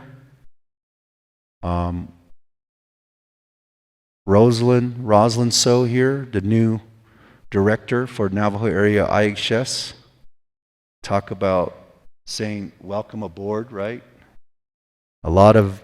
Much of this is all new to us, and we're doing our very best. Rosalind's going to talk about the 14 individuals that have tested positive and what IHS has been doing in getting resources to the Navajo people. This morning we had a big meeting with all the healthcare facilities throughout the Navajo Nation on telecom. And as you probably know, it's really hard to run a meeting through telecom. But what we're doing is trying to get everybody on the same page. We're doing inventory for all these 638s. Questions of test kits. To my understanding, each healthcare facility received 5 test kits. And that's because of the national shortage throughout the country. There's a shortage in equipment, there's a shortage in test kits, there's a shortage in food too. The food distribution throughout the United States is 6 months behind. Johnny Basha said that what they do is buy all the water in bulk during the winter for the summer. And he reported to us that all the water is gone. So there's going to be a shortage of water during the summer too. And a shortage of many other items out there. And so what we're saying to the Navajo people is, buy sparingly at the stores. We don't have to buy out everything. And Johnny did say that here on the Navajo Nation, there's not much panic buying. Where else off the nation it is, except for Window Rock, he said. And so we're keeping an eye on that too. Our visits from Gallup coming in to Navajo to buy goods, that's something to take a look at. All the businesses are shut down. Jill Jim will talk about the motion to reduce services in businesses here on the Navajo Nation. Flea markets are closed, large gatherings are closed. We're recommending that we follow the CDC guidelines as well with the 10 or less people in a particular meeting. I know that's going to be something that we're going to have to reevaluate for chapter government. Again, these are things that are happening minute by minute. So ni hicho ba inshke chnat aino lenigi. O ani ilkadi jahto lishinda dilnish. Ahut la ade kojen ye office je yahanda kha. Kade ya datel khad o ani asa. Akonde. Ka nature hagi shi hanagi an hijas chana el dal na ohta ni hikedi na ba date in dollar. Ado na khal chin hikedan lingi ado da ado elkeje imdas nashda bedi no do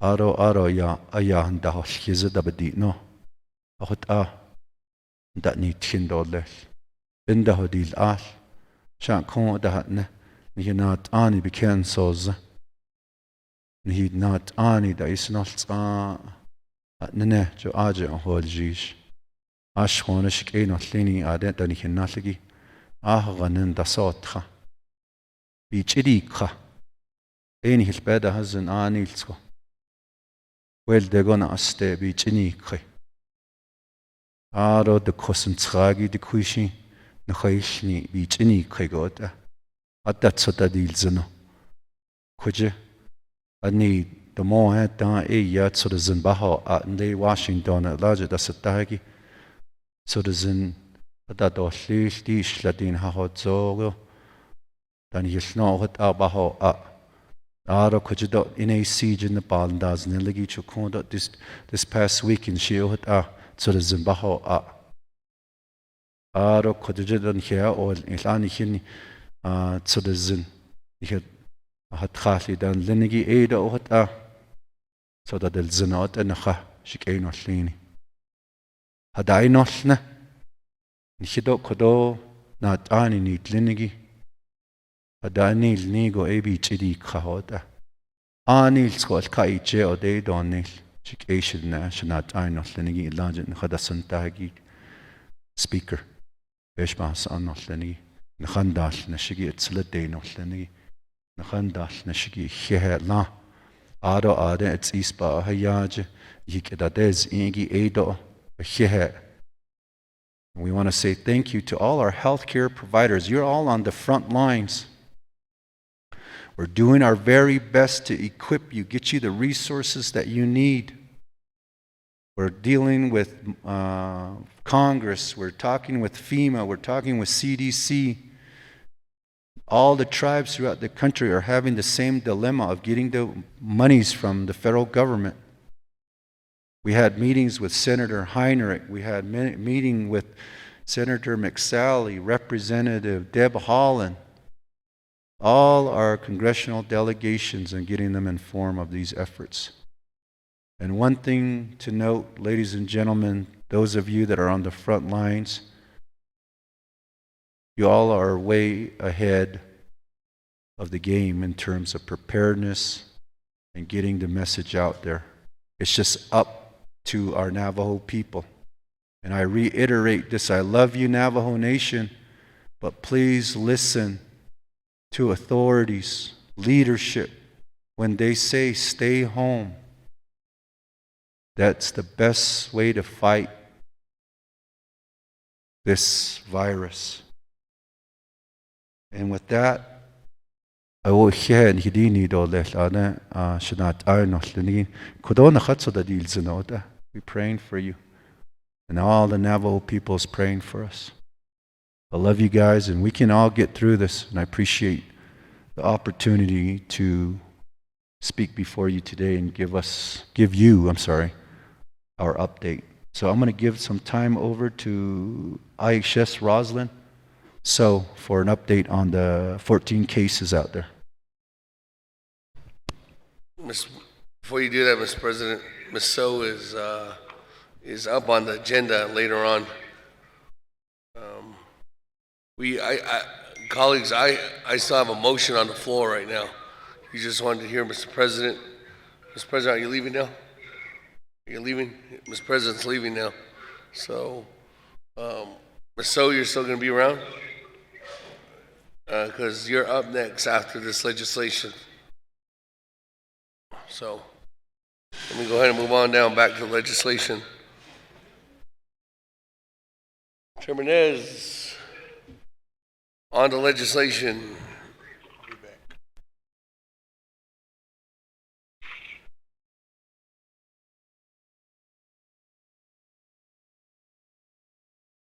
Chairman Nez, on the legislation. Here, Sunant Anin Sodan del do Kareo Dachanya Nantian Sorzan Hishideya a Coronasko. Aro here, I will talk about actually. You don't know how needle. Thank you very much. God bless you. Okay. That moving on down. Honorable Yellow Hair, 2 minutes, 14 seconds on the legislation. Main motion. So Tseliaja name Aron that Cornington Bernard Anini, 2024 councilman, Dakura, Nikodon, he never sits in the Hayashit Aya, but Yel Tidal, but Yel Tidal, little, in a Tanihad has sky, Gondel, but the Nils and all don't kill the net only. Grow that, so the shit I saw, she can't clean, a joy, that will yard, I would say, Nilet Hanekis, it I would think, I would then up. Be at the Kada, nanan tinit egi. Kuta also the shlit ala to keep this give my remaining time to Mr. Elmer Begay.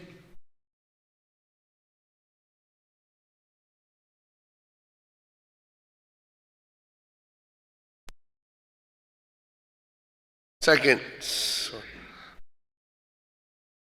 1 minute, 24 seconds, Honorable Elmer Begay.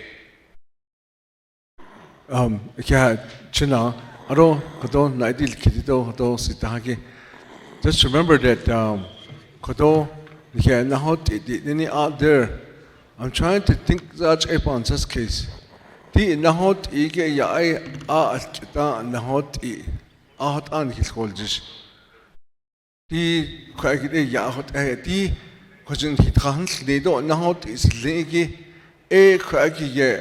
Halit a year when he not is a league a quacky Joe. I hot up on such case, not a arkida, not a area, pesot, needs hot up on Saha case in Leco. I don't that teach a young that then any a truck spot that later yet or lately to replenish these foods. A hot a ya ban nesto a co a yet a ya a codoban sus case.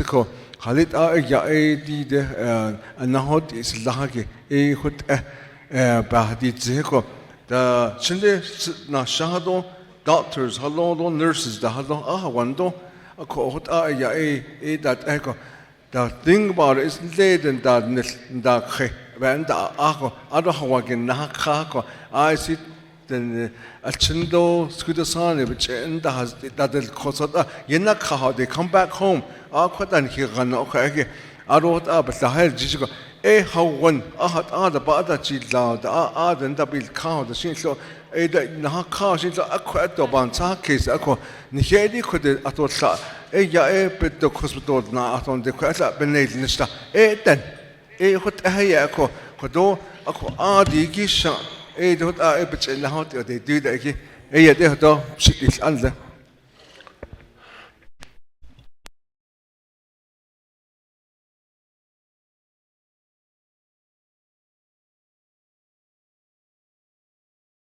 Colleagues. Honorable Freeland, 17 seconds. Thank you, Speaker. Just enough time to, I forgot one of my chapters, Shnata. I forgot to mention Herfino chapter in that discussion earlier, so my apologies to Herfino. Also, my chapter presidents are listening in. I want to send them greetings and extend our gratitude for them to be at our chapters, working with our people. Thank you, Speaker.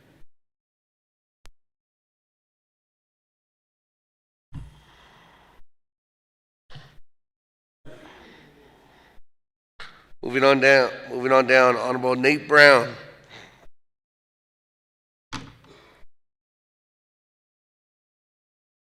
Honorable Brown, you have 1 minute,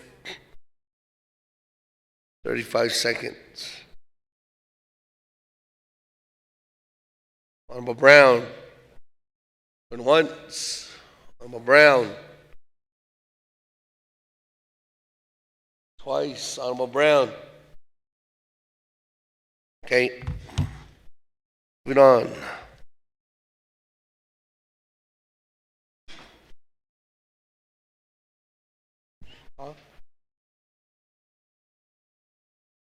That. Vice Chair Smith. 3 minutes and 33 seconds. Speaker, I have an amendment I'd like to pose here. We're waiting for Exhibit B, but these are emailed out and they should be ready for the discussion on 1, 2, 3, 4, 5 within the legislation. So I'd like to reserve my time till we get the Exhibit B, if we can discuss the exhibits the amendment as is in order. Reserve my time. Okay.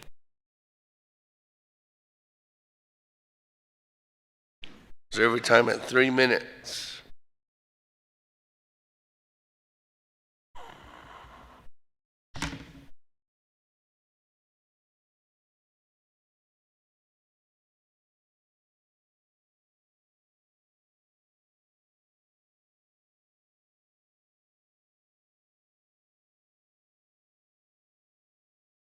Did you send out an email?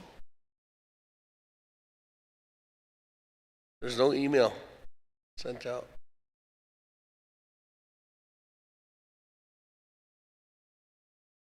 Vice Chair Smith, who sent your email out?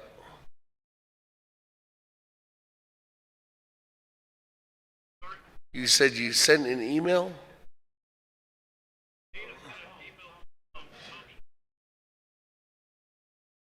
Oh.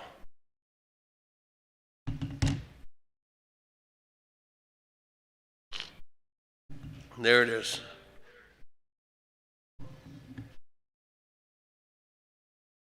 Some what? Water. Well, the president said there's there's a shortage on water.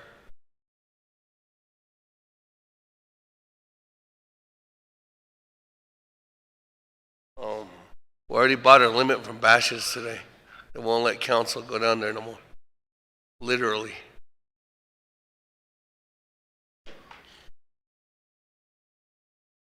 Yeah.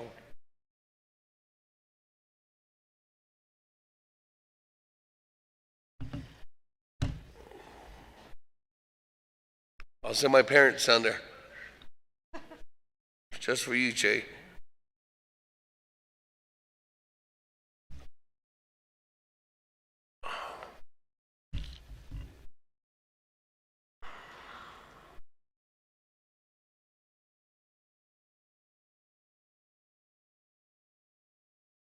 Everybody got it in their email?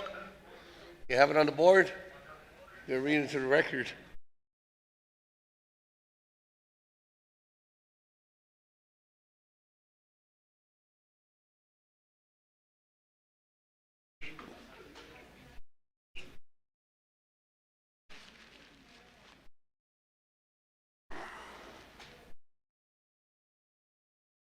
What's Exhibit B?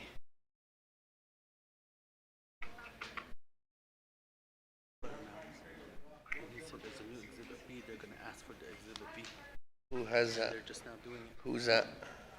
Worker. Which one?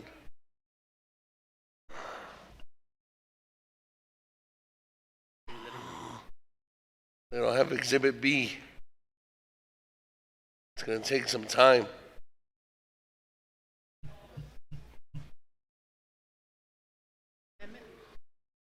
Yeah, I got it.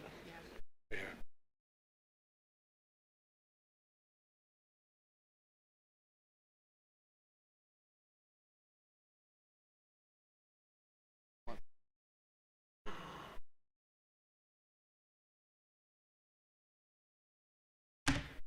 How long is it going to take her? Can you text Lynette? Text Lynette. So it's going to take like what? It's what, 2 hours? You're Vice Chair Smith, because you just now gave it to Lynette, it's going to take her about an hour to do. Because she has to calculate and formulate the. So. The figures are already in there. All they need to do is just, they can Xerox that copy that's in a rough draft, and it can be cleaned up. I've already did the numbers and I already did the figuring on, and you saw that on the draft that I have. If they could just Xerox them real quick and get them over here, and we could discuss it. And once it's passed, if it's passed, we'll clean it up. If it's not passed, then I suggest that, Speaker. I hope I'm not losing any of my time. Yeah, that's going to set a precedence because those are handwritten numbers. Those are handwritten numbers. That's a set of precedents. We've never done that before.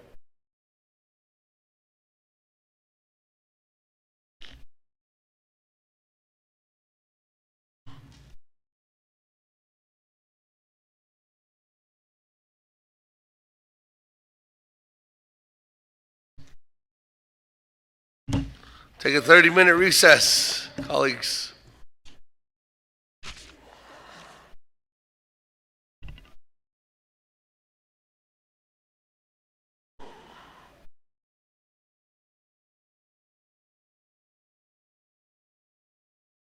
Huh? Nope. It's automatic. 30 minutes. 30 minutes. We'll reconvene at 4:15.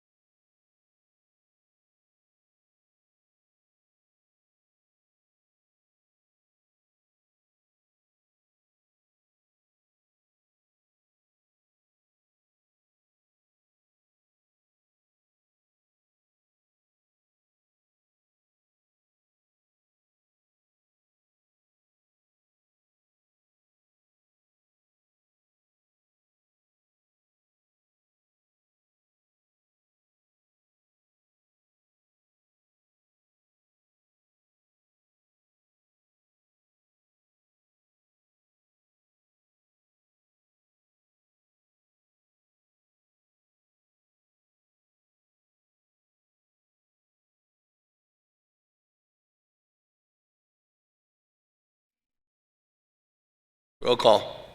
Roll call. Roll call. Mr. Begay is present. Paul Begay. Mr. Begay is present. Nathaniel Brown. Nathaniel Brown. Regina Charles Newton. Ms. Newton, Charles Newton's here. Herman Daniels. Mr. Daniels is here. Roll call. We're doing roll Speaker call. Damon. Speaker Damon. Speaker Damon's present. Amber Crotty.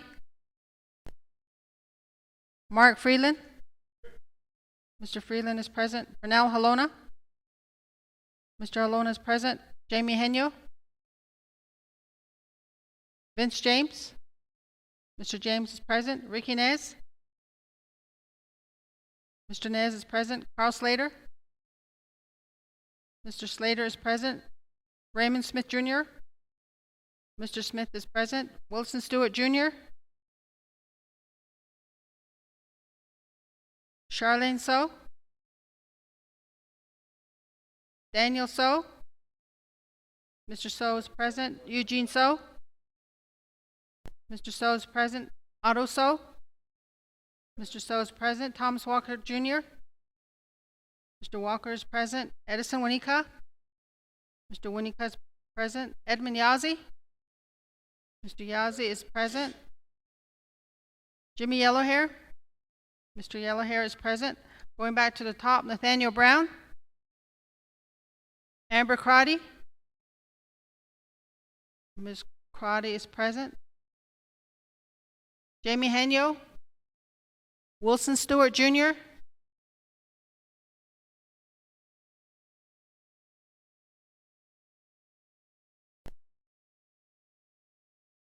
Mr. Speaker, you have 20 members present.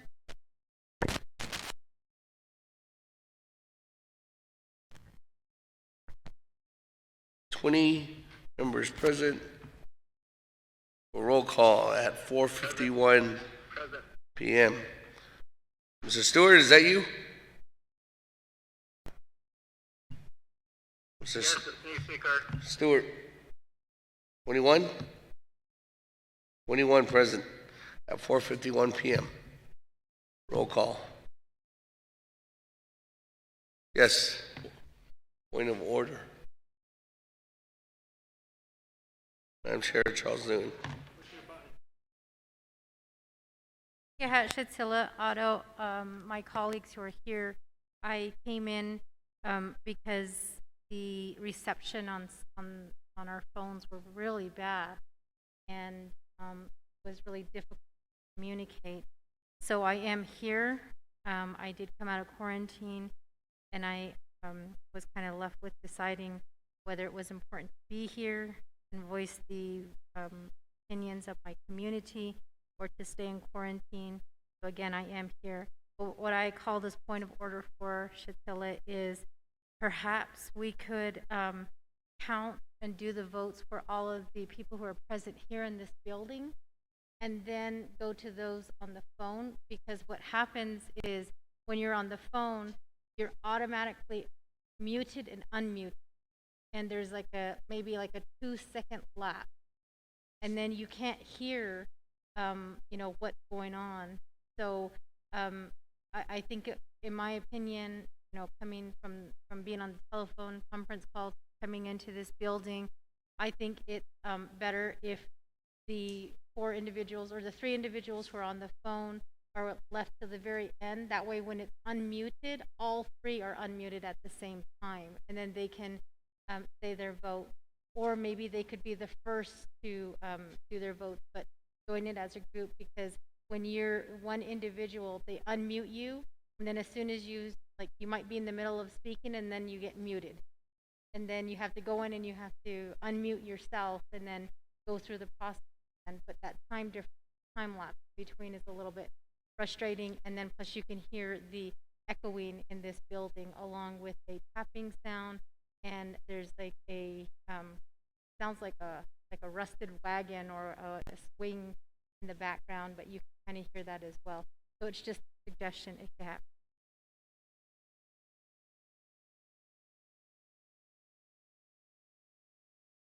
Recommendation from Chair Charles Newton. With that, back to 0062-63-20. There's a motion on the floor for an amendment for Vice Chair Smith. And that amendment was emailed out to everyone.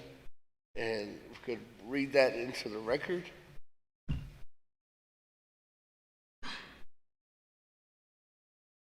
Mr. Speaker, members of the council, the amendment by Delegate Smith is amendment number 1, page 1, line 13, delete overstrike in the amount of $15,000 to each chapter's emergency fund in overstrike and replace with underscore in an amount sufficient to bring the amount of their emergency fund to $25,000 in underscore.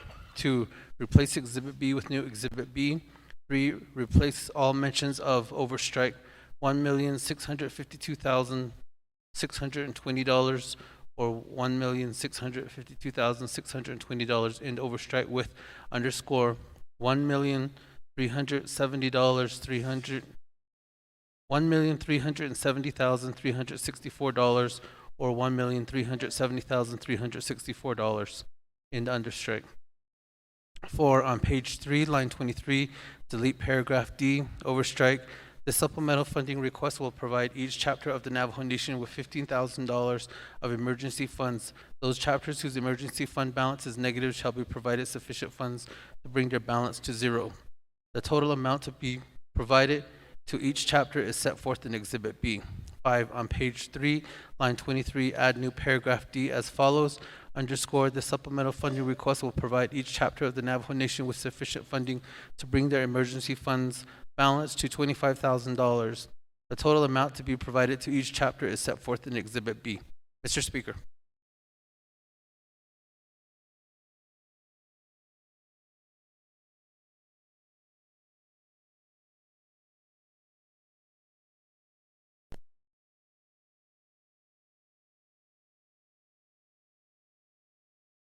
With that, there's a motion by Vice Chair Smith. Is there a second? Second by Chairman Nez.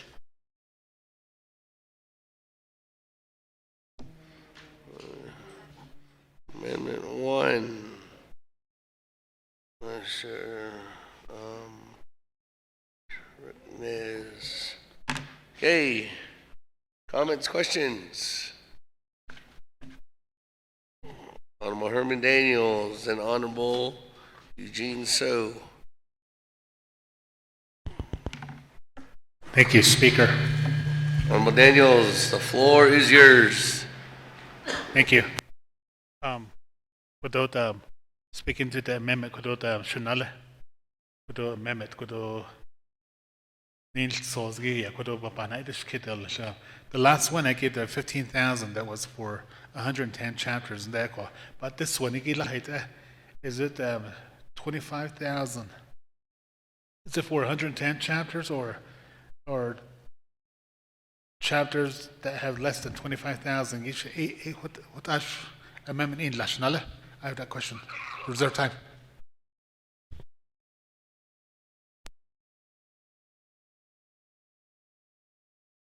Smith, maybe you want to explain that right off the bat so individuals aren't confused. Thank you, Speaker. Ado Shanala Naidin Kirigi. Konat Social Sost Elia, Shani Trasni,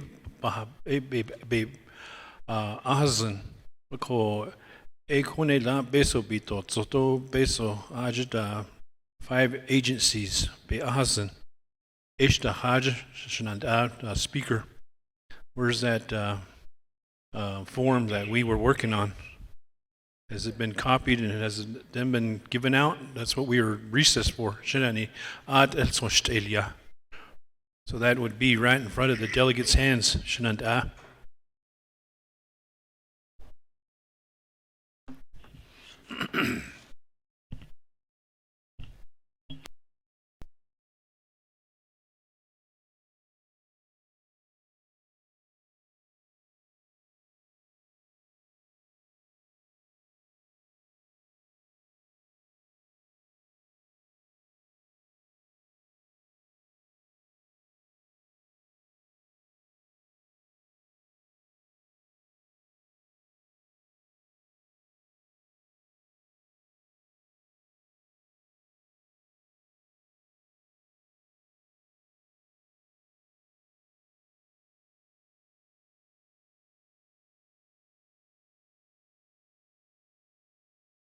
Everybody got it? If you're Honorable Daniels.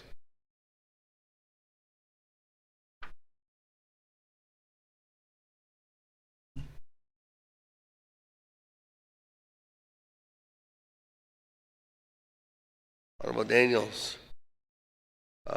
Shanto chapter only right now has $4,500 in emergency funds according to the WIN system. If this amendment passes, it gets your chapters up to 25,000. So they would get 20,000. But Navajo Mountain has $62,000 in their emergency account. Because they're above the $25,000 threshold, then that means they're not going to be getting anything in this through this amendment.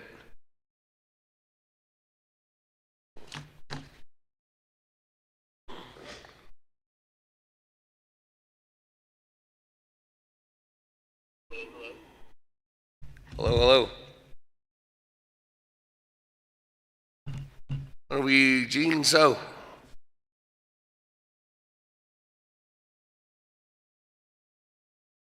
Here, oh yeah, instead of 6 chapter verses number of people. This chapter is a council delegate can take 150,000 for that same number of council voters as one chapter 15, only 25,000.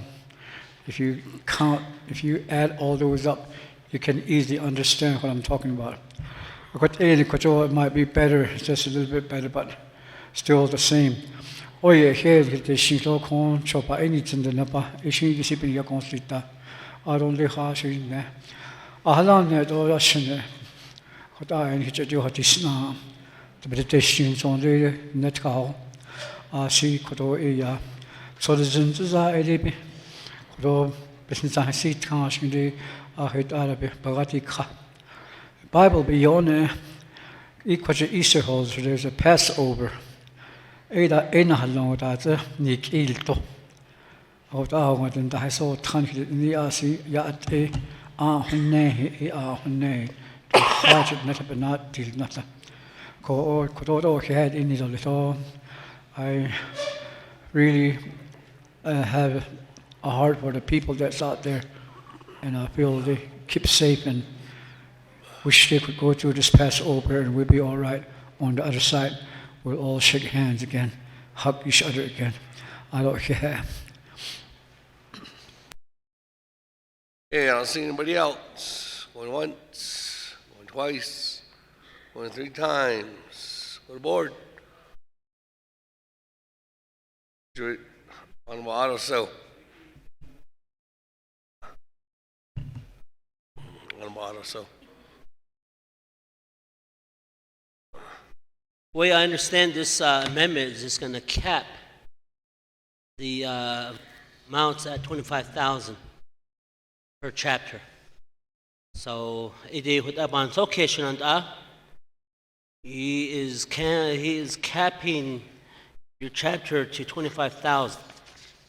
But the other side, you have the main intent of the legislation is going to give 15,000 to the chapters, whether you have a number or you have a suffice number. So the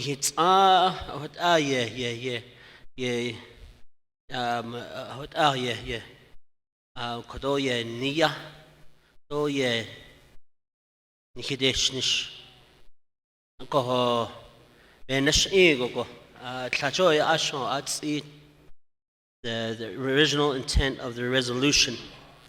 Now, your chapters and to a $25,000 threshold. The other formula is a lot better. I think everybody is in a win-win situation here, and I believe it's a voting, need the votes. But I urge the body to vote against the amendment. Yeah. Reserve my time.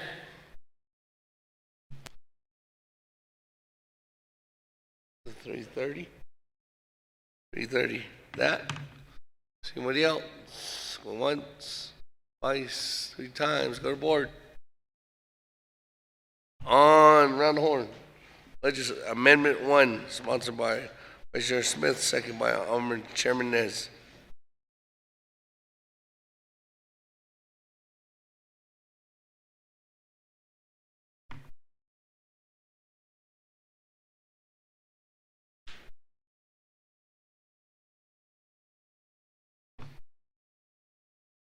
No.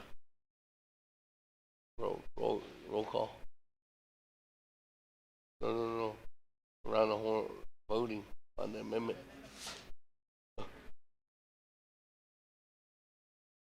Elmer Begay.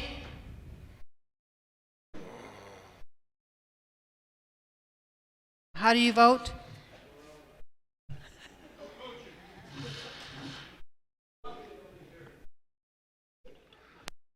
On Amendment 1, Mr. Begay? Mr. Begay votes green. Key Allen Begay? Mr. Begay votes green. Paul Begay Jr.? Mr. Begay votes red. Nathaniel Brown? Eugenia Charles Newton?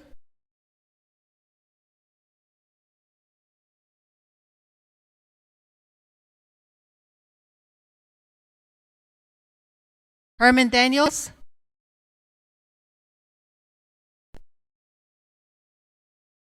Mr. Daniel votes green. Amber Crotty?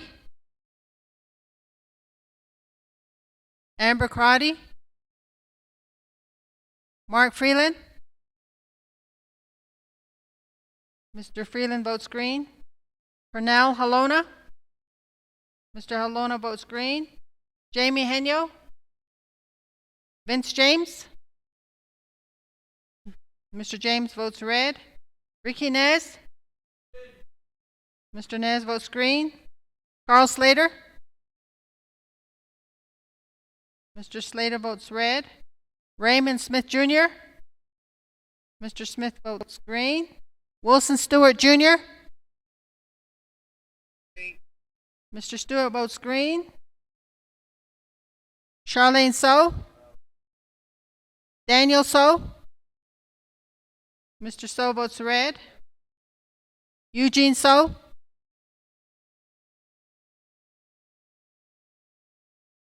Eugene So? Mr. So votes green. Otto So? Mr. So votes red.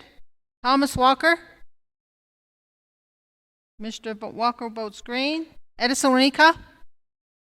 Mr. Winika votes red. Edmund Yazzie?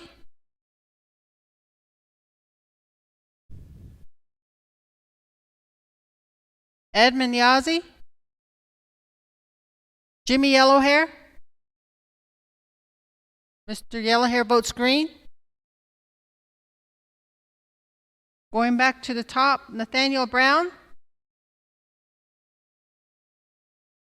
Mr. Brown votes green. Eugenia Charles Newton? Red. And also Eugenia Charles Newton votes red. Amber Crotty also votes red. Amber Crotty votes red. Jamie Henyo?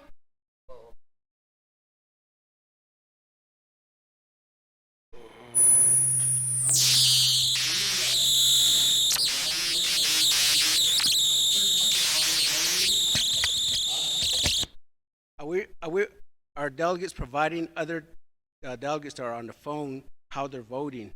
I thought Jihani are the one that's asked providing how they're voting. Lana, speaker. Because she indicated, because Kadosh Maya had Amber's voting this way, no, con lot of it's Linda, give her knowledge.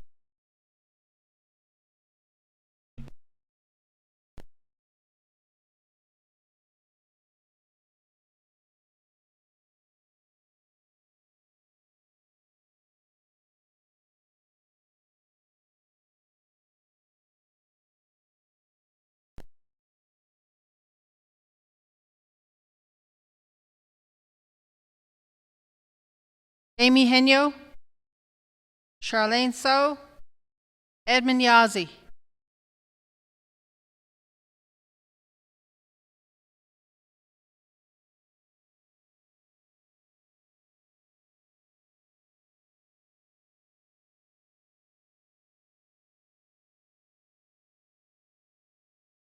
Mr. Speaker, the vote is 12 in favor and 8 opposed.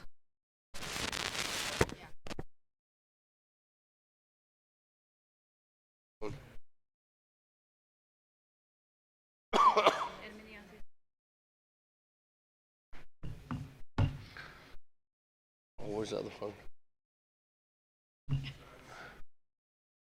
With that, colleagues, 12 in favor, 8 opposed, speaker not voting, motion carries. Amendment 1 passes.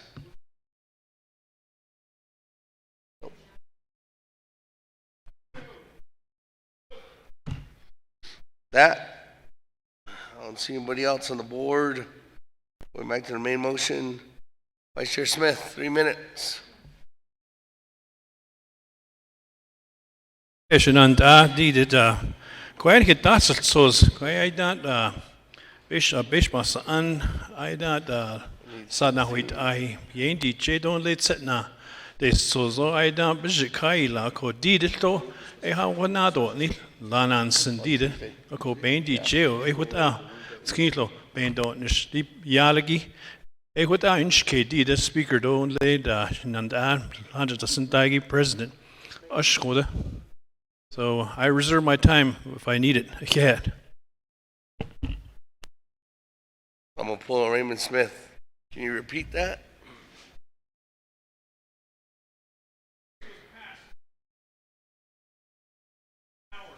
Oh. Okay. All right. Vice Chair Smith, for that recommendation. Vice Chair Smith, how much time is he got? Vice Chair Smith, 2 minutes, 48 seconds. Later dad, because under dad, Khanas Nilid, La I see that this call ko two Argent Chodil ene, Cheh the Yuk and Dauka. Naha Osleta no ko Shanand Adi did the Division of Incident Command System. Hashita, he can't deal with later. It was under. We have a cistern system for folks related to Hasquito Sani. But yeah, to the UK ko that is Carlo, Haj a to Bahalondo, lay Kintido, lay Toda, there's a water station. What Abbey had this city? Here lunch and that. Thank you.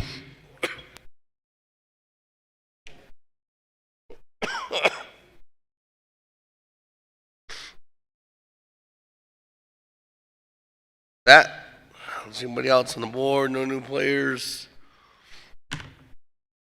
Elmer Brigade, you have no more time. We're on the main motion. Went once, twice, 3 times, second reading.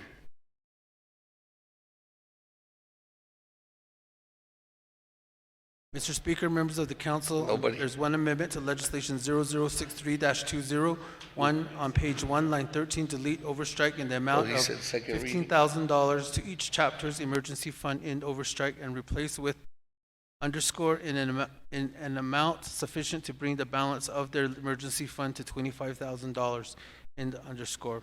2, replace Exhibit B with new Exhibit B. 3, replace all mentions of overstrike $1,652,620 or $1,652,620 into overstrike with underscore $1,370,593 or $1,370,593. 2, on page 3, line 23, delete paragraph D. Overstrike, this supplemental funding request will provide each chapter of the Navajo Nation with $15,000 of emergency funds. Those chapters whose emergency funds balance is negative shall be provided sufficient funds to bring their balance to 0. The total amount to be provided to each chapter is set forth in Exhibit B. 5, on page 3, line 23, add new paragraph D as follows. Underscore, this supplemental funding request will provide each chapter of the Navajo Nation with sufficient funding to bring their emergency funds balance to $25,000. The total amount to be provided to each chapter is set forth in Exhibit B. Mr. Speaker. Go to board. On order.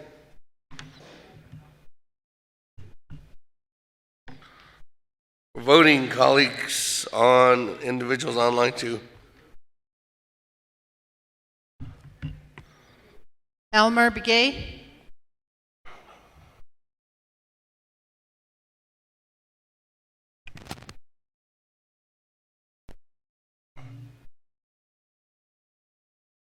Point of order. I have a question still. Point of order. Honorable Elmer Begay. Because right now I have a question. For Indian Wells, they have $27,579. So if we're going to be capping up at 25,000, does that mean that they'll be only adding so much, or they already have 27,000? So are they going to keep the 27,000, or are they going to be cut to 25,000? They're going to keep their 27,000. They're not getting anything on top of that. Okay.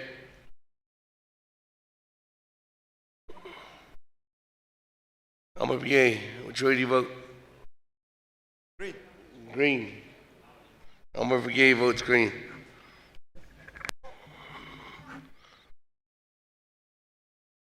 Key Allen Begay Jr. Well, tell her. Mr. Begay votes green. Paul Begay Jr. Yeah. Paul Begay Jr.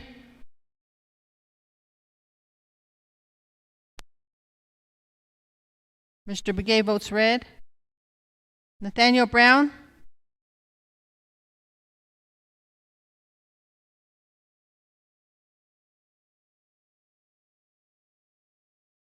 Eugenia Charles Newton.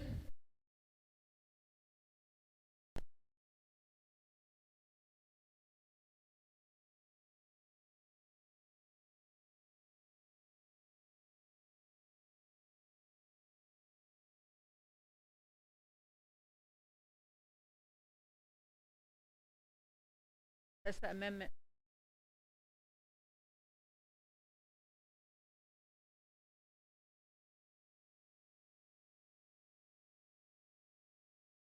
Eugenia Charles Newton.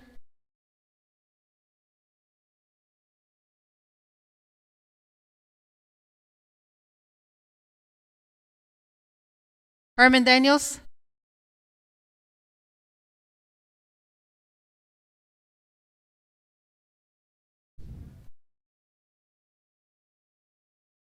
Herman Daniels. Mr. Daniels votes green. Amber Crotty. Ms. Crotty votes green. Mark Freeland. Green chili. Mr. Freeland votes green. Pernell Halona. Mr. Halona votes green. Jamie Henyo. Vince James. Mr. James votes green. Ricky Nez.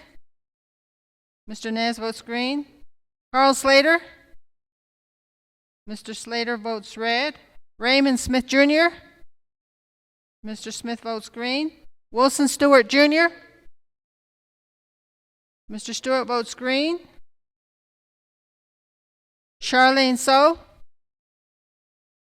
Daniel So. Mr. So votes green. Eugene So. Mr. So votes green. Otto So. Mr. So votes red. Thomas Walker Jr. Mr. Walker votes green. Edison Winika. Mr. Winika votes green. Edmund Yazzie. Jimmy Yellowhair. Mr. Yellowhair votes green. Going back up. Paul Begay Jr. Nathaniel Brown.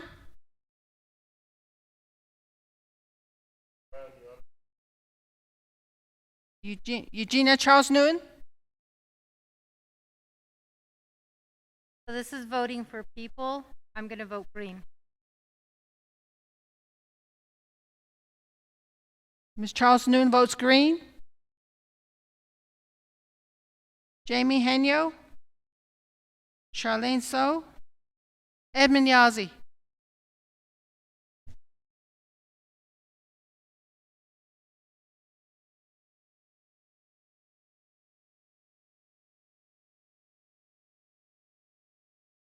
Mr. Speaker, you have a vote of 16 in favor and 3 opposed.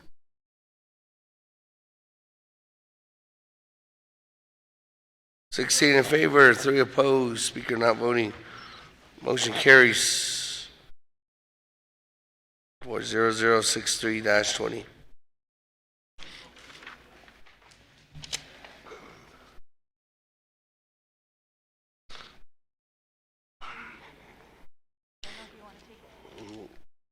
I didn't get it.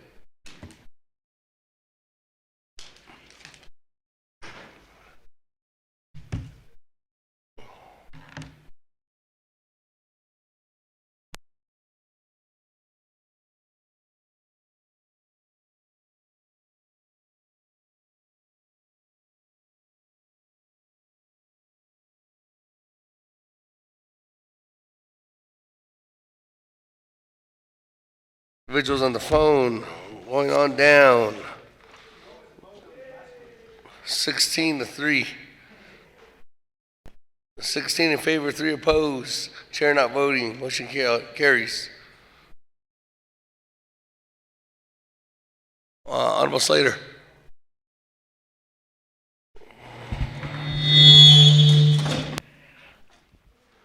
Thank you, Speaker. I would like to motion to suspend the floor rules to consider several emergency legislations that have been developed in the past couple of days. The first legislation would be 0066-20 regarding FirstNet and using it for the COVID-19 response.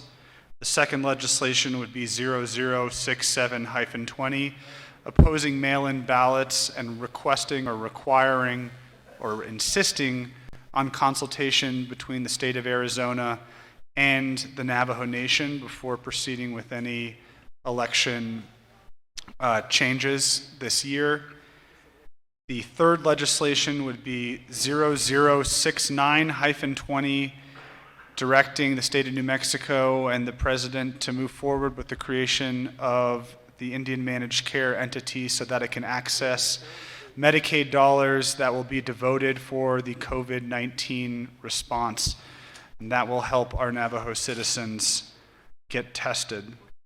The fourth legislation would be 0071-20, which suspends the requirement that the Diné College Board of Regents meet physically together and would allow them to meet telephonically for 60 days.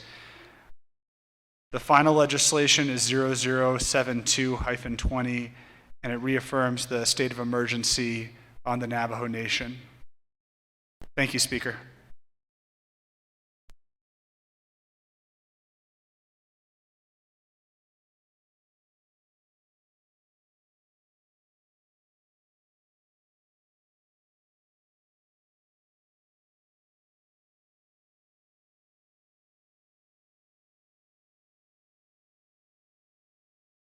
That's 0066-20, 67, 69, 71, and 72.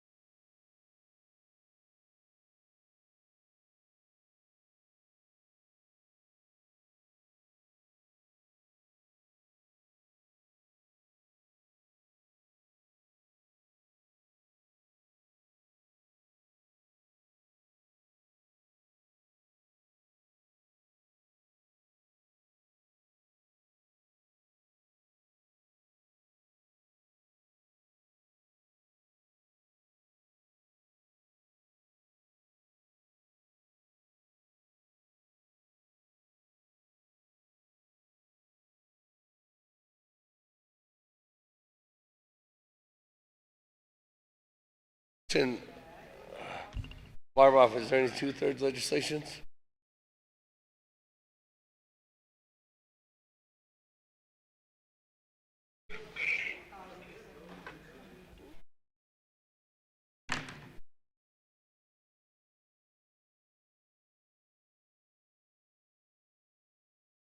$71.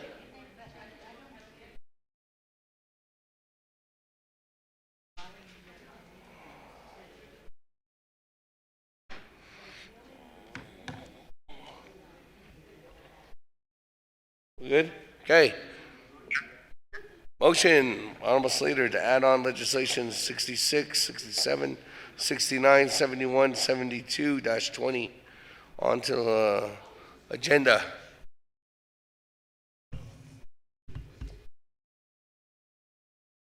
Motion by Honorable Carl Slater, second.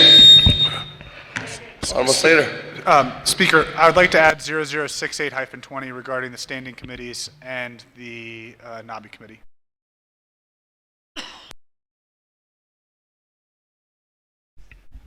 Bring this closer to me. I used to be a radio DJ, so I should be better at this. I would like to add 0068-20, which is the NABI and standing committees legislation, because we're just adding it now. Once it's added, then we do the consent agenda, right? 6.8 will not be on the consent agenda. Okay, 0068-20 as well. That's the one that needs a 2/3 vote. We'd have to go to that first, Honorable Slater. We'd have to go to that one first because it's a 2/3 vote. The code requires that we do 2/3. So we would discuss that one first. Speaker, when we adopted the agenda this morning, we, including the 2/3 vote, we put it all on the consent agenda. So I understand that it would be the first one considered, but the intention is after this motion that we would go to a consent agenda immediately succeeding that. But you're saying, because doesn't it say consent agendas are also considered first in the code?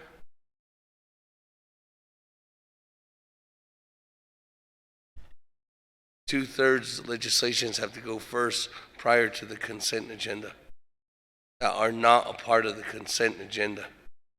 So the ones that were this morning, you had them in. Okay, you withdraw 6.8.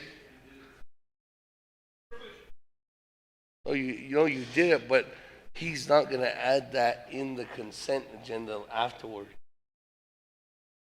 You know what I mean? Okay. Question of privilege, Vice Chair Smith. Thank you, Speaker. Where are the documents for these legislations? I would like to have them in my hand to review them. I know they have them on the computer, but please, we'd like to have them. Yeah. It's all in your email.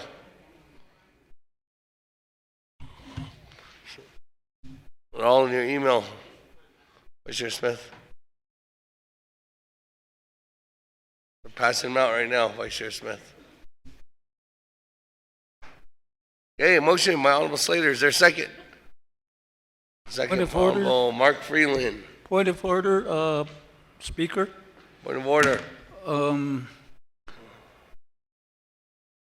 I thought we would add all the legislation to the agenda.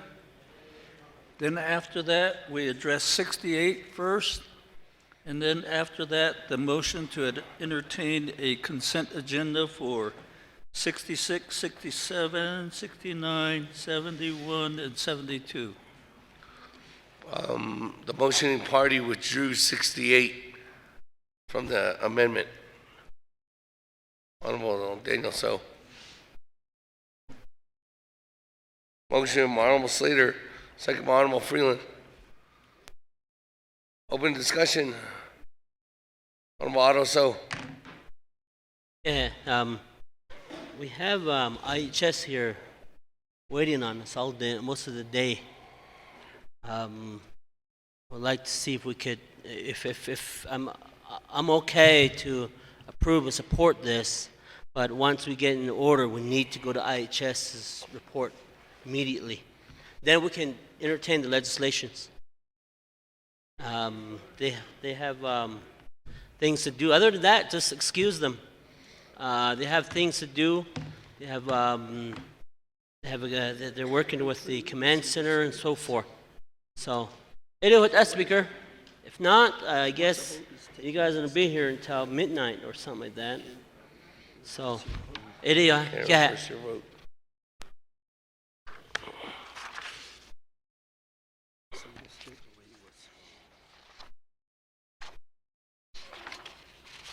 That's your numbers. Yeah. So like compromise on getting anything. Yeah. Yeah. No, you can't change your vote. Okay.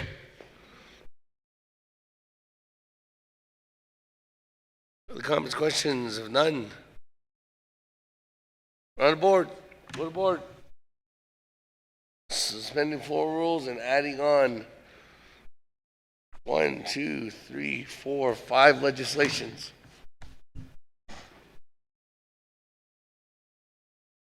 Member Begay? Mr. Begay votes red. Key Allen Begay Jr.? Mr. Begay votes green. Paul Begay Jr.? Mr. Begay votes green. Nathaniel Brown?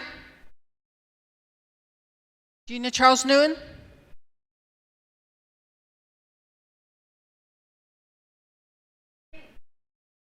Ms. Charles Newton votes green. Herman Daniels? Mr. Daniels votes green. Amber Crotty? Mark Freeland? Mr. Freeland votes green. Pernell Halona? Mr. Halona votes green. Jamie Henyo? Vince James? Mr. James votes green. Ricky Nez? Mr. Nez votes green. Carl Slater? Mr. Slater votes green. Raymond Smith Jr.? Mr. Smith votes green. Wilson Stewart Jr.?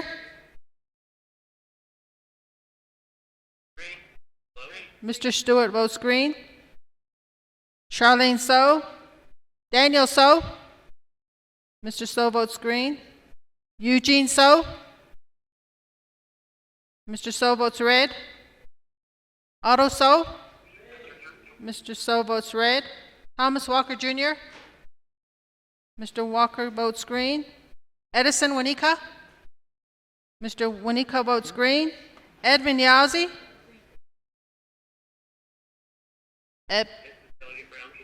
Edmund Yazzie?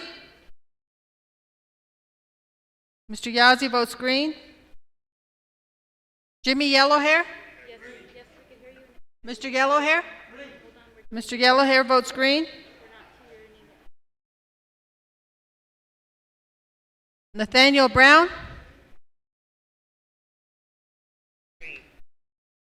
Mr. Brown votes green. Jamie Henyo? Charlene So? Okay. Amber Crotty? Ms. Crotty votes green.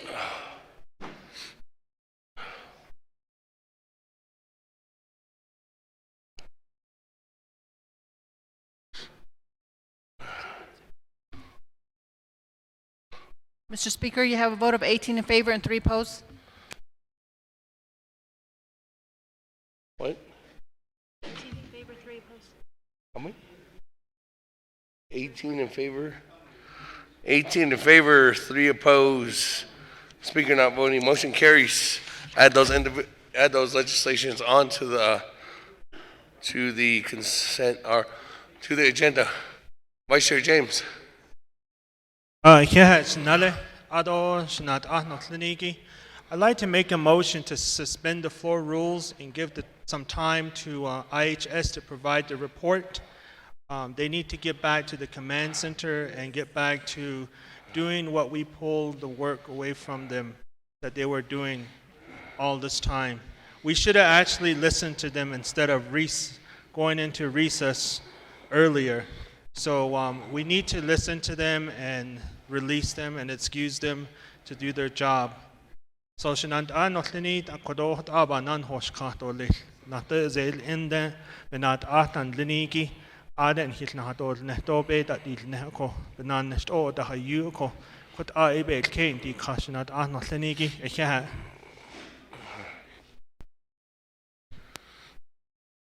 Motion to suspend the floor rules and go to Swaziland John's report. Motion by Honorable James, second by Honorable Mark Freeland.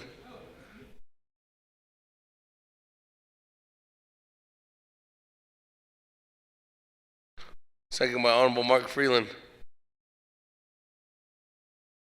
Comments, questions? Suspending the floor rules. Honorable Freeland. Speaker, I think what we wanted to do was make an amendment to hear IHS after the consent portion of the agenda was approved. Thank you.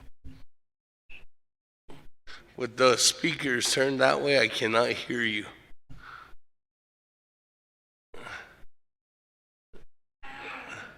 Clear my throat. Let me clear my throat then. No, Speaker, what we wanted to do was go ahead and see if we can vote on the consent agenda, and then hear after that, hear directly from IHS so we can release them, and I think they need to return back to their command center. Thank you.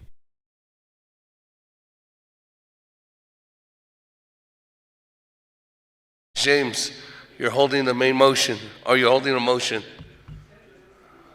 Okay, we'll go ahead and do the consent right away. No debate, anything. You guys be quiet and just say green or red. And then we'll come back to my motion.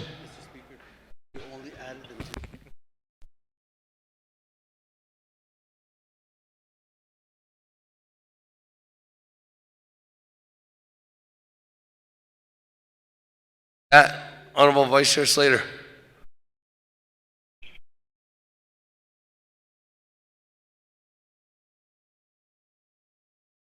I was going to come back to you because you were going to make a motion.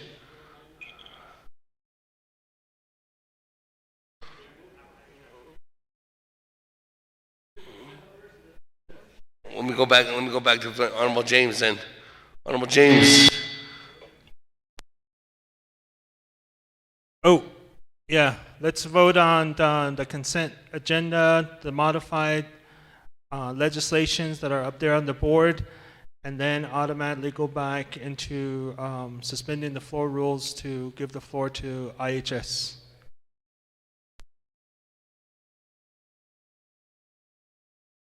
For the consent agenda, which would be 66, 67, 69, 71, 72-20. Honorable Freeland, you good with that? Okay.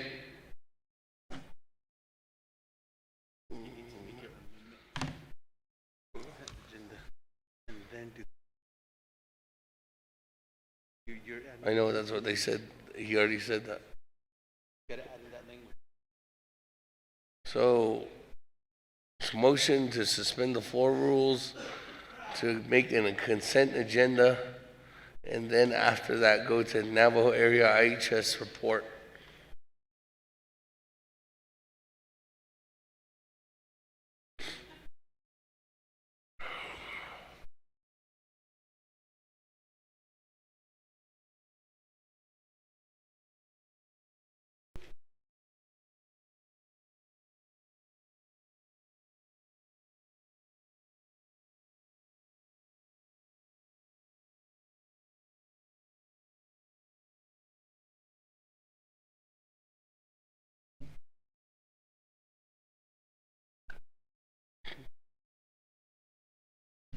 Good.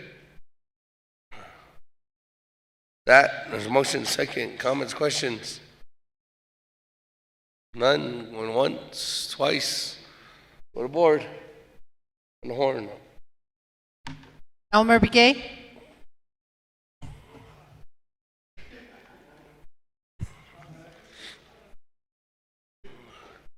Mr. Begay votes green. T. Allen Begay Jr. Mr. Begay votes green. Paul Begay Jr. Mr. Begay votes green. Nathaniel Brown. Mr. Brown votes green. Eugenia Charles Newton. Ms. Charles Newton votes green. Herman Daniels. Mr. Daniels votes green. Amber Crotty.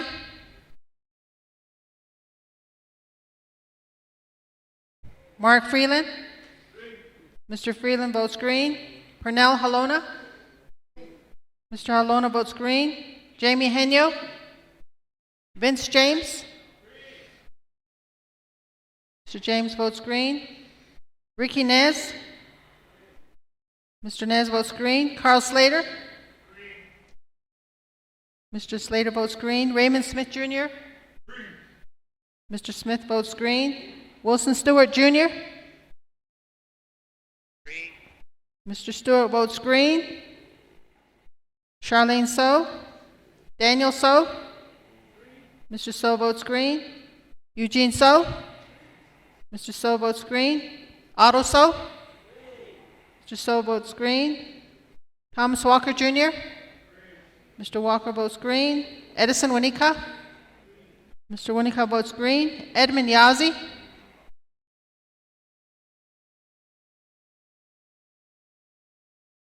Jimmy Yellowhair. Mr. Yellowhair votes green. Going back to the top. Amber Crotty. Ms. Crotty votes green. Jamie Henyo. Mr. Henyo votes green. Charlene So. Edmund Yazi.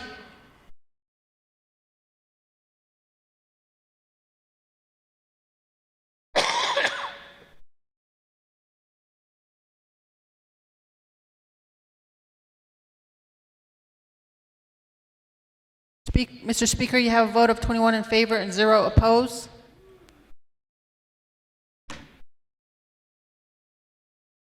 With that, colleagues, 21 in favor, 0 opposed. Speaker not voting on the suspension of floor rules. That going then on down to the consent agenda.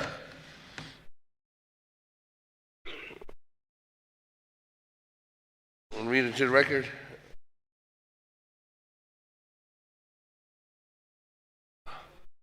Mr. Speaker, members of the council, the consent agenda item consists of tracking number 0066-20, an action relating to an emergency for the Navajo Nation Council approving expedited process for FirstNet and other critical wireless public safety communications to assist Navajo Nation operations undertaken during the time of the COVID-19 pandemic. Legislation 0067-20, an action relating to an emergency for the Navajo Nation opposing the state of Arizona's all mail-in voting for the elections, requesting the state of Arizona consult with the Navajo Nation on other alternatives. Legislation 0069-20, an action relating to an emergency, requesting the governor of New Mexico to activate the Natani Development Corporation, Molina Healthcare Inc., Indian managed care entity to increase the medical resources available to Navajo people during the COVID-19 state of emergency. Legislation 0071-20, an action relating to an emergency for the Navajo Nation waiving 10 NNC Section 1008 quorum requiring a physical presence at meetings for the Dene College Board of Regents for a limited time. Legislation 0072-20, an action relating to an emergency regarding the COVID-19 virus within the territorial jurisdiction of the Navajo Nation, ensuring safe protection upon roads within the Navajo Nation by declaring all Navajo Nation owned and maintained roads shall be closed to all visitors and tourists. Mr. Speaker.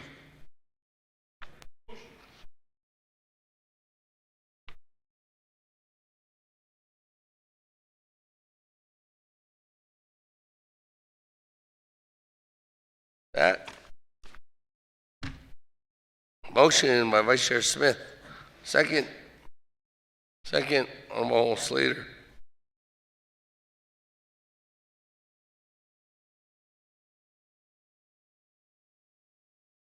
That. Go to board. On consent agenda. Elmer Begay. Mr. Begay votes green. Key Allen Begay Jr. Mr. Begay votes green. Paul Begay Jr. Mr. Begay votes green. Nathaniel Brown.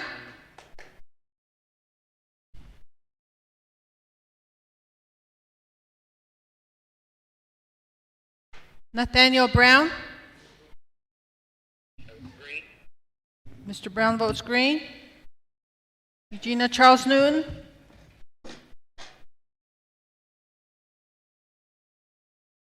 Herman Daniels. Mr. Daniel votes green. Amber Crotty. Mark Freeland. Mr. Freeland votes green. Pernell Halona. Mr. Halona votes green. Jamie Henyo. Mr. Henyo votes green. Vince James. Mr. James votes green. Ricky Nez. Mr. Nez votes green. Carl Slater. Mr. Slater votes green. Raymond Smith Jr. Mr. Smith votes green. Wilson Stewart Jr. Mr. Stewart votes green. Charlene So. Daniel So. Mr. So votes green. Eugene So. Mr. So votes green. Otto So. Mr. So votes green. Thomas Walker Jr. Mr. Walker votes green. Edison Wanika. Mr. Wanika votes green. Edmund Yazzie. Jimmy Yellowhair. Mr. Yellowhair votes green. Going back up, Eugenia Charles Newton. Ms. Charles Newton votes green. Amber Crotty. Ms. Crotty votes green. Charlene So. Edmund Yazzie.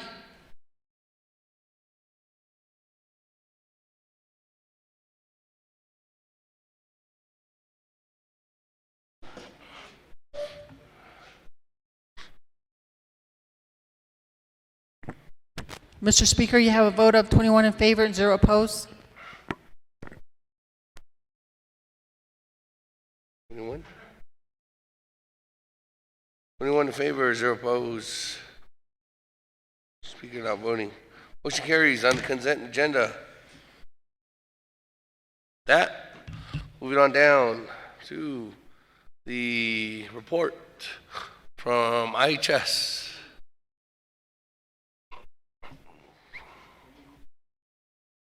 Good afternoon, Mr. Speaker, and good afternoon, delegates. My name is Rosalind So. I'm the Area Director for the Navajo Area Indian Health Service. I also have Captain Brian Johnson with me, as well as our Incident Commander, Sherry.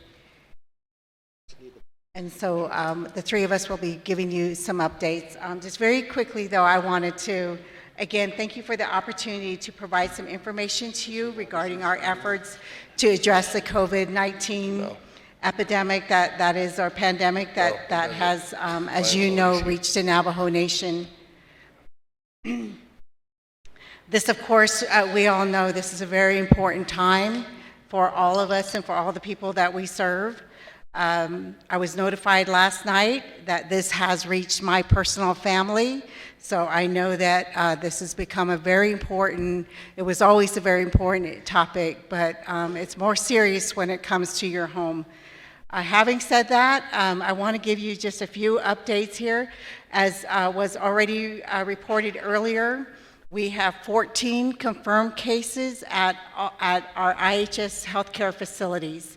So this means that they have been tested and they came back positive.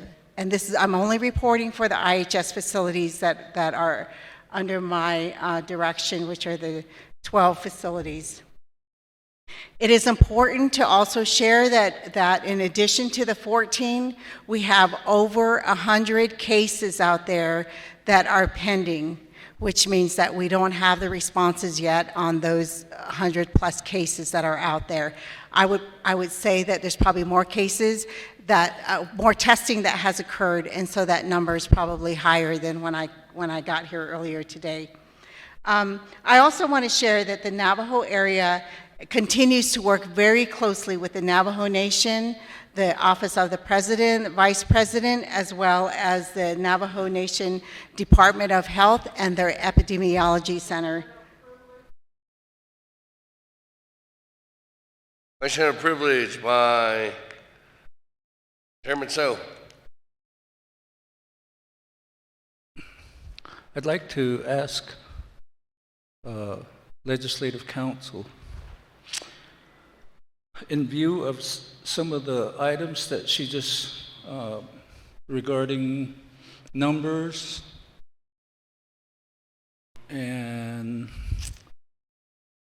it might go into sensitive and confidential information. I'm wondering if we should go into executive session.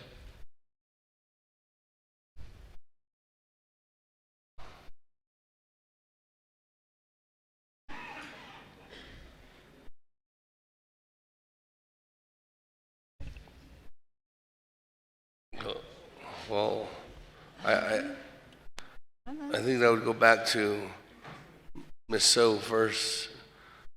Is there some information that you're leaking, that you're giving out that's not that's vital confidential? I will not cover any detailed information. I'm not permitted to do that. So what you're saying right now is okay to the public? Yes. And everybody else? Okay. Ms. Barbara? Thank you. I had not heard anything so far that I thought had to go into executive session. And as she said, she won't be releasing any confidential information. So I don't think there's a need to go into executive session. Thank you.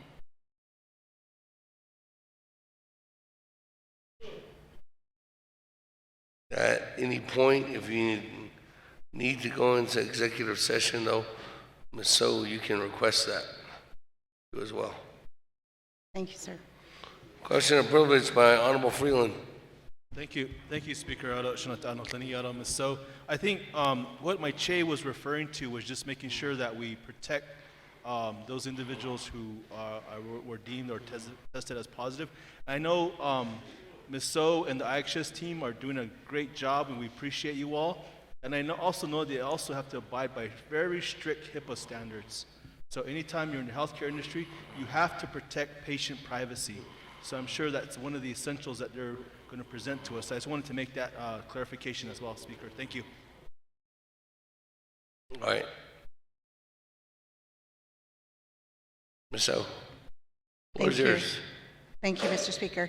So again, as I was saying, we continue to work very closely to make sure that information, resources, and manpower continues to be shared.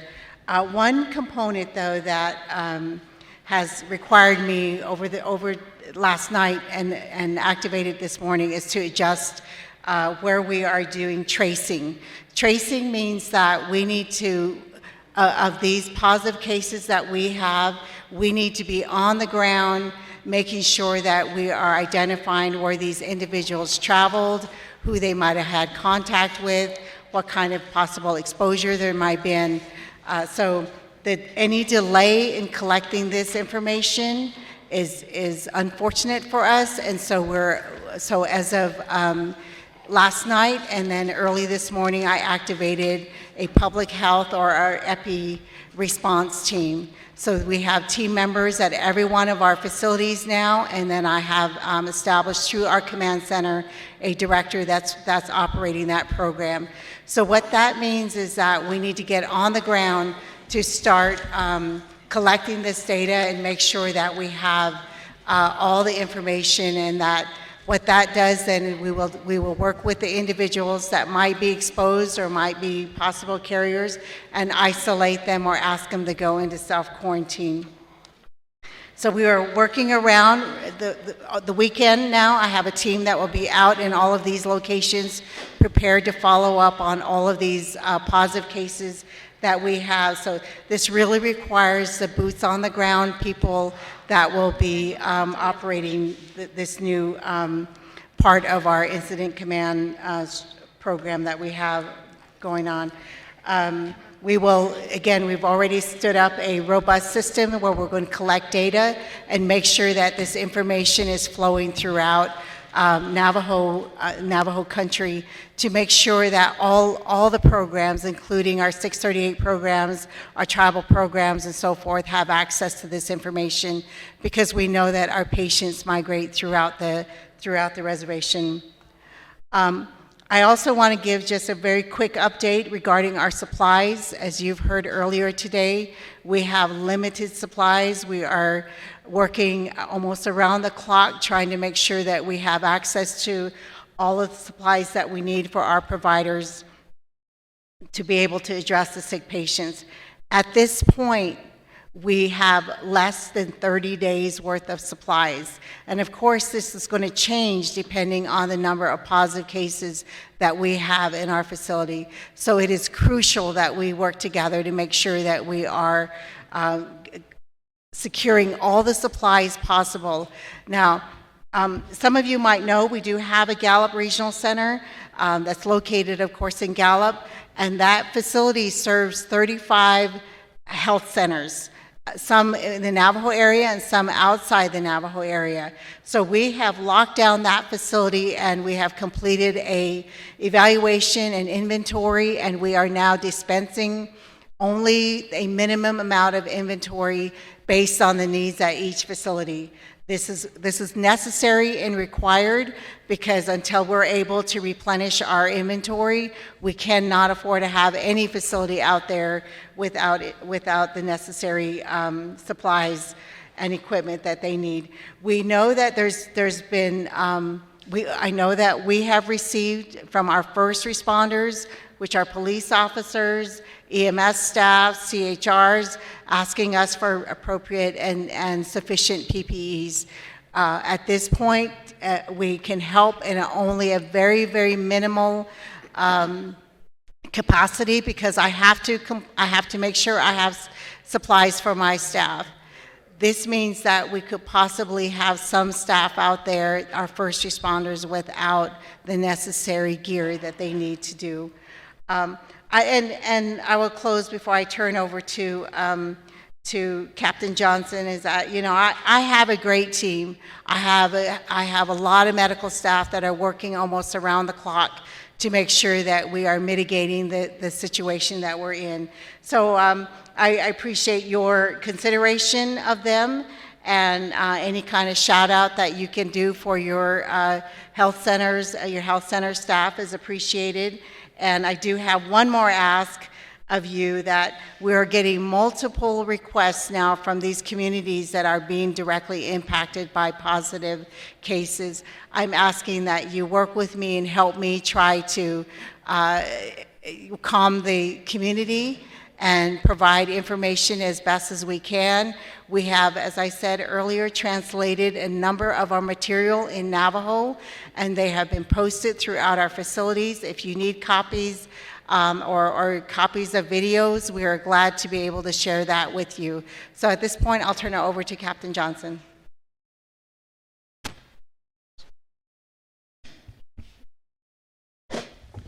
Good evening, Yate Bina. It's Captain Brian Johnson here. It's nice to be here with you this evening, and I do appreciate the time, honorable delegates and honorable Speaker Damon.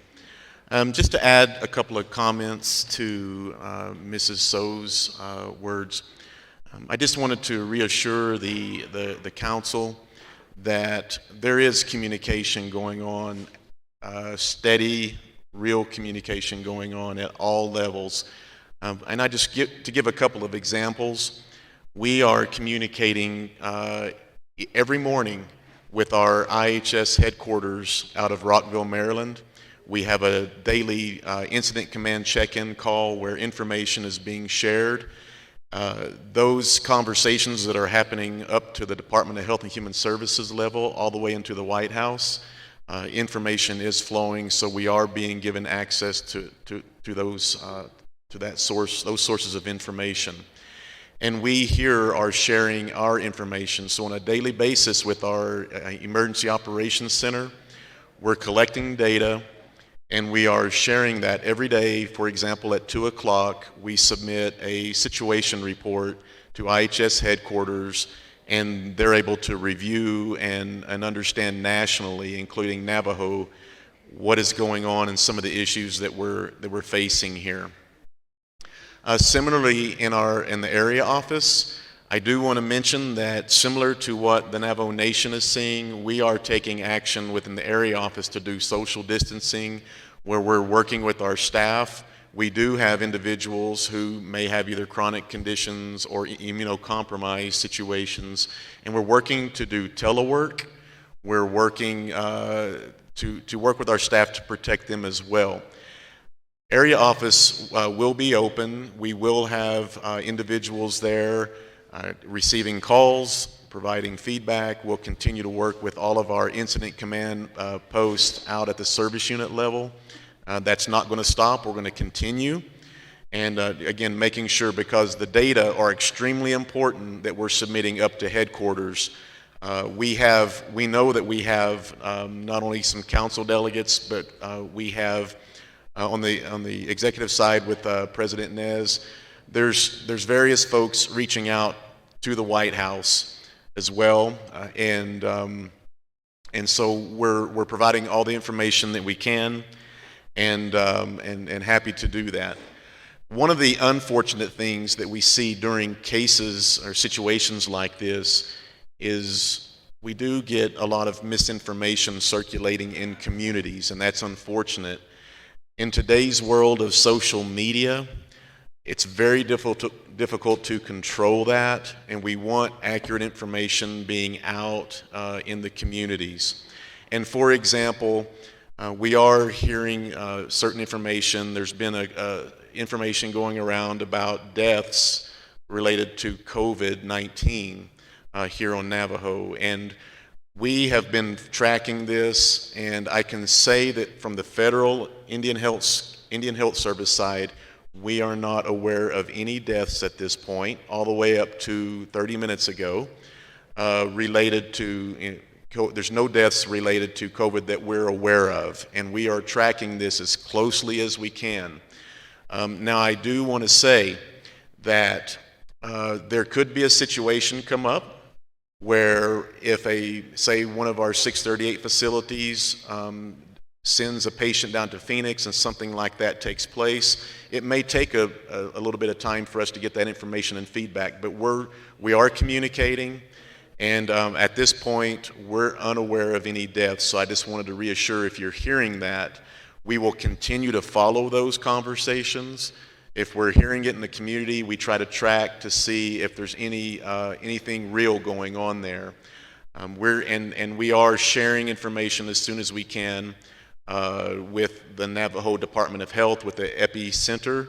We talk with Ramona Antonez. Our Chief Medical Officer reports to Ramona, and Ms. Antonez is reporting to our Chief Medical Officer. So there's an agreement that if we're hearing something, we got to get that information to both parties to understand what's going on, if anything. So I just wanted to reassure you that that's happening. And I also just want to say that we really do appreciate the support. We've had a number of delegates come to us indicating support, and I know there's been delegates reaching out, whether it's to states, whether it's to the federal government. We really do appreciate that support. So and for now, and then I'll look to Sherry to see if she would like to offer any words. Sherry Helton, I'll just introduce her since this is her first time in front of the council. Sherry Helton has been with the Navajo area since 2007 or so, and she's an emergency management person who has done an outstanding job over the years. She's known, I know she wouldn't want to say this, but she's known in many locations to be an expert in emergency management. And we really enjoy the fact that we have Sherry as a resource, so I'll turn it to her. Good evening, everybody. I just want to give you some information in regards to some of the resources that we are short on. Face masks for children with the Disney characters. I know we should all have that, right? Disney characters on our face shield. Masks, the pleated, some of you I see wearing the face masks that have the ear loops. Right now, all these resources that I'm providing you, we don't have on stock with Gallup Regional Supply Service Center. So right now, these orders are on back order. Our information is that we're looking at June 2020 before we get some of these supplies. Surgical masks, the tiebacks, the splash guard, some surgical masks come with the face shield, N95 masks, the small N95 masks, universal high fluid resistant N95 masks. So as you can see, there are different types of masks that can be used by the clinicians or whoever will be in contact with patients. Small respirators, the shoe covers, the surgical caps, some sanitizer, disinfectant, what they call Echo 23, disinfectant wipes, the nitro gloves, small, and disposable stethoscopes, in addition to nasopharyngeal swabs. So these are the items that we either don't have or we have a low limit with our Gallup Regional Supply Service Center. At this time, we did put in a request to the New Mexico Department of Health with the SNS, which stands for the Strategic National Stockpile. We also provided a list to the Navajo Nation Incident Command. We're to go in one single order to Arizona. So my understanding is that's currently in the process of being submitted to Arizona Department of Health Services.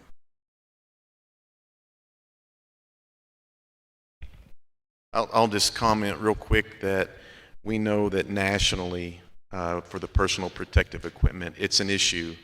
And so with what Sherry commented on, we're pushing on various avenues of supplies to get those here as quickly as possible. And we are having conversations, regular conversations with our federal service units about the status of their supplies and how we can help with that. So we'll continue to do that.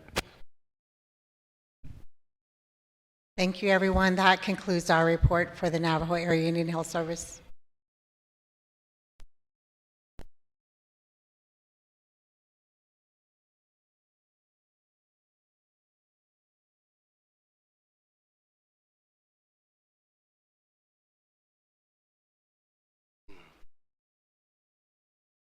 Motion by Honorable Walker, second by Honorable Vince James. That to the floor. Honorable Brown.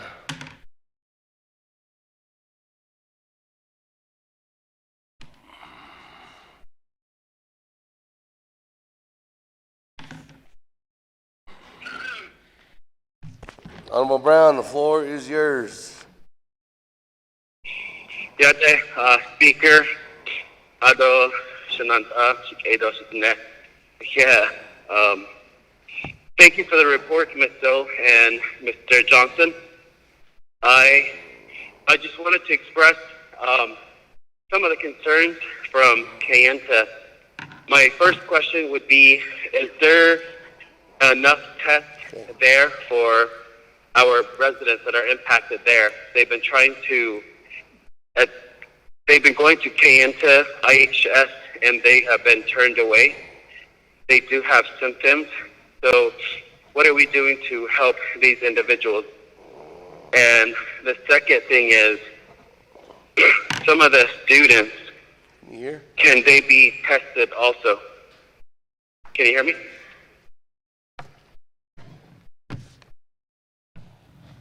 So that was some of the questions that I have for the Kayenta area, is mainly the testing. And I know there's no vaccine. And the other thing is, my communities are concerned that some of the hospitals and in Phoenix and the surrounding area, what do they look like for our people? Are you communicating with other hospitals off the nation? So if someone are to get sick, that there is beds out there where we can send our people. Those are the only two comments that I have right now. Thank you. Okay.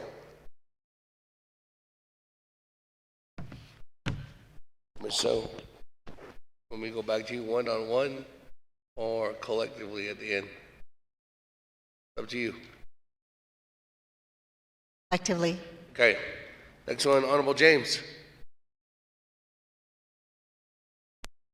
Akiha nanatan shnala speaker adoshnat ahno tnigi ado adent zeil inden aden hano kagi ko kodo iya inan hitish kito leko ni hitanen lenigi tdat o hayu iya kodo pesobe la si tlinki yan sekhe so iya ni hich iya quil ne Ado anta tlahtopen hika ilyed.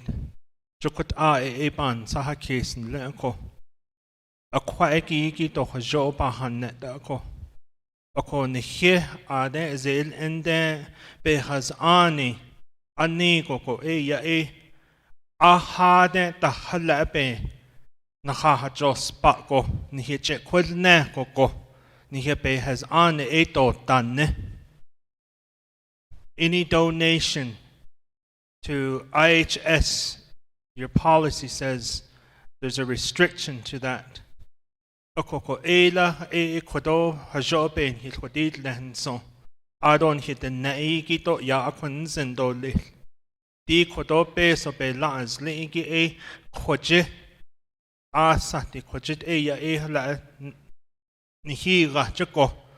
Kodo neshigi ajipa jukot alto nihilchehoti alpenina adishnanigi shisazido le konten sisi bitnahaz anigi look ahantgil ado kuyeje ado antatan leyetro. The 3 fire departments within my community, Clagato, Ganado, and Steamboat, they're struggling for supplies as well. It's at the Hashin, so Ebahayos Nasalin, EMS from Sage Memorial Hospitals, they're struggling for supplies. Not just in my region, but overall for the whole nation. We forgot those individuals. We forgot to fund those individuals, those programs. They might be under county, but they're still struggling. Ako kodo beso be la si tlinki kondiyechit aho da be bajini ba oshit ayat ko shinat liniki ko President Nez. Kajo ba adens and ade.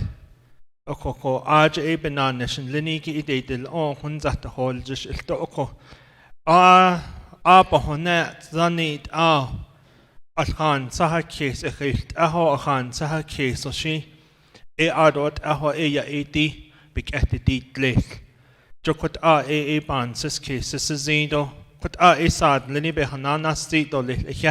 Thank you.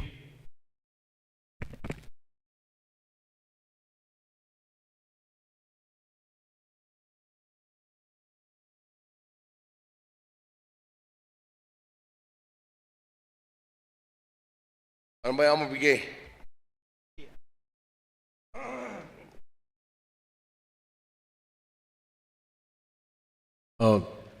Jat enana arorean daisnal taido aro aro report o sagido Brian Johnson and aro Misso Yat aro Miss Halton so Yat I don't know, I just kid this. Yeah, I have a question. I know that I don't know who's monitoring the 638 hospitals that are out there on the somewhere on the reservation. Like for my community, they resort to Winslow Indian Healthcare Center. But they have 2 satellite clinic in Dalcon and Loop. So I know that there's a lot of people getting sick and going to Winslow right now. There's a lot of it they're gathering over there. So my question is, how can they start utilizing the Dalcon and Loop Clinic to extend their services? And I think they need to start setting up for that, for emergency purposes. So they need more like a,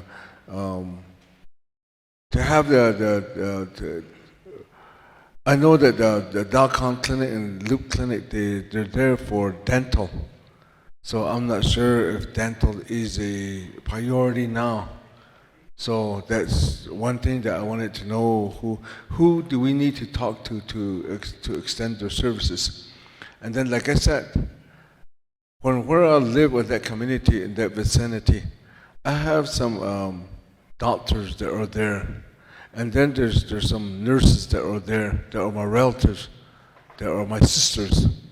And some of these are, they're administrative staff to the both sites, and then at the Winslow Clinic too. They come back every evening into their family. So they're more vulnerable, but they come back. There's no way that they could be kept over there. But I guess the frontline people, they're actually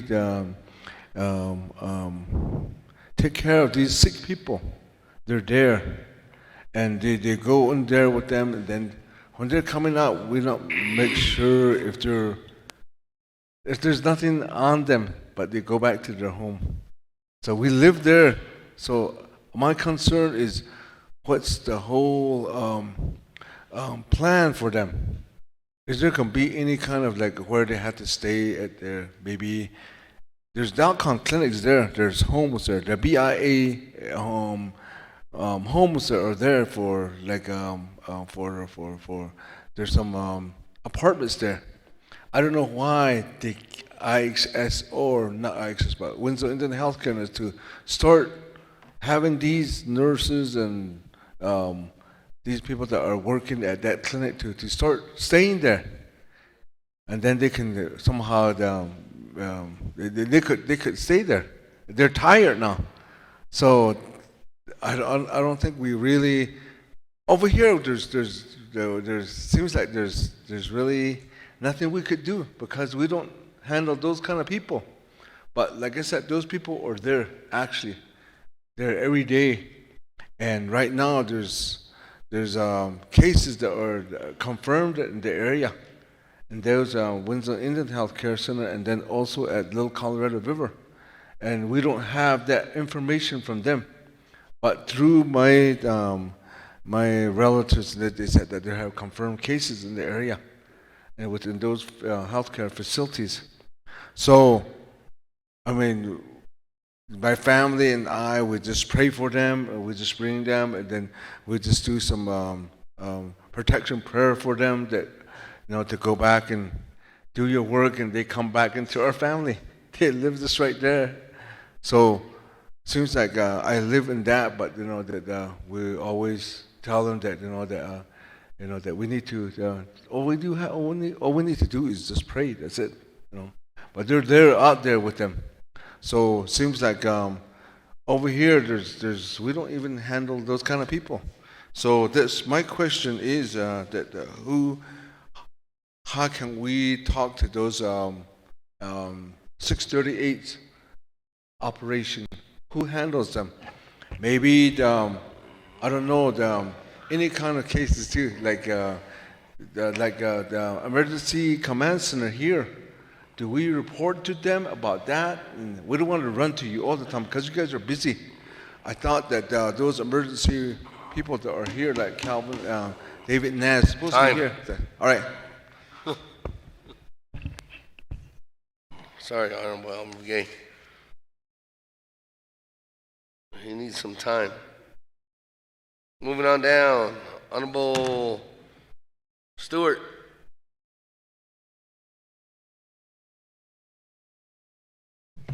Honorable Stewart, you're on.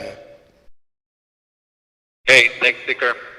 Yad Amos, so, and Mr. Johnson and staff as well, and the fellow colleagues.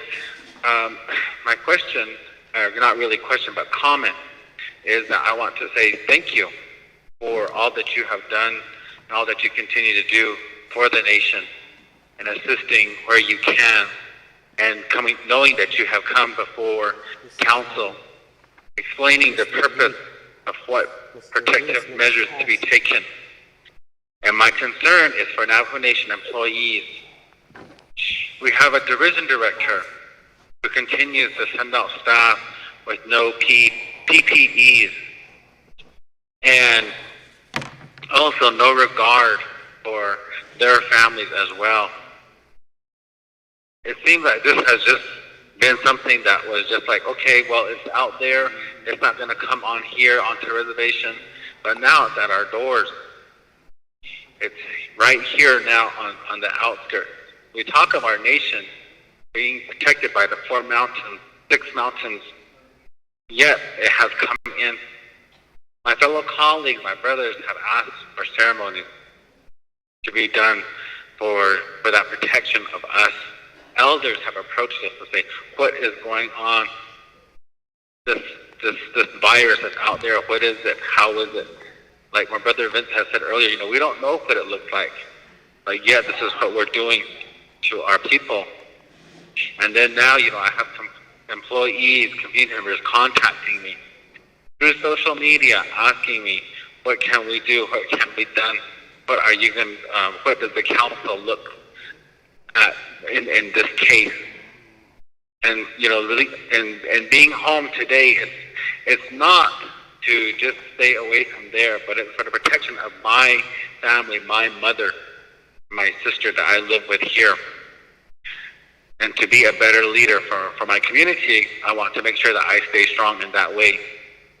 Therefore, I want to know, in your collaborations with the Navajo Nation, is there any reports or any feedback that can be given back to the Navajo Nation to say, this is a corrective action plan, this is what should be done, this is where we see that you are lacking?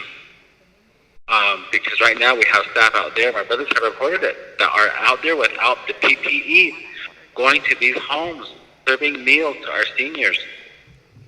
And they're not being properly protected, or they're not watching themselves. Is there any way that IHS can come in and say, this is what we suggest that the Navajo Nation do?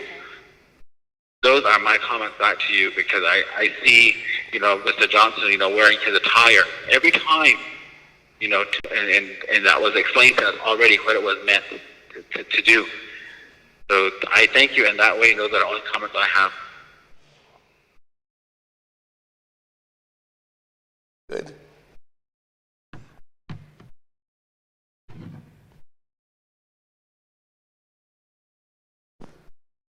Okay, with that, moving on down. I'm feeling. Thank you, Speaker. Ado Shanatan Lathanigi, Ado Ms. So and Captain Johnson and your staff. Thank you very much for that report. Wanted to ask a few things. First of all, I wanted to ask, how can the Navajo Nation help? I think is the first question. How can we help this partnership and collaboration with you all? You know, we all have one common cause, and it's to protect our people. And I think that's a message that we need to continue in unison. How can we help Indian Health Service with the Navajo Nation? That's my first question. Second question is in relation to the coordination between yourselves and the Navajo Nation. How is that going? Do we need to work on that or enhance it and make it stronger? That's the next question. The third question relates to face masks. I know we have a lot of talented Navajo individuals who could maybe even make face masks out of material. Would that even be something that could be considered? You know, considering that there's probably very strict standards on face masks, but something to alleviate temporarily, maybe covering, the face for maybe especially elders. I saw a gentleman wearing a handkerchief yesterday, covering his face with a handkerchief. So would that be something that would be even considered, just to deal with the face mask issue temporarily? Out in Crown Point, I know we have a very our group out there is working hard and diligently at the federal site, and I appreciate the EOC group out there, what they're doing, their efforts. The same with Gallup Indian Medical Center, and I really stress the importance of collaboration and partnership at this time. How can we support you while you're working this very important effort for our people? We're very fortunate to have our own region with Navajo Area Indian Health Service. There's no other tribe in the United States that has this. We're very fortunate and blessed. So I say we got to support Indian Health Service Navajo region to the fullest extent, and I plead with you, I plead with all of us to come together in unison and make this effort, because it's a dire situation out there right now.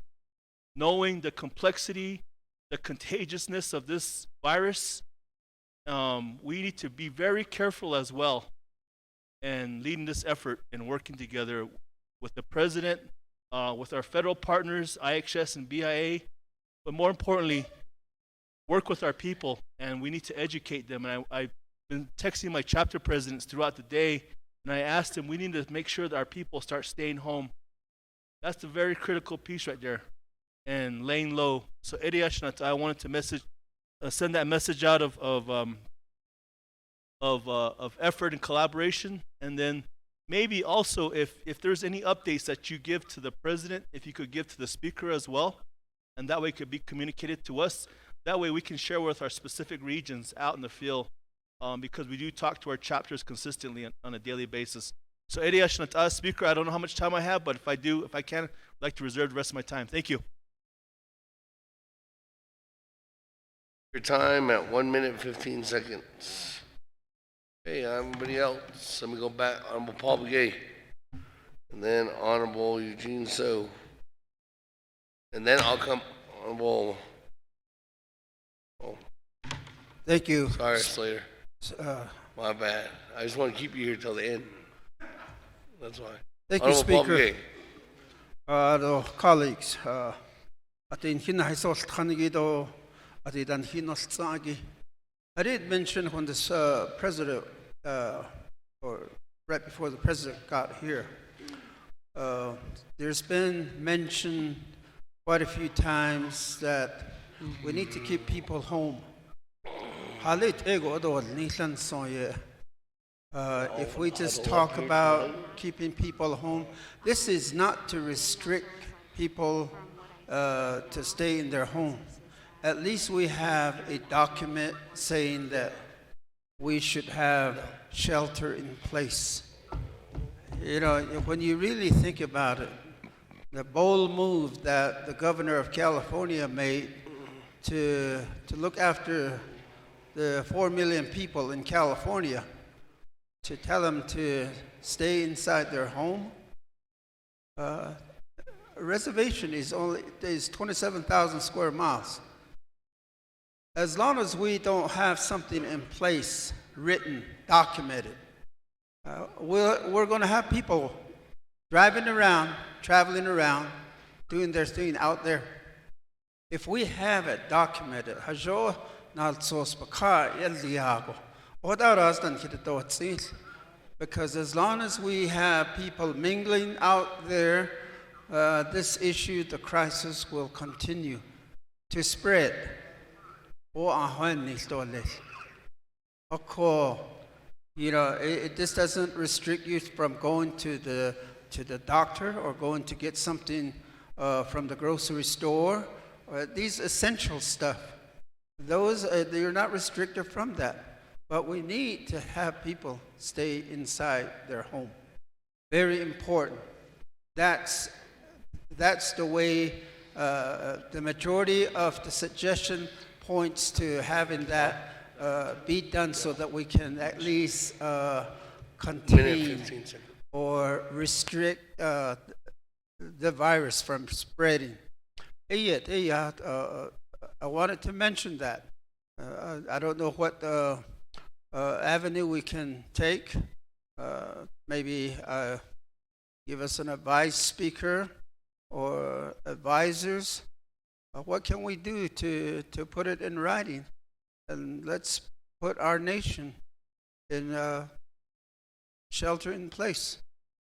At least we will tell the people officially that, you know, we're telling you to stay in your home.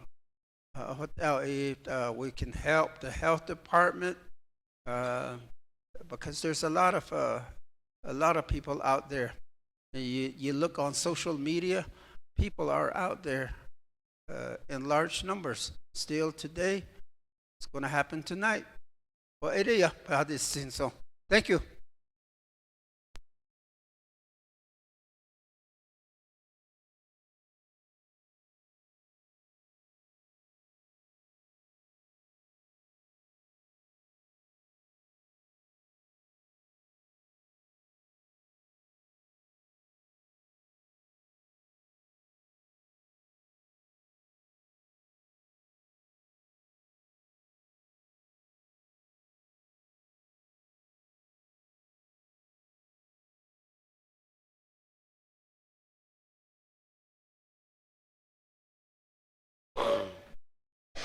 Honorable BA, that's something we can discuss not only with the team here, maybe they have recommendations, but something that could be discussed with the president. And can be talking with Ms. Barbaroff. That's something that could be possibly be done as early as next coming week.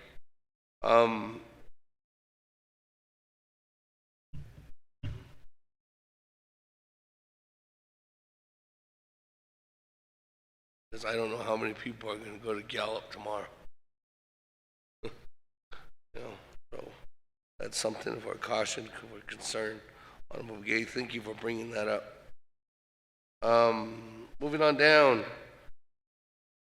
Honorable Eugene So.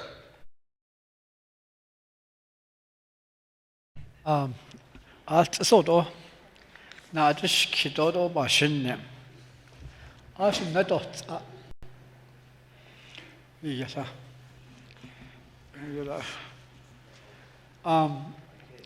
I have people that came over one time and complained in regards to some employees in the Chinle area that has a problem with the lung, but they're keeping them work there.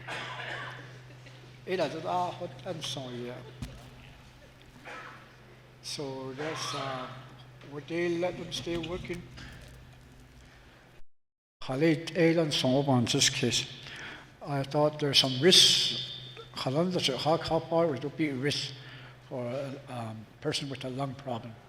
But they keep working and taking this and that in the emergency. I don't know.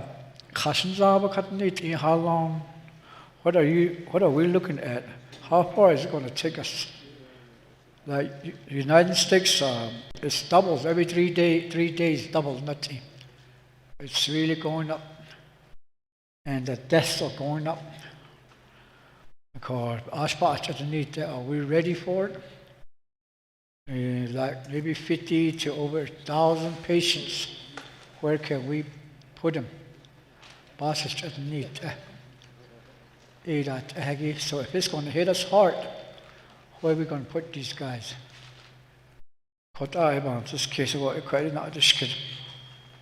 Already, Army Corps of Engineers that's in that regards to like in China, they put up their hospital. So it is a case out there. I'm pretty sure it's not going to let us go just that easy. If it's here, it's multiplied, it's going more. It's going to go more. If it's doubling every three days, it's really scary to look at. So, and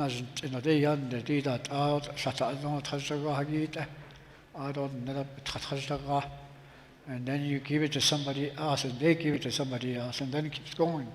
In the hospital, in the hospital, the 20 is not. To again, he died. Be beneka. I quite another. You taught this what? Not me. I think that later. I couldn't get deal. Some of the Indian tribes were wiped out in the eastern part of the United States when the Westerners first came across. I think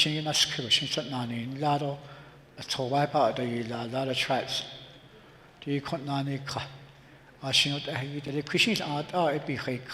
So we're just praying and to get through it. We honor that you guys are on the front line. You guys are ready for it.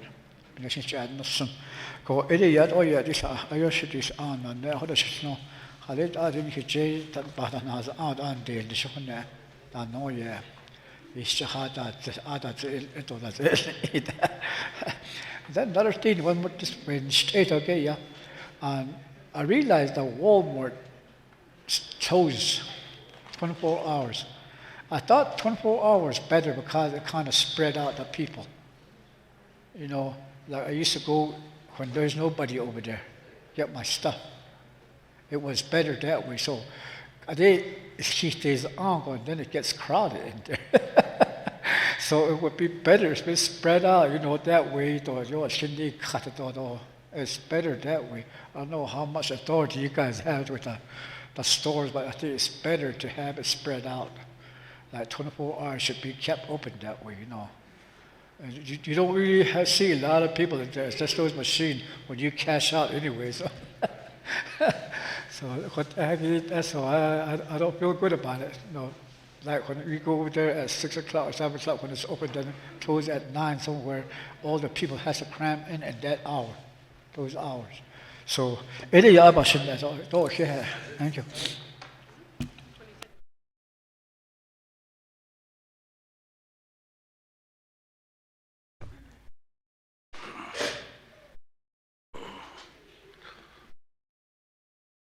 Moving on down.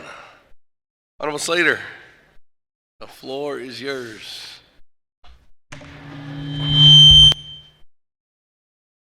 There is justice in this world. Hey. Eugene, it's off? Okay, perfect.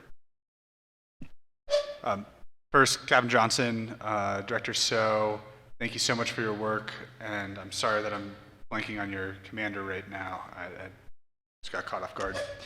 Thank you so much for everything you're doing for our people. I know that it's not just a job, but something personal and something that you care deeply about, and I've seen you work before, so thank you. I have a few questions. The first one is, are you still doing contact tracing? And then is that done by IHS, or is that done by the Navajo Department of Epidemiology? I assume it's done in coordination if it's done by the lead agency, if Navajo's the lead or IHS is the lead. I just want to know more about that. At what point will contact tracing stop? Is it going to be Navajo Nation-wide community transmission? Is it going to be agency-wide?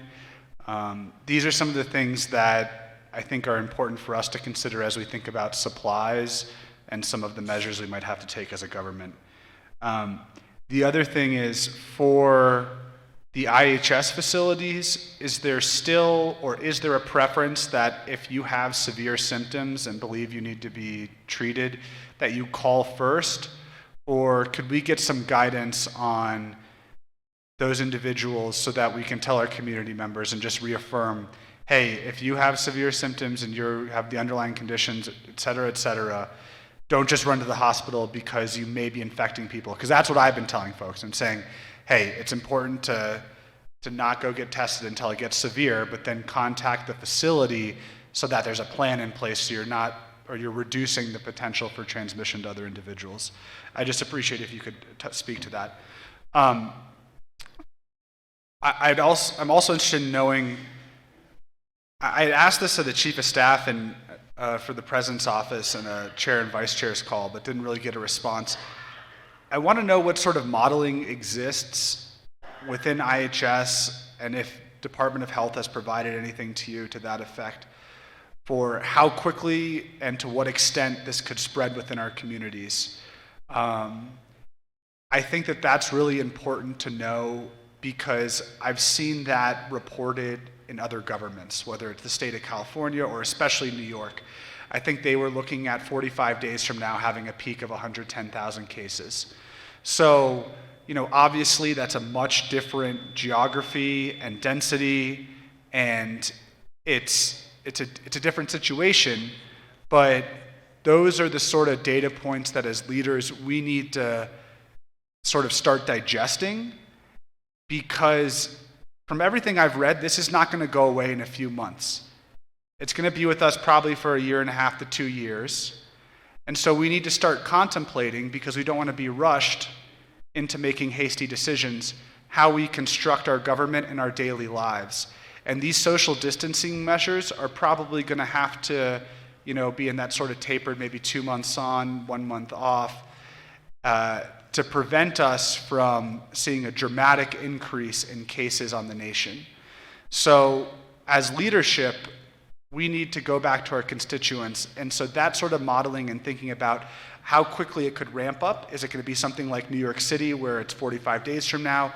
Or because we're entering the summer, do we think it's not going to happen until this fall or winter? That can affect everything from school closures to distribution of, lunches and breakfasts for our elders and our school children.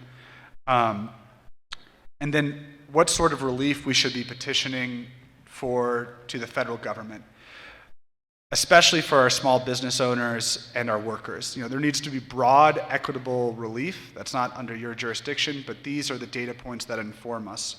So the next point is on the supplies. I've heard that we might be getting more test kits at the beginning of April, and that these other items are now sounding like they'll be in June. Does that mean that the test kits aren't going to be here until June? I brought up on Monday when we were considering the legislation that I didn't understand from the budget and didn't receive a response from the executive branch on how much of that could go or would go into supplementing IHS's testing kits. Now I know that IHS is just in the queue like everyone else for receiving these, but when you have Navajo Nation political leadership, there often is an opportunity for us to, act like, or the president, the speaker, any of us, to act like the governor of one of these states as a sovereign, to meet with companies, to talk to other sovereigns. Another big need I understand is going to be ventilators. And we know how under-resourced our medical system is without a pandemic. So this is not to knock you or anything, but if, and most likely when it gets bad, we're going to completely overburden our system, and that's what we need to start thinking about and preparing for. So I would like to have an understanding on the test kit side because, again, reading about New York and other places, these aren't random samples. You're looking at tests that are for symptomatic people, and a lot of them are coming back positive. It seems like maybe on Navajo right now there isn't that, but that's because maybe the disease just got to us later, and so now we're going to be seeing a lot more of them. So to echo my colleague Delegate Freeland, Shania, I really need to know what we can do as a nation. It could be funding, it could be advocacy, and that's not something you necessarily need to answer right now. It might be a private conversation, but that's the concerns that are going through my mind to best advocate for the health of our citizens. And I just want everyone here to appreciate that this isn't going away in 60 days, and we can't treat it like that. From a messaging perspective, the president and IHS have had to talk about what we do in the near term. But when we go and talk to our communities, we need to explain that this is going to be a long-term issue that no one in their living memory has had experience dealing with. And the nation and the states really aren't set up to deal with these issues. So again, I appreciate your work. I really look forward to continuing this dialogue, and let's do the best we can and pray for the health of our citizens.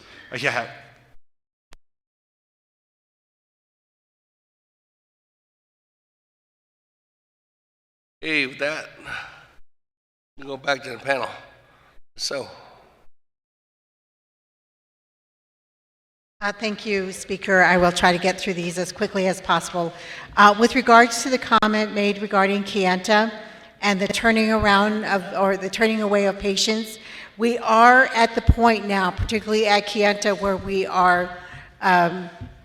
have made some tough decisions here with respect to services. We have basically only in emergency mode or urgent care kinds of activities at Kayenta. And here's one of the reasons why. Earlier this week, I had 45 staff that we had to send home.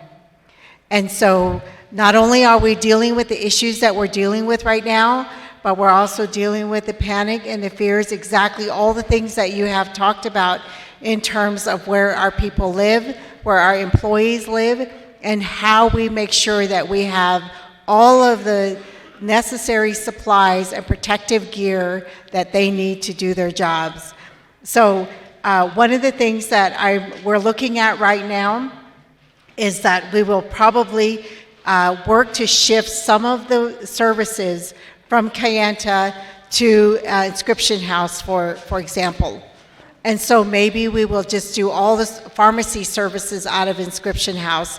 So we try to, again, reduce the traffic at the Kayenta Hospital. Otherwise, if we continue business as usual, people are coming and going, there's possible exposure, and we're creating more problems for us.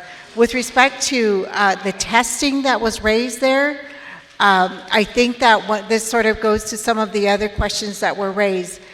We have not done probably as much testing as we should.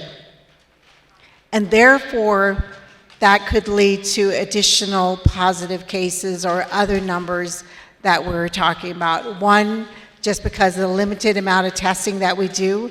And number two, just because of the how long it takes to get back our testing.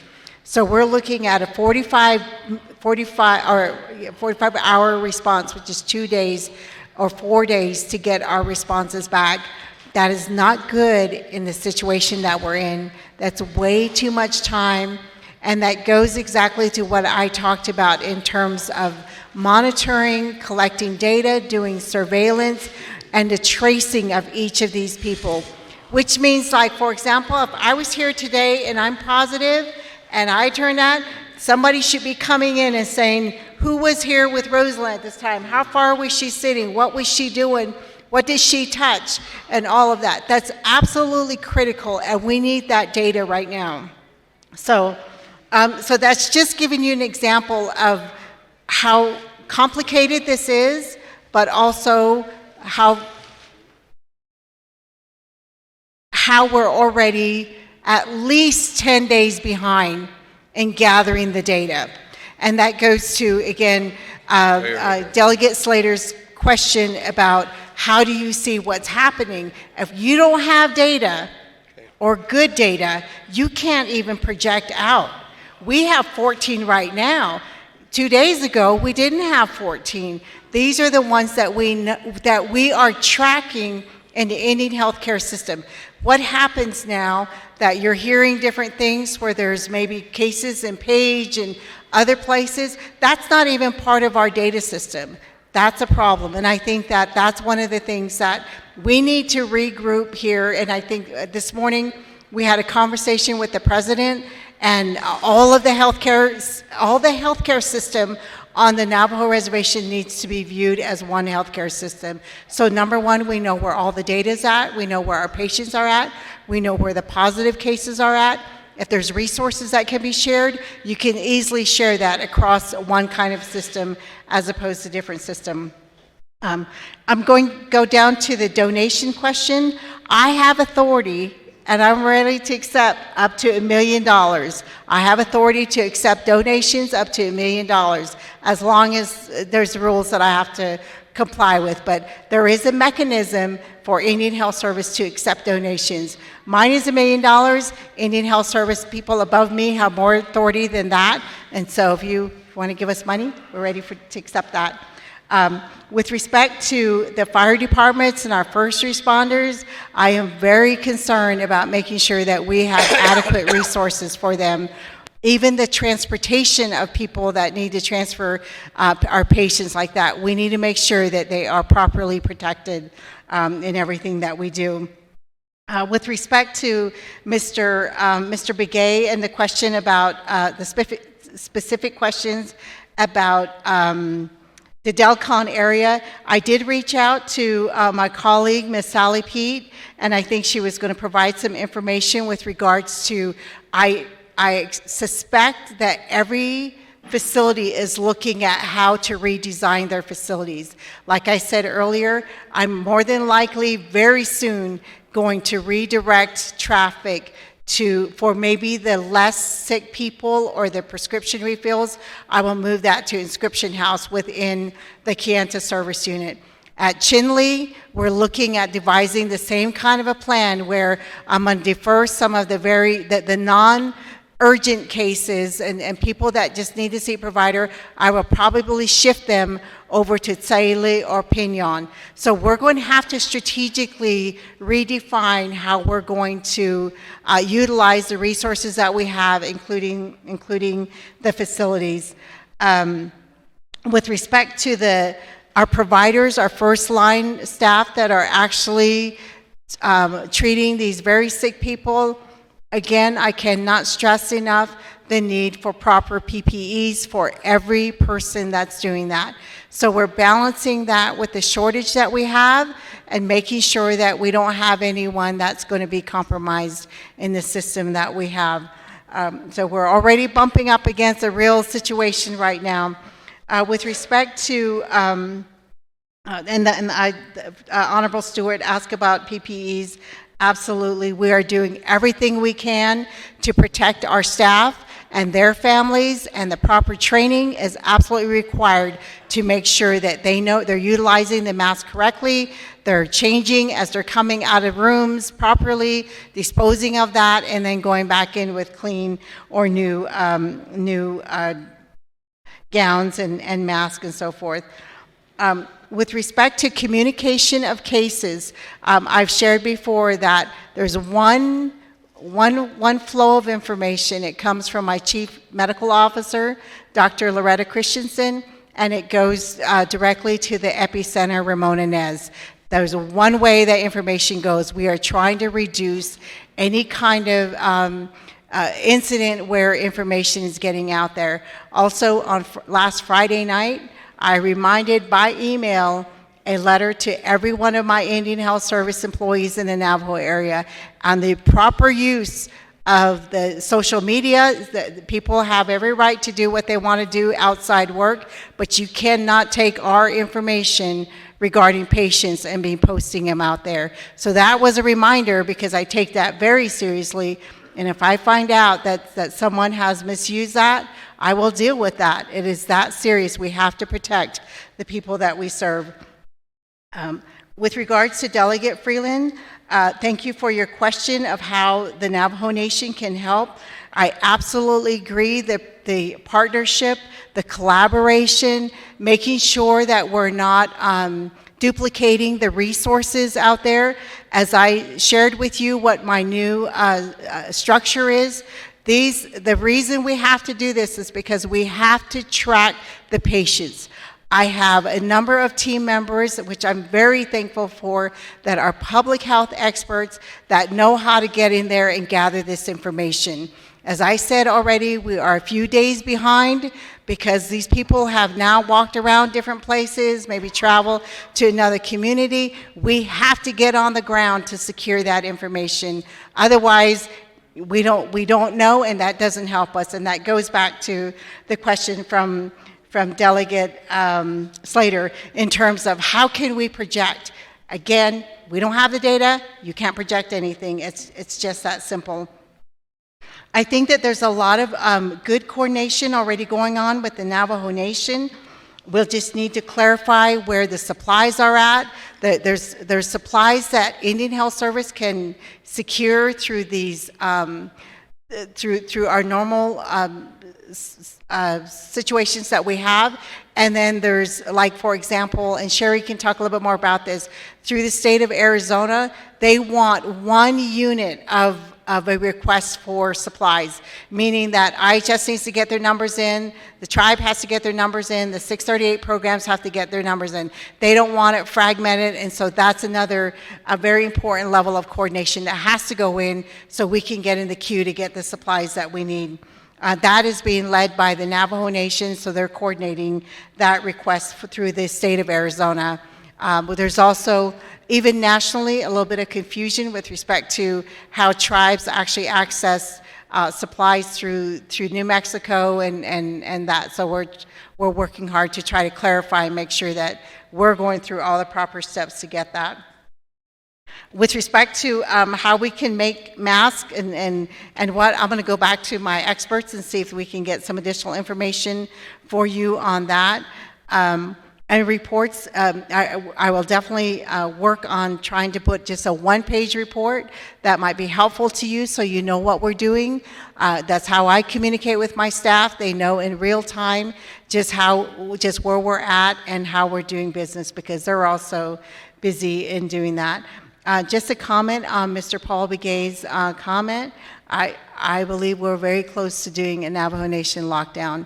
We need to secure the data right now, and we need to know where all of these people have traveled and get an idea of what we're looking at in terms of a public health situation. Certainly not my decision to make.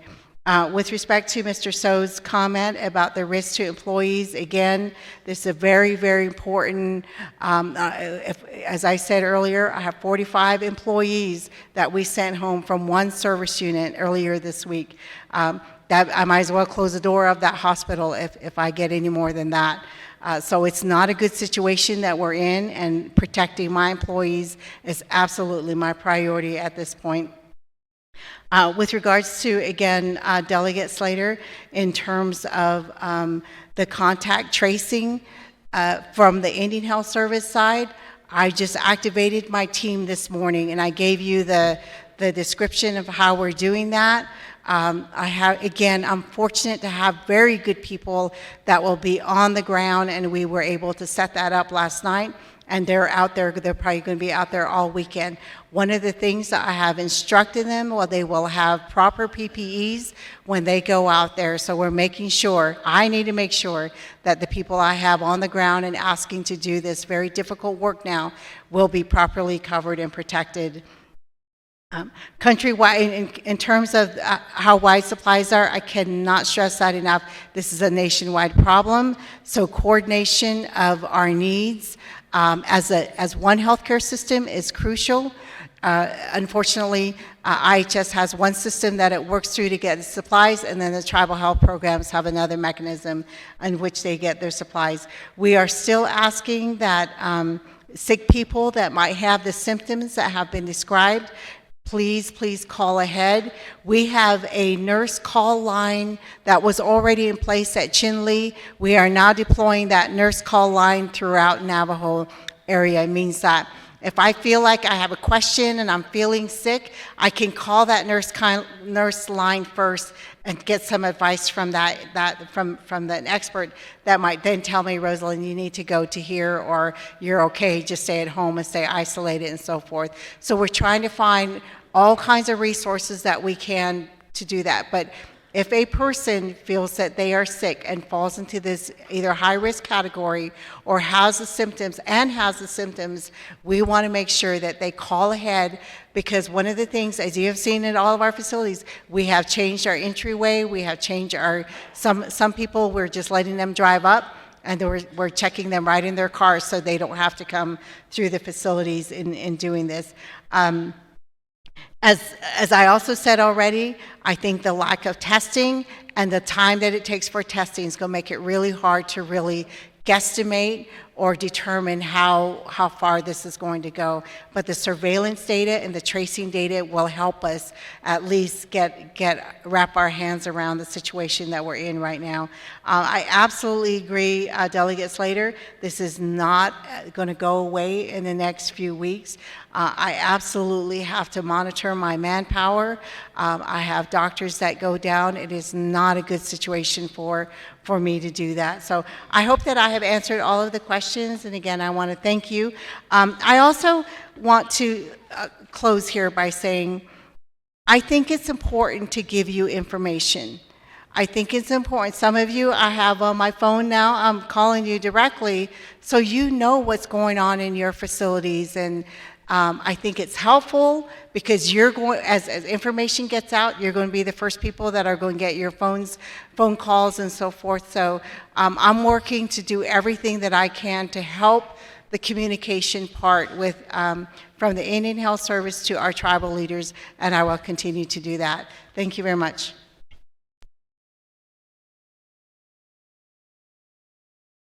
Is there a motion? Do we have a motion? Oh, yeah. Okay. Chairman So. Thank you, Speaker Cecilia Otto, fellow delegates. I basically am concerned when you say we're 10 days behind. And then we had President Nez saying we're trying to flatten the curve. If we're 10 days behind, the curve is way ahead of us. So that for me is a concern. And then how then in this being 10 days behind, what kind of efforts are you going to basically take to get the critical information, the information for, let's say, a person that is showing the symptoms, and get the information, who they've been in contact with, where they've been, and those aspects. That would be, I guess, the boots on the ground effort. Also, the Speaker and the Chair of the HES Committee basically wrote a letter to the Assistant Surgeon General to not reassign, and the term escapes me right now, the uniform medical staff, to not deploy them into the hot zones, but to keep them here because there is a critical need for medical staff on the Navajo Nation. I listened into the teleconference that was hosted by Assistant Secretary Tara Sweeney and the White House Intergovernmental Agency folks, as well as the IHS, Dr. Wiaki, and then folks from the Health and Human Services. And they used a term, something critical, and I think we failed to use that term in the letter, and perhaps we might have to rewrite that letter based on the response. If they haven't responded, then I think we basically need to ask again. So I guess the main thing, and I appreciate that you would keep this body informed. Number one, I guess the number 14 really doesn't do anything. The age. What are the age range, and if there's young people that have tested positive, I think that's a real critical aspect. Number one, some of us have stated it's not a matter of if coronavirus would come here. We stated when. And to have the first positive come into such an isolated community, and for it to have come into a community school, that basically is one of the worst case scenarios that we couldn't have even imagined, but it's done. And how do we best, I guess, try to react in the best way? And I just would like to know in what manner this body could assist you.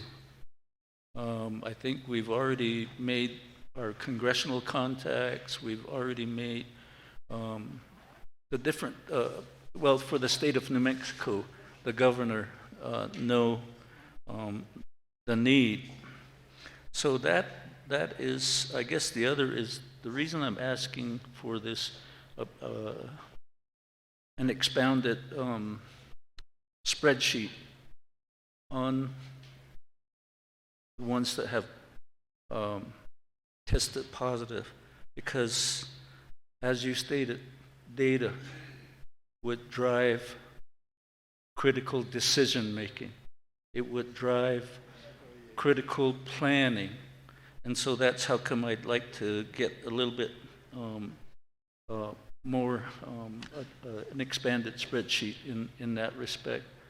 And for me, I'm just very glad that you've come to the committee to give periodic updates. And now that we're in this particular epidemic, even though it's, for me, it's like an epidemic on the Navajo Nation. Elsewhere, it's the pandemic. And right now, it's spread, to, it looks like the 2 states that our lands reach into. So that is very, very concerning. And so, but I guess the biggest ask is, how can this body help?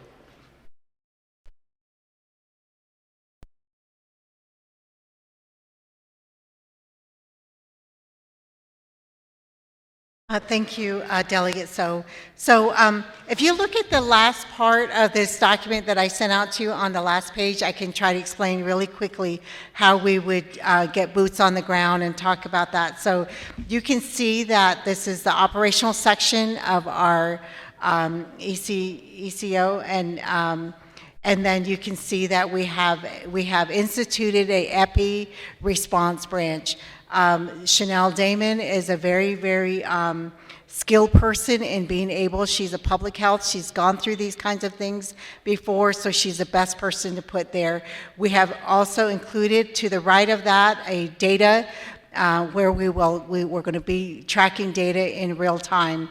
So what we've done, you can see the bottom boxes, that these are the leads. These are the people that would be leading at each of these facilities. So we redeployed these employees, and they're going to be working with the CHRs, public health nurses, and any first responders that are on the ground. So you can see we have some very highly skilled people there. We have a Dr.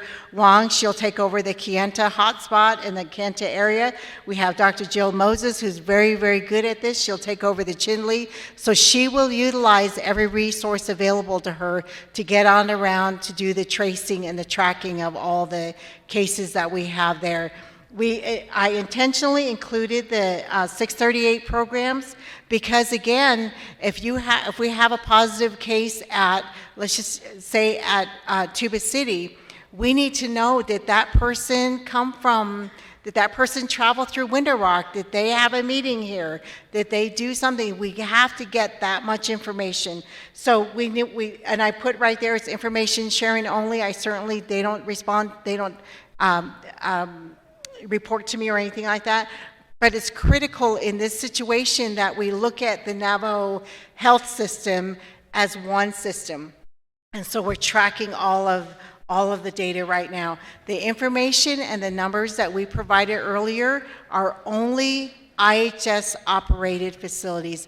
There's a huge gap by not having one comprehensive report where we're tracking all this stuff. And I think that as of last night and this morning, we're already reporting all this. The reason we have this data is because we have to report it to headquarters every day. So this information is already flowing. So they modified the spreadsheet that we're having, so everybody will be reporting on that system through the Department of Health. So I think that's a good thing. We also do the same thing. We track on a daily basis what our supply numbers are, how many masks we have, how many masks we don't have, and where we're critical, because the IHS is looking at that as a system, and then we keep pinging people to say, this is what we need, this is what we need. So this just kind of gives you an idea of what we're doing as far as boots on the ground, making sure that we are tracking the cases that we have right now. With respect to the Commission Corps, I should have included this in my report, and I apologize. This morning, I sent a letter to headquarters. I have identified every commission officer on the Navajo area as mission critical. So what that means is we're saying we can't afford to let any other commission officer go. And the reason for that, you can see, like going back to this chart, I have a Commander John there. I'm redeploying her from the area office, and she's now going to be located in Crown Point because I need people in Crown Point. So that's how I can use my team members, and so I had to so using her as an example, or using that officer as an example, I can say they're mission critical. I cannot afford to let them go. These people have now been deployed already within the Navajo area to cover areas that need to be covered. Brian Johnson here was asked to deploy, I think it was earlier this week, and almost fell out of my chair, and I said, no, I can't let him go because this is how we're using him. So we're taking a very proactive approach to making sure that we keep every officer in the Navajo area. With respect to the data, again, there's certain rules with Privacy Act and HIPAA with regards to numbers, and because they're small numbers, so I can't really provide this information. I'll go back to the data sharing agreement that we talked about in one of our HES committees. This is where it's very important, so I can transfer and share data in a more easily way. But I will say with regards to age, though, of the 14 cases that we have, there's some that are under 12 years old. That's what I can report. So we're hearing nationally that the elders are at risk, and it's not real. So that's what I can share about the data that we have available already.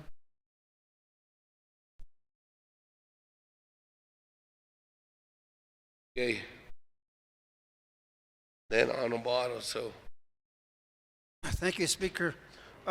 Just real quickly, I have heard that when a person fits the criteria to be admitted, they are they contained in our facilities, or are they transported elsewhere?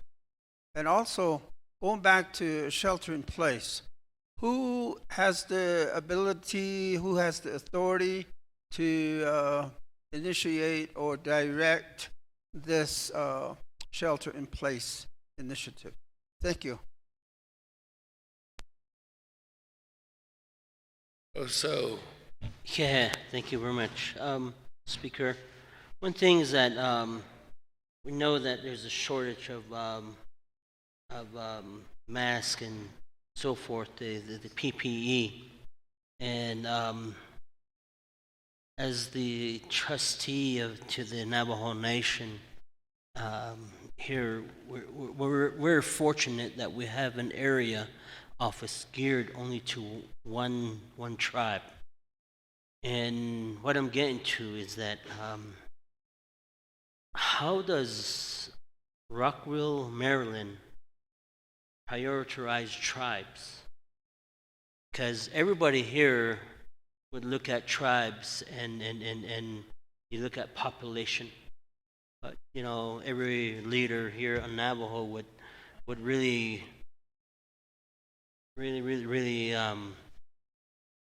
stand by population, but when it gets to their own tribe here, they throw that out the door. And but what I'm getting to is, how does Rockville, Maryland view Navajo area? Are we sort of left at the end? And you have such area office such as Phoenix, which has maybe 43 tribes that you oversee. What you have smaller numbers, and I view them as like small chapters. But yet, the fairness, and we have the population base, and I'm just wondering, what is the stance of our area, Navajo area, to Rockville, Maryland? Because right now, I believe I did a just divvying up the 40 million that's appropriated, and I know you guys don't have the means and say that how much you guys want, but I believe that when you divvy that up, the number comes out really small if you use equal distribution. And just wondering how, if there's any information given to you to maybe start lobbying for that. And I really hope that you guys stand by using the Navajo population as to this funding and other funding sources coming down the pipeline. And we really need that, because as leadership, as we start lobbying this, you know, we're going to need those data, that information. And just one thing, just think if we had a factory that made mask, facial mask on Navajo. We have a glove factory now. And if we had that facial mask, you know, we would have been in a really good position. And I see, economically, we would have been good.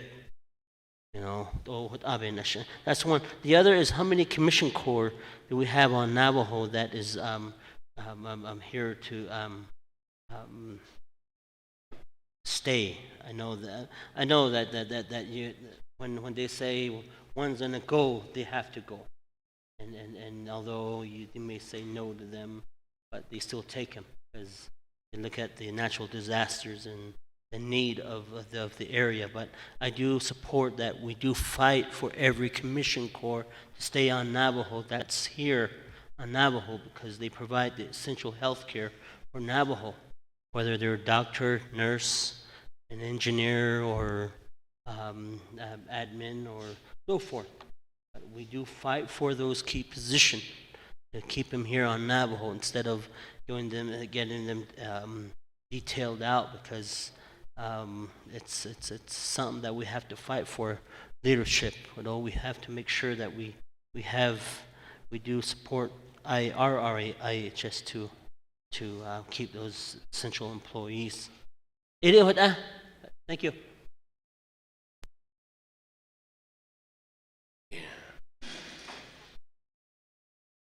Hold on, myself. I have a question from Amber Crowdy. I have a question from Amber Crowdy. Can you ask what is the name of her, which is you, Rosin So, in-ground deployment team? What are the challenges with care for all when people go to the clinic to see who is giving services? Vice Chair Walker. Speaker, other members of council, other presenters, Ms. So, Captain Johnson, and Ms. Helton, thank you for the report that you provided to the council here. I have a question for Ms. So, all three, Captain Johnson, Ms. Helton. This morning I mentioned that there's an initiative that we are beginning to, start up or be involved in. So we have a food donor, food bank of Northern Arizona that distributes food to a number of communities on Navajo in Arizona. So this is an ongoing operation. So food distribution, going to different places on Navajo, like chapter houses or schools or churches. So this is a ongoing activity. So we spoke to the organization that does this, and they are aware of the what's beginning to happen at the supermarkets here on Navajo. Some of the stores where food is I guess people are buying up all the food, and we kind of foresee a shortage of non-perishable food, even produce. So the food bank, in response, wants to increase what they donate. So shipping more than they usually do in response to the what would be, for the lack of a better way of saying it, food shortage in a food desert. Ada. So, what can IHS do to help set that up in a way where we're not the distributors and the communities that do this donation distribute the donation and then receive the donation and then give the food to community members. So that activity does not cause any risk or harm. We were assured that the organization that does this, they said they're very careful with this because it's food and it's meant for human consumption. So they said they have proper training in all kinds of ways, I guess maybe Food Drug Administration or using USDA standards. Okay, so, and then in today's environment with the pandemic and the need to sanitize things, all those considerations. So we want to set it up, like I said, so it doesn't create great risk, put people at risk or in harm's way. What can the IHS or other maybe CDC do to help make that a more safe and with less risks? I guess there's no such thing as less risks, but you can do all kinds of mitigation. So my question: what can IHS do to help make donations like this happen? I'm sure it's not going to be the only one. So I would think there are maybe standards of training where people handle food, and then in a environment as ours currently, I would think the experts would have a way to train people. If so, I guess I would like some idea. We wanted to share this with council in a bit at the end of this, towards the end of this meeting, I guess. But I have a question for you since you're here. I would appreciate a response. Yeah, Speaker.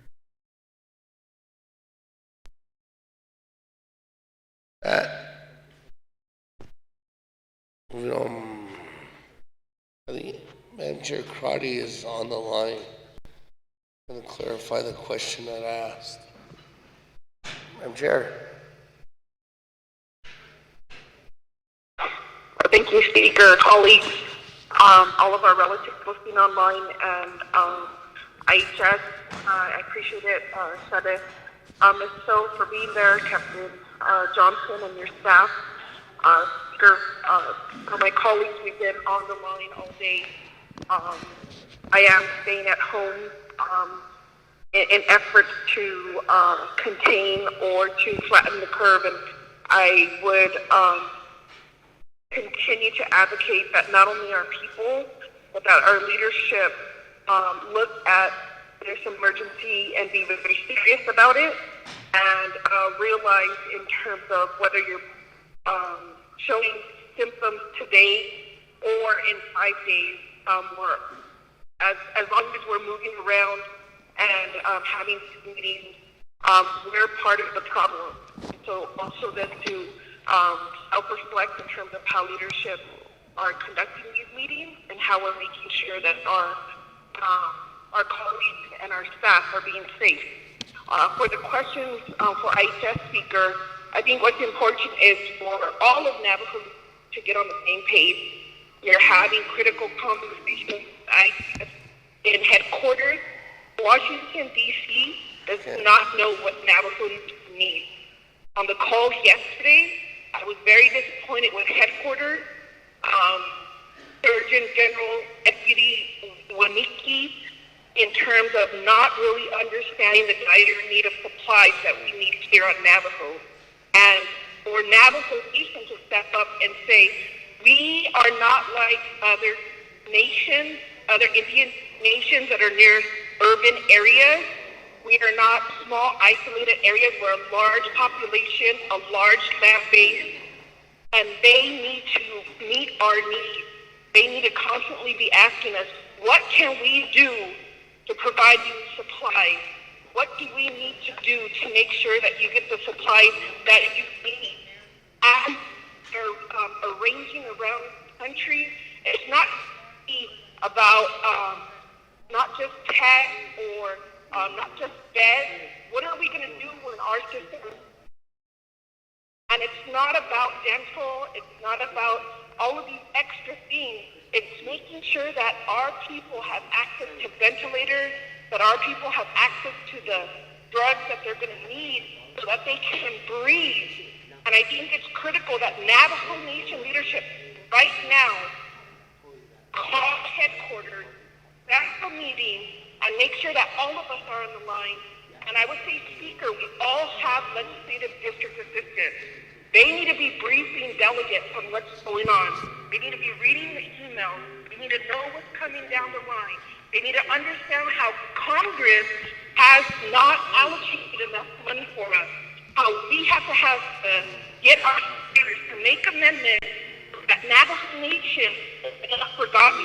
And that's where we need to step up. So I'm asking my colleagues, read your emails, write the letters, call not only our Congress, call the White House, call everybody, call the media, because our people are being neglected and our people are being forgotten.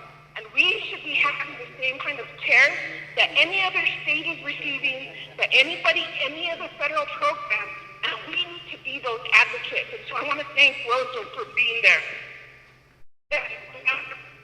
Impacted, knowing that and also, Speaker, we need to keep DIE accountable because they should have closed down all those schools. They knew on Saturday. It wasn't made public, but they knew they should have shut down the schools. No children should have been at those schools on Sunday being picked up. No staff should have been at those schools. And we need to put our foot down. Our people are asking for a complete lockdown. We need to give them that security that they need. And I'm asking, and I concur with that. So, yeah, thank you, Speaker.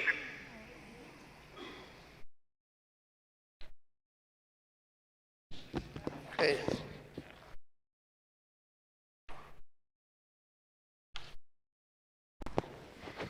That's it. Let me go back to the panel. You again, as Honorable Speaker.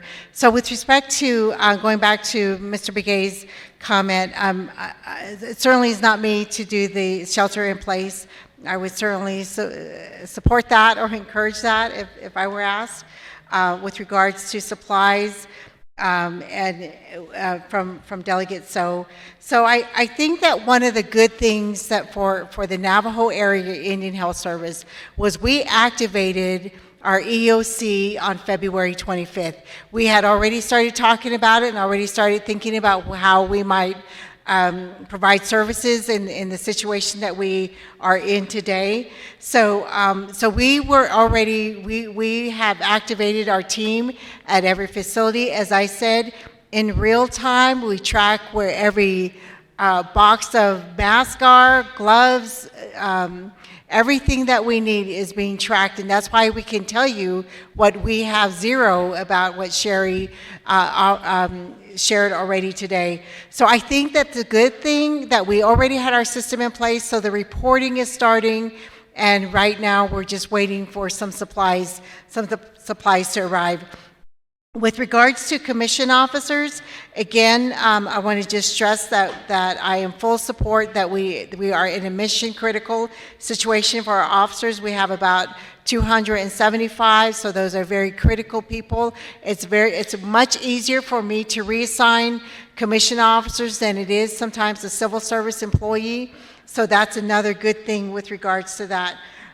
With regards to headquarters, understanding of Indian Health or the Navajo area, I think again that we have the Navajo area being prepared with data and information is absolutely critical.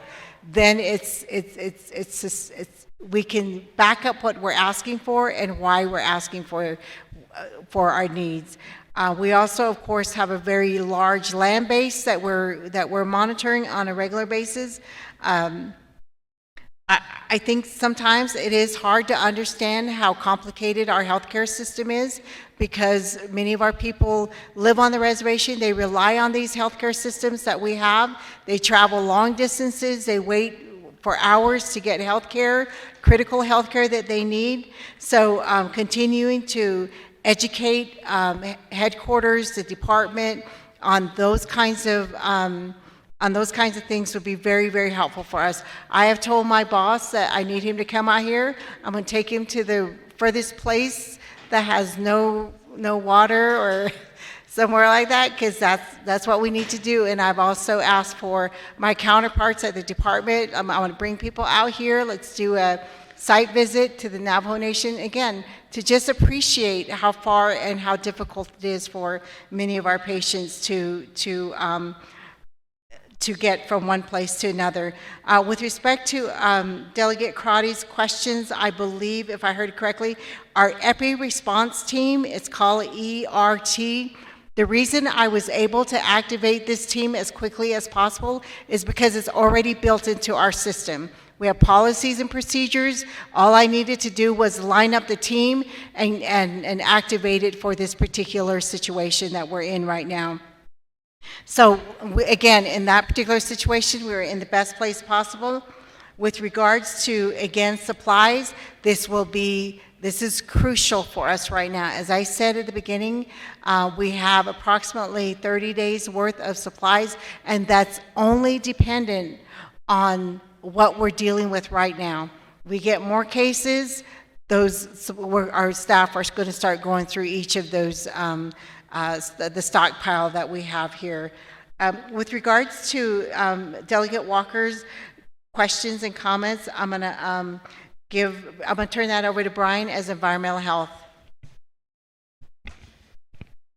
Good evening, and thank you for the question, Delegate Walker. In regards to the food supply and the donation and providing that in a safe, sanitary manner to community groups, what I would recommend, I know that we'll need to have some conversation offline because it does become a fairly complex conversation. However, we do have an Office of Environmental Health that deals with food sanitation in communities, and that can include for food distribution type situations. But there's a number of questions that came to my mind as you were mentioning the food donations, and we would need to get a little bit more into the details. And I know, and we have folks that can definitely help understand how to do that in a safe way. So I would really like to have that conversation offline and make sure that we have a productive conversation on that for sure. So thank you for that.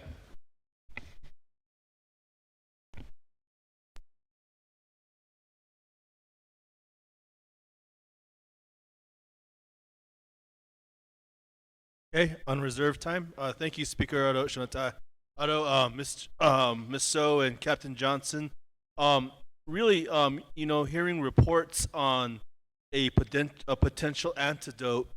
There's a lot of research and studies going on right now throughout the world on how to combat this. But what is your stockpile as far as medication is concerned? Particularly the reports on the anti-malarial medication, hydrochloroquine, as well as the antibiotic of azithromycin. Those two studies were done in France, and it seemed to be working somewhat. I don't know if FDA or FDA has approved any sort of such studies, but there is some hope, and I want to know if you all have any sort of stockpile of those two medications should things come to that situation. Really, I always think about hope and opportunity and potential for our people. But if anything, if worst came to worst, what are those stockpiles potentially that you have on hand? And then the last thing is, as far as the Gallup Supply Center, I think what we can do is work with our congressional representatives, particularly Senator Heinrich's office. Request that from HHS directly. If there's a need to get into the national stockpile, I know there's six stockpiles throughout the country, but maybe we could utilize and leverage them to help us should that case come to fruition. So just those two questions, Speaker. I think I'm out of time. All right. Thank you. To the panel.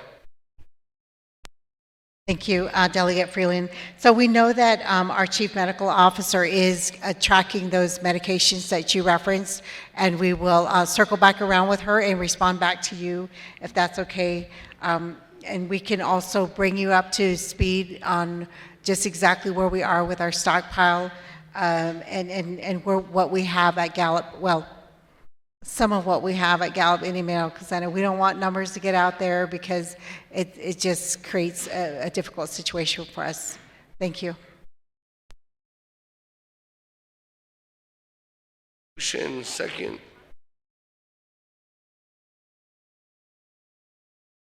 Any comments, questions? Round the horn. Accept the report.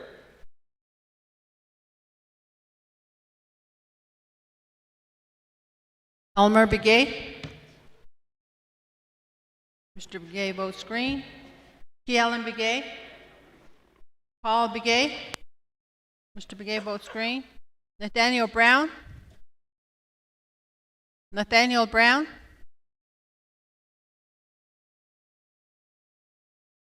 Eugenia Charles Newton. Eugenia Charles Newton. Herman Daniels.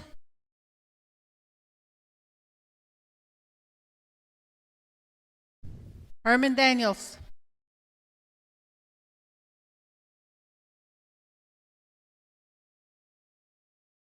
This is on accepting the report. Mr. Daniels votes green. Amber Crotty.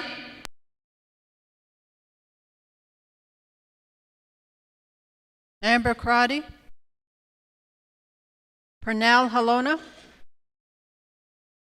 Mr. Halona votes green. Jamie Henyo. Vince James. Mr. James votes green. Ricky Nez. Mr. Nez votes green. Carl Slater. Mr. Slater votes green. Raymond Smith. Wilson Stewart. Mr. Stewart votes green. Charlene So. Daniel So. Mr. So votes green. Eugene So. Mr. So votes green. Otto So. Mr. So votes green. Thomas Walker Jr. Mr. Walker votes green. Edison Wanika. Mr. Wanika votes green. Edmund Yazzie. Jimmy Yellowhair. Mr. Yellowhair votes green. Going back to the top, P. Allen Begay. Nathaniel Brown. Eugenia Charles Newton. Amber Crotty.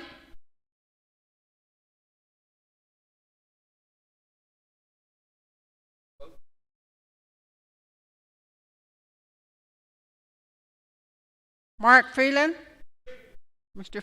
Freeland votes green. Green. Raymond Smith. Charlene So.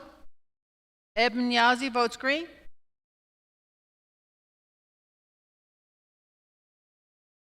Nathaniel Brown. Eugenia Charles Newton. Green. Ms. Charles Newton votes green. Amber Crotty. Ms. Crotty votes green. Jamie Henyo.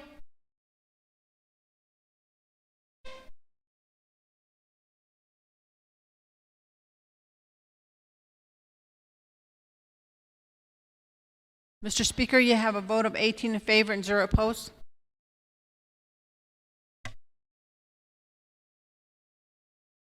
Favor, 0 opposed, speaker not voting. Thank you. So, your staff, again, thank you for all you guys are doing for the Navajo Nation. Yeah. Honorable Vice Chair Walker.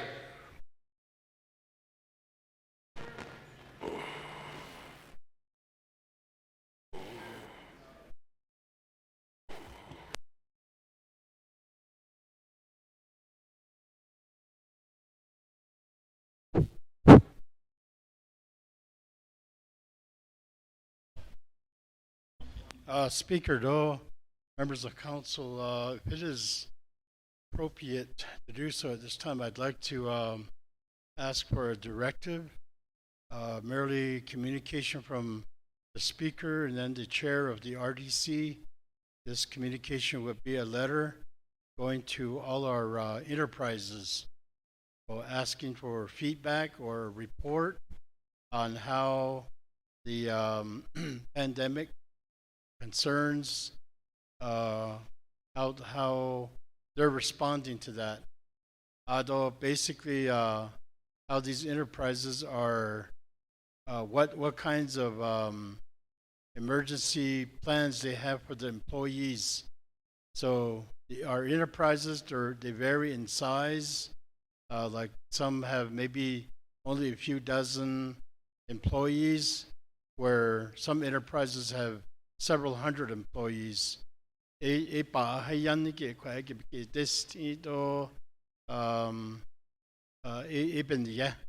think enterprises could respond to RDC, but certainly we want the support of the speaker in this also. So this would be a letter going to the enterprises, asking them for their emergency management plans on how they're taking care of their employees during this pandemic emergency. With the speaker. Got it. We're working together with Chairman Nez to get that done. Honorable Daniels. Thank you. Thank you, Speaker. Yeah. Shanant kudotam. Adhon the hat khanigido nana kudo nsi zinigida. Yeah, kwagi. The rated park that escal. Zlachit abakati jalan soy kudo the sat tatide. Junagate Park, Manama Valley, Antelope, Adonana, Cameron, Shilto, tour tour operators, business owners, those are small business nanish with the state. I see that the height and he cow J. That should launch it in the Halne. Nanajiki needs a state that no go. As a 80 with Sano, based on the in that tours with tourism, Sano, based on that it and a again it's not then no. So I don't have that. Based on that, all that are the kind of so the height out of cottage, maybe could not my check, could not delegate. So we recommend the also the great Navajo Nation Parks and Recreation based on they give proprietary funds. That's a has a height out of it that a deal and so yeah, the question is so I probably need to work with RDC because the oversight that level. So area without ocean is thousand dollar.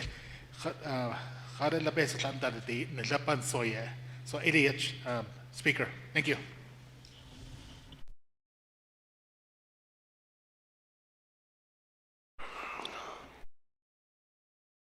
Honorable Daniels, we'll make a note of that. Work together, get the information. Earlier, we talked to Paulson Chaco. He did indicate that Rudy Shabala and his essential staff are out helping assist certain entities out in the Chichimbato area. So that's the reason why they're not going to be here today. But again, that's their number one priority, he indicated, is this right now, is getting that information out to the people. And that's all they're focusing on. That seems like everybody's going home. We have 4 more reports, but nobody to give them to. Okay, is there a motion then? Motion adjourn. Honorable James, second. Honorable Jimmy Yellowhair.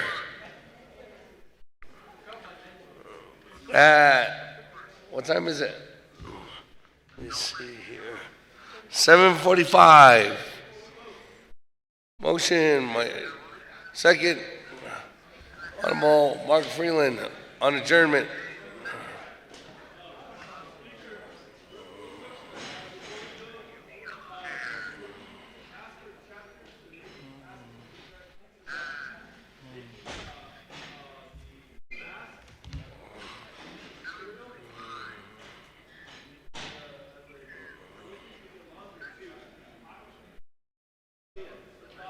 Okay. All right. Put that out there. That motion, second, roll call, adjourning, 7:45. Elmer Begay. Mr. Begay votes green. Key Allen Begay. Paul Begay. Mr. Begay votes green. Nathaniel Brown. Eugenia Charles Newton. Herman Daniels. Mr. Daniels votes green. Amber Crotty. Mark Freeland. Mr. Freeland votes green. Pernell Halona. Pernell Halona. Jamie Henyo. Vince James. Mr. James votes green. Ricky Nez. Mr. Nez votes green. Carl Slater. Mr. Slater votes green. Raymond Smith. Wilson Stewart. Wilson Stewart. Mr. Stewart votes green. Charlene So. Daniel So. Daniel So. Mr. So votes green. Eugene So. Mr. So votes green. Otto So. Mr. So votes green. Thomas Walker. Mr. Walker votes green. Edison Wanika. Mr. Wanika votes green. Edmund Yazzie. Jimmy Yellowhair. Mr. Yellowhair votes green. Going back to the top, Key Allen Begay, Nathaniel Brown,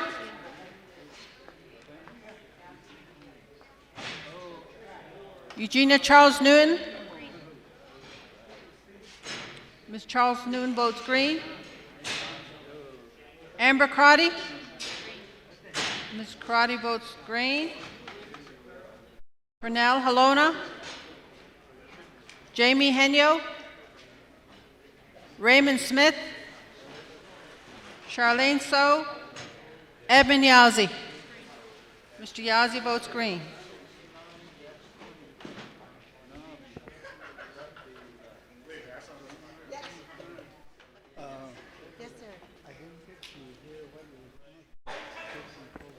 Mr. Speaker, you have a vote of 17 in favor and 0 opposed.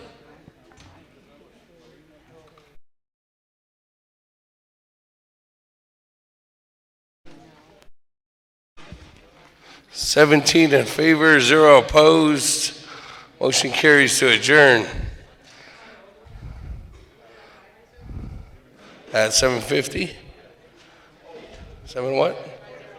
7, but 7:45. Okay, 7:45. Safe travels. Stay at home. I don't want to see anybody in Gallup tomorrow.